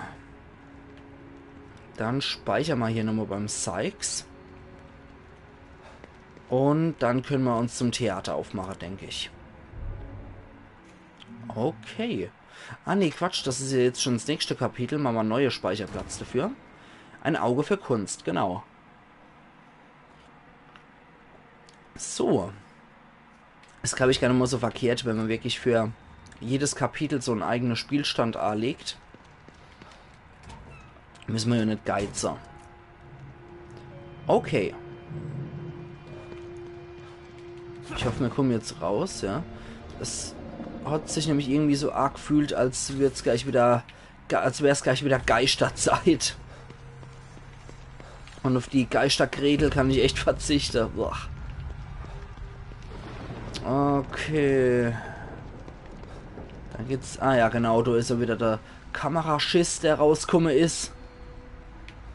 Das Ding ist ja 8 Buchstaben, Wageladung Arschlöcher. Meine Güte. Was haben wir dann hier in der Mülltonne noch drin? Da sind immer die beste Sache drin in der Mülltonne. Ja, so, dann gehen wir hier nochmal durch. Sons of Liberty. Das klingt irgendwie noch der schlechteste Biker-Gang der Welt. Okay, jetzt haben wir hier das Theater endlich offen.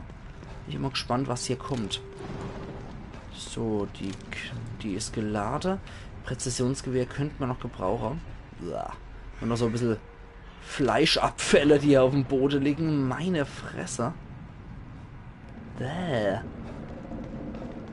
Und hier kommt nichts mehr. Ne. Okidoki. Na dann. Sollte man uns mal eventuell in dieses Theater wagen und gucken mal, was da passiert. Aber vorher könnte ich nochmal die Umgebung natürlich abchecken. Man will doch nichts verpassen. Man will doch ja nichts verpassen. Und? Hoppla. Das wollte ich eigentlich noch nicht machen. Scheiße. Komme ich wieder raus, oder? Ja, ich habe irgendwie das Gefühl gehabt. Verdammt. Na egal, jetzt sind wir drin. Jetzt sind wir drin. Kapitel 8. Die Premiere.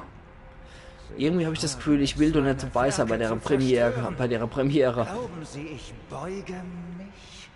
Genau wie Sie. Sie dachten, Sie könnten mich zu etwas formen, was ich nicht bin. Was Sie hier erschaffen haben, ist atemberaubend.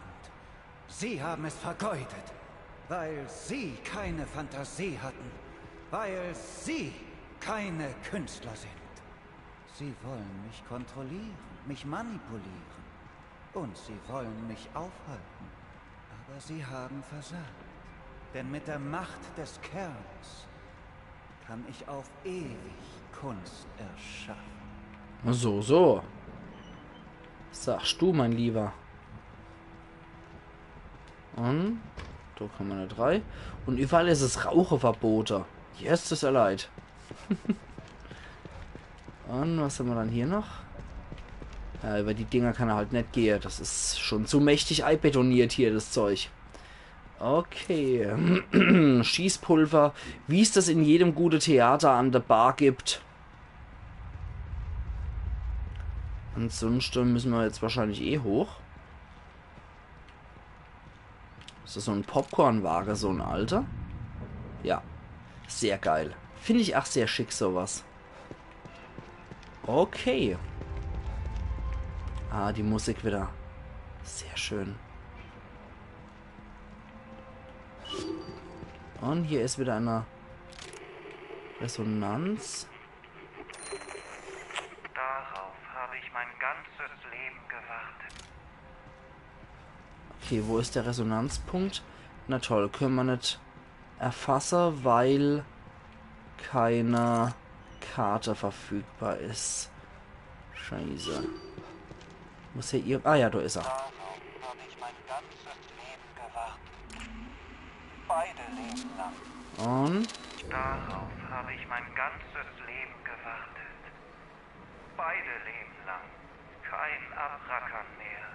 Keine ahnungslosen Kritiker. Kein Zwang, sich länger den idiotischen Meinungen unreifer Grünschnäbel zu beugen. Keine Ablehnung mehr durch plumpe Einfallspinsel. Endlich habe ich die Freiheit, das zu sein, was ich immer war. Ein Künstler. Und mir steht die beste Leinwand aller Zeiten zur Verfügung. Endlich wird der Name Stefano Valentini in aller Munde sein. Erinnerungsfragmente 14 von 24. Und ich habe gerade hier gesehen, 6 Likes. Vielen lieben Dank. Das ist echt toll. 6 Likes schon für das Video. Für den Stream heute. Ach ja, vielen lieben Dank. Das ist echt sehr nett von euch. Der ganze Support. Oh, wirklich sehr lieb. Kann ich wirklich nur Danke sagen. Und ja, da kommt da nicht drüber, das ist einfach zu fest betoniert und das sind so unsichtbare Barriere, da kommt man nicht vorbei, so als normalsterblicher Ex-Polizist, der sie alle mit einer Hand über den Haufen schießt. Nee, aber da drüber steige, das wäre zu viel verlangt. Das ist genauso wie bei The Evil Within Ends. Man braucht Gehirnmedizin, um klüger zu werden, um zu merken, dass man jetzt auf einmal 15 Streichhölzer tragen kann. Also, nee, ne? Okay, Videosequenz.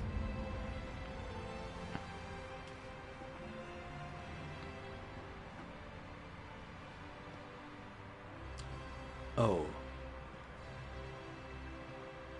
Alle mit dem Sack über dem Kopf. Was macht er mit diesen Leuten? Das ist wohl sein Publikum.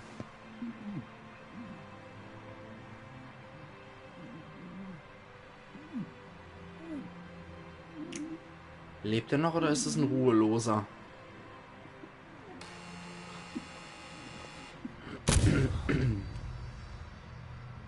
Diese Jagd war unterhaltsam.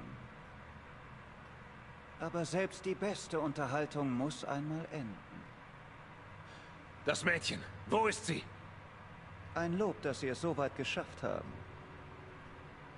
Wäre Hartnäckigkeit eine Kunstform, wären Sie ein Meister. Was hat denn der an seinem Kein Michelangelo. Aber mindestens ein Genug Van Gogh. von diesem Kunstmist! Wo ist sie? Der Kern ist sicher bei mir. Ich habe sie auf seinen Befehl mitgenommen. Aber seit ich das Ausmaß ihrer Kräfte kenne, wie könnte ich sie da gehen lassen? Was ich tue, ist wichtiger als bloßer persönlicher Gewinn. Er könnte das niemals verstehen. Er? Wer ist er? Unwichtig. Er wird nicht mehr lange hier sein. Mein Werk allerdings wird fortgesetzt. Oh oh, die haben alle Sprengkapsel in der Gosch. Picasso hatte seine blaue Phase. Ich bin jetzt in meiner blutroten. Scheiße. Nein! Stopp! Erblicket meine neueste Kreation. Alter, das Ach. Nein!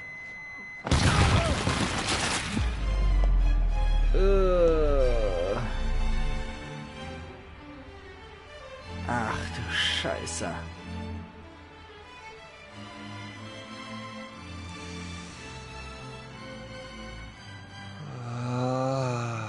Ich glaube, wir sind Männer Abganger. Alter Falter. Uah.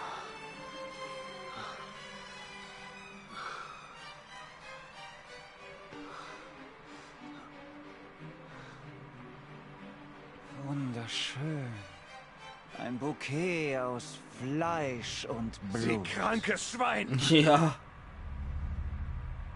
Wie kann ich das je übertreffen? Ich finde einen Weg. Ihre Furcht ist so inspirierend.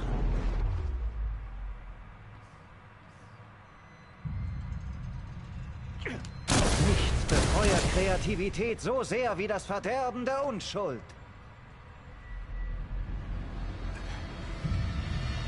Sie bekommen sie nicht. Sie würden ihre Macht nicht nutzen. Sie sind ein verständnisloser Neandertaler. In ihren Händen ist sie nutzlos. Bitte erleid, ist das ein fertiger Typ.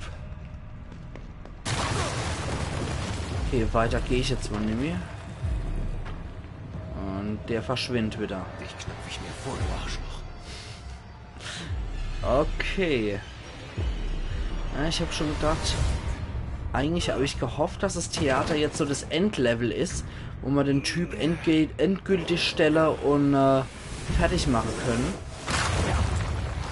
Ist das wieder die Riesenkamera? Aber was stimmt mit dem Typ seinem Auge nicht? Ja, das ist wieder die Kamera. Scheiße.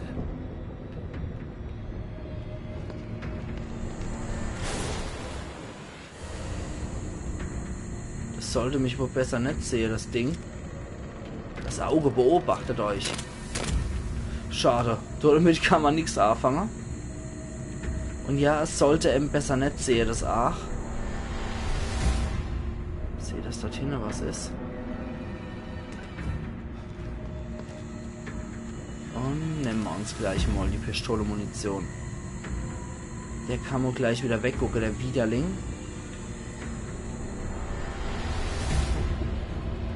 Und renn. Renn. Okay. Schnell. Gut, das hat mich wieder nicht gefunden. Oh, das war jetzt aber echt schon gewagt. Ach, ziemlich viel und schnell gerannt. So.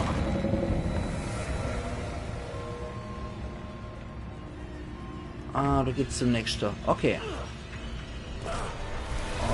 Okay. Das hat mich wieder im Visier.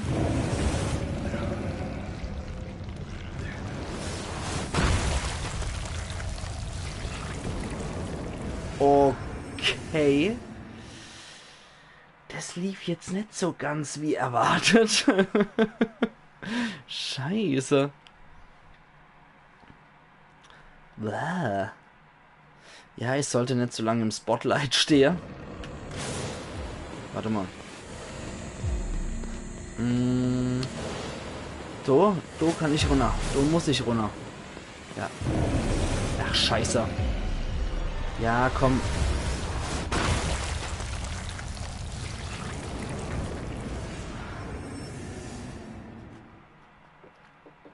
Das Schlimme ist bei sowas, wenn einmal der Wurm drin ist, dann kriegt man diese Filmsequenz-Tote, wenn es wirklich schnell gehen muss bei solcher Situationen, dann kriegt man die nicht mehr raus. Also hier muss ich durch. Und jetzt das dritte Mal schon in Folge, wächst.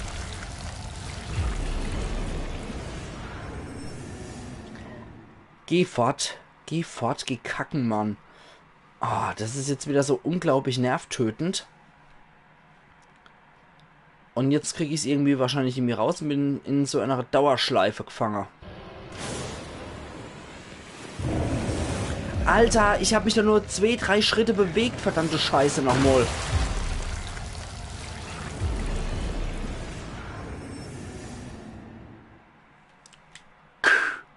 Ich wäre Hals wie Keksdurst bei dem Scheiß. Oh, okay. Toll. Gewitter erleidet. Könnte ich echt im Quadrat kotzen bei sowas. Du Genau. Der ist für dich, Tentakel. Alter. Oh. Gewitter, du Nakeit, Jeremias Zuckerhut. Was soll ich denn da jetzt noch großartig machen? Wenn ich stehe bleib, zerschmettert er mich.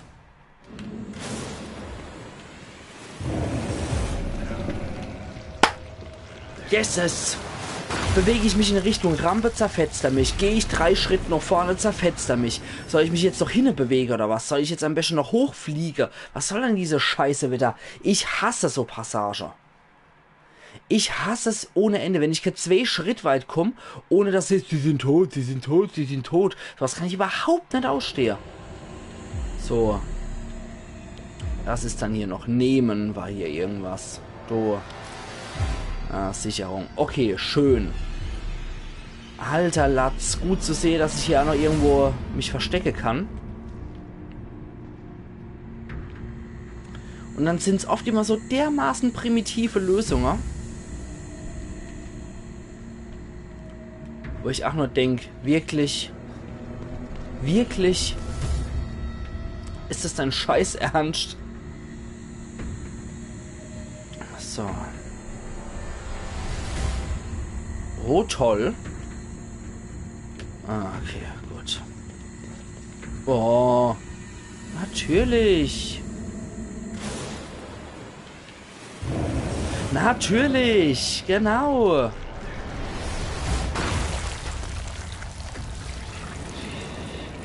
Go fuck yourself, scheiß Fee.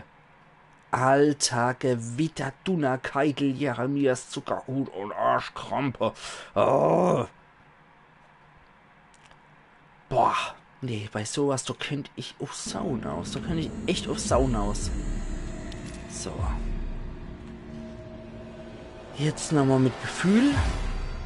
Und ich war doch da hinter einem Vorsprung. Ich war hinter einem Vorsprung. Aber nee, das zählt ja alles nicht, ne? So.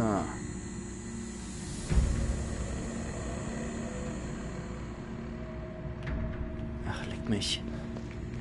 So. Okay. Da wäre ich anscheinend nicht aufgespürt.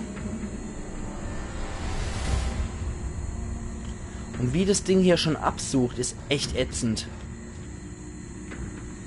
Ja, okay, du ohne findest mich anscheinend nicht. Na gut.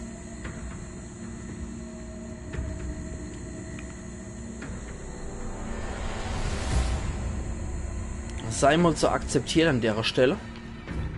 Und jetzt Rennbastel. So. Ich hoffe, hier findest mich auch nicht.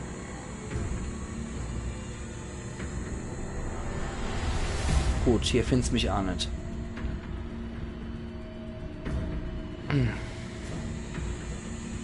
Ätzend ohne Ende. Vor allem ist es ätzend, wenn die Lösung eigentlich so einfach wäre. Und man kommt dann teilweise auch gar nicht drauf. Oh, na toll. Auf ins Spektakel, komm zu dem Tentakel. Alter Falter. Gut. Okay, wo zum Teufel ist er hin? Ja, wir haben jetzt schon die 4-Stunden-Grenze wieder erreicht, aber ich würde den Freak eigentlich heute ganz gerne noch knacken. Oh, das riecht wieder noch Fotokopf.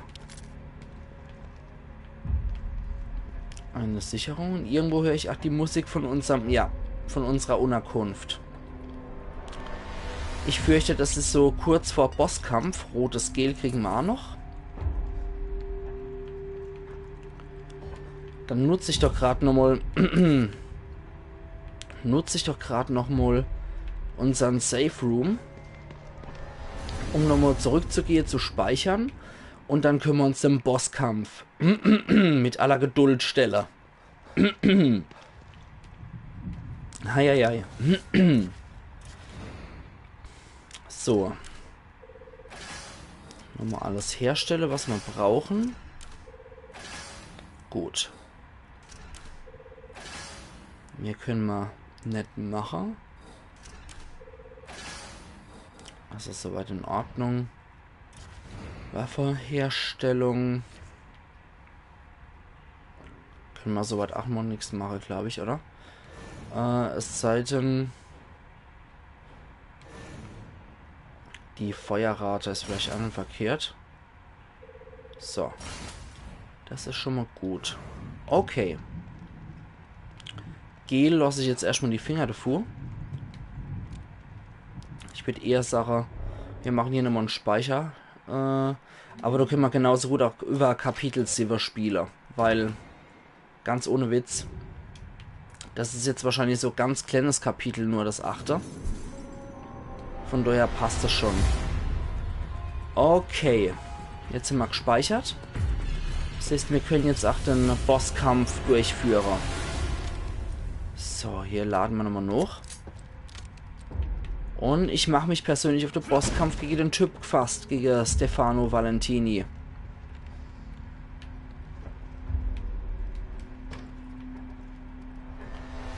Weil rein plottechnisch sind wir jetzt wieder an so einer Stelle. Ich erwarte Sie. Mein nächstes Werk wird faszinieren. Das sehe ich anders. Die komplette Absorption Ihrer Kräfte, die Unterwerfung Ihres Willens. Das wird Kunst in jeglicher Hinsicht. Das ist wieder dieses Haus, wo wir das erste Mal waren. Ich brauche Sie hier, um das als wir auf ihn gestoßen sind. Das werden wir ja sehen. Ach ja?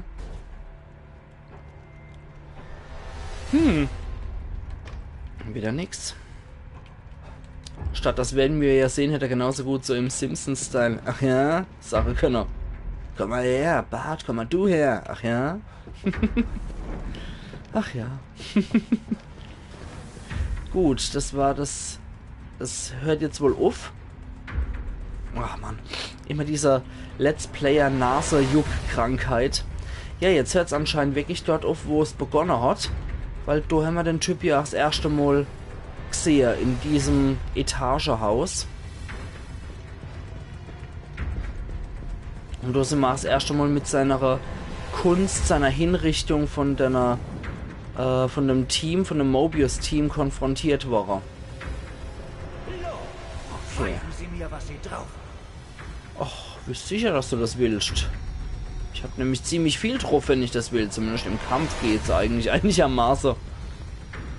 Na gut, dann haben wir einmal den Naseribbler und dann wollen wir mal gegen diesen Psycho persönlich vorgehen.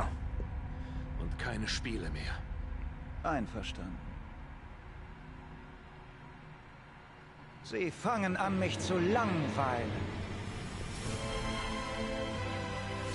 Ihr Tod wird zur Kunst. Das sehe ich anders. Es wird Zeit für die Signatur. Ich darf mich anscheinend nicht von seinem Foto erwischen lassen, weil so kann er mich einfrieren und dann kann er mich locker erwischen. Er sieht mich auf jeden Fall. Ach, da ist er. Autsch. Mistkerl. Sich vor etwas zu verstecken, das du nicht siehst. Also er sieht mich auf jeden Fall. Okay. Ich denke, da ist doch die Schrotflinte die bessere Wahl tatsächlich. Ah, ich bereue nichts, was dich angeht, mein Lieber, weil du hast es hundertprozentig verdient. Okay, ich kann mich doch ganz gut wehren, denke ich, gegen ihn. Das war aber nur die erste Phase vom Bosskampf. Jetzt hat er noch sein Glubschali. Oh, jetzt hat er seinen Glubschkumpel auf seiner Seite. Jetzt muss ich mich echt verstecken.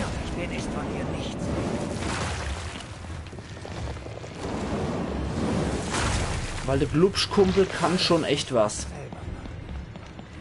Okay. So. Da ist er wieder. Okay. Wie viel kannst du noch einstecken? Och, ich kann noch einiges einstecken. Ich glaube aber du nimmst so viel. Gell? Oh, Scheiße.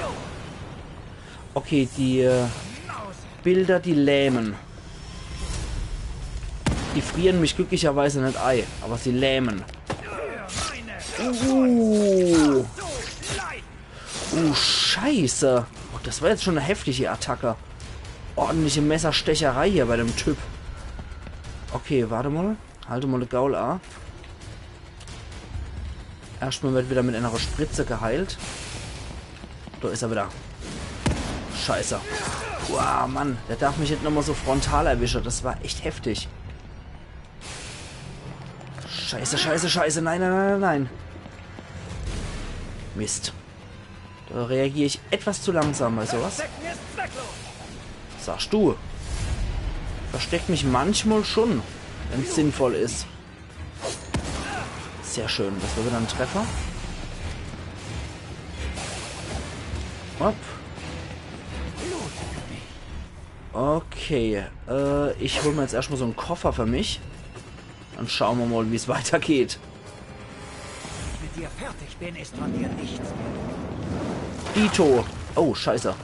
Da hat mich auch noch im Visier. Upsala. Alles muss man selber machen. Das hast du schon mal gesagt. Niemals. Da kommt er. Okay. Da wird er nicht getroffen. Flucht ist zwecklos. Och. Hi, du bist. Komposition. Ah. Aufpasser. Verstecken ist zwecklos. Komm doch her, du Feigling. Mann. Ups. Oder anscheinend noch ein paar Mine versteckt für mich. Okay. Sehr schön. Jetzt habe ich dich. Ich hoffe jetzt endgültig. Gut. Sieht so aus, als hätte ich ihn. Wenn sogar seine Kamera abstirbt, sein Auge. Ja. Das Objektiv schließt sich mit dem Lid. Bäh. Aber schon geil gemacht. Rein optisch echt widerlich, aber gut gemacht. Trophäe erhalten in Silber, der Vorhang fällt.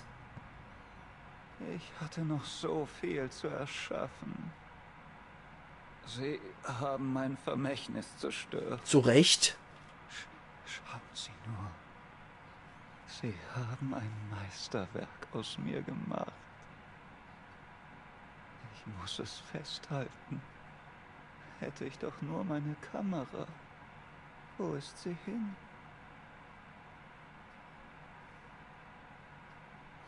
Und er hat mir nicht sagen können, wer der Typ war, der befohlen hat, die Lilly an sich zu nehmen.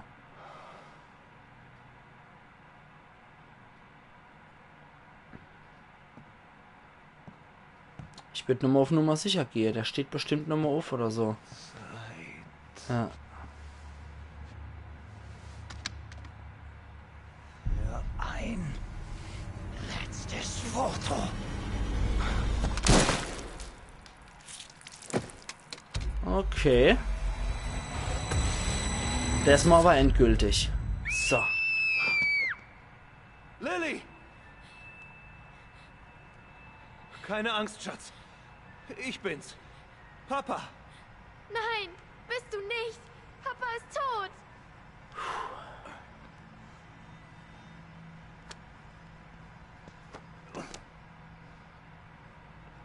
Und? Schatz, ich weiß, das haben sie dir gesagt. Aber das stimmt nicht. Lilly, bitte. Komm raus, Lilly. Du musst dich nicht verstecken.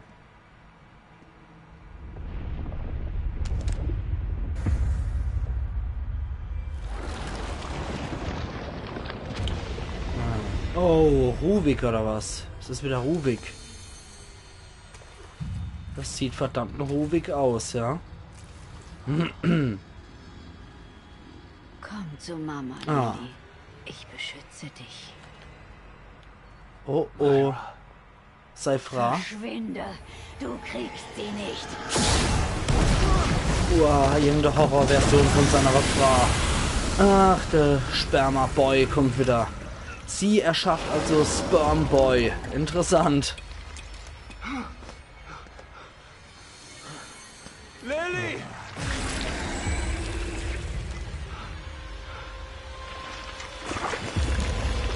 Na, klasse. Auf die unelegante Art hinterher. Na gut. Auf jeden Fall habe ich mein Tagesziel erreicht. In dem Stream noch diesen irren Fotograf Valentino. Valentini hieß er, glaube ich, ja. Stefano Valentini zu erledigen. Das ist schon mal mein Tagesziel erreicht für den heutigen Stream. Das finde ich doch schon echt gut. Myra?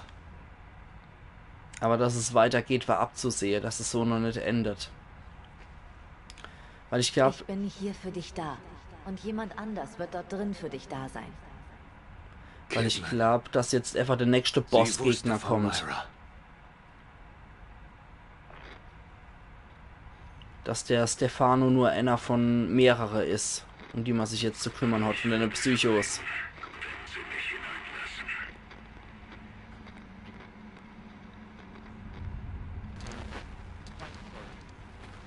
Verdammt.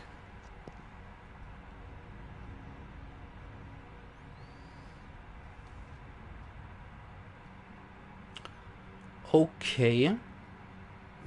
Es hat sich wieder geändert hier ein bisschen. Kapitel 9. Ein anderes Übel. Ah, da ist die Actionfigur, die ich gesammelt habe. Genauso wie diese Sido-Maske, die ich noch gesammelt habe. Okay, schön. Hat sich hier geändert und ich sehe jetzt schon, dass hier dieses Augenzeichen ist, wie das im ersten Teil war bei Ruvik in seinem Stem.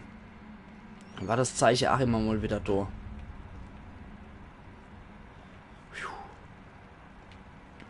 Was ist das? Wo ist Ja, der Spiegel? das ist dieses Symbol.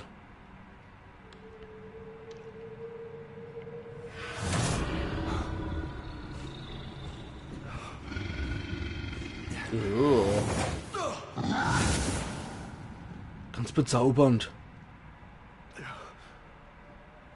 Oh. Wo bin ich denn jetzt? Ach du Scheiße. Und an der Stelle speichert er nochmal. Kann ich wieder zurück, oder? Das Symbol kenne ich. Ja. Als hätte ich es in der echten Welt gesehen. Okay, also hier komme ich jetzt anscheinend nicht mehr zurück in das Safe Room. Aber er hat hier an der Stelle gespeichert. Von daher würde ich sagen, wir gucken uns jetzt nochmal an. Moment, ich gucke gerade mal Spiel laden. Kapitel 9, ein anderes Übel. Hat hier schon automatisch gespeichert. Okay, da würde ich nämlich sagen, ich kehre hier zum Hauptbildschirm wieder zurück. Zum Hauptmenü. Und ich denke, ich habe für heute alles geregelt, was ich regeln wollte. Bin so weit gekommen, wie ich kommen wollte. 4 Stunden und 15 Minuten in 5 Sekunden am Stück gestreamt. Das ist doch auch schon was. Und dadurch, dass ich 15 Minuten vorher mir Zeit genommen habe, um auf Leute zu warten, habe ich heute wieder 4 Stunden am Stück gestreamt mit 5 Minuten Pipi-Pause zwischendrin. Und ja, ich bin generell zufrieden. Es waren mal wieder ein paar neue Leute dabei, es waren auch mal wieder all die Personen dabei, die auch immer wieder reinguckt. Also Mathilda, vielen Dank, dass du wieder hier warst. An Fuchsgesang und an Flash, vielen lieben Dank, dass ihr das mal neu mit dabei wart. Ich hoffe, es hat euch Spaß gemacht und ich hoffe, es hat euch gefallen.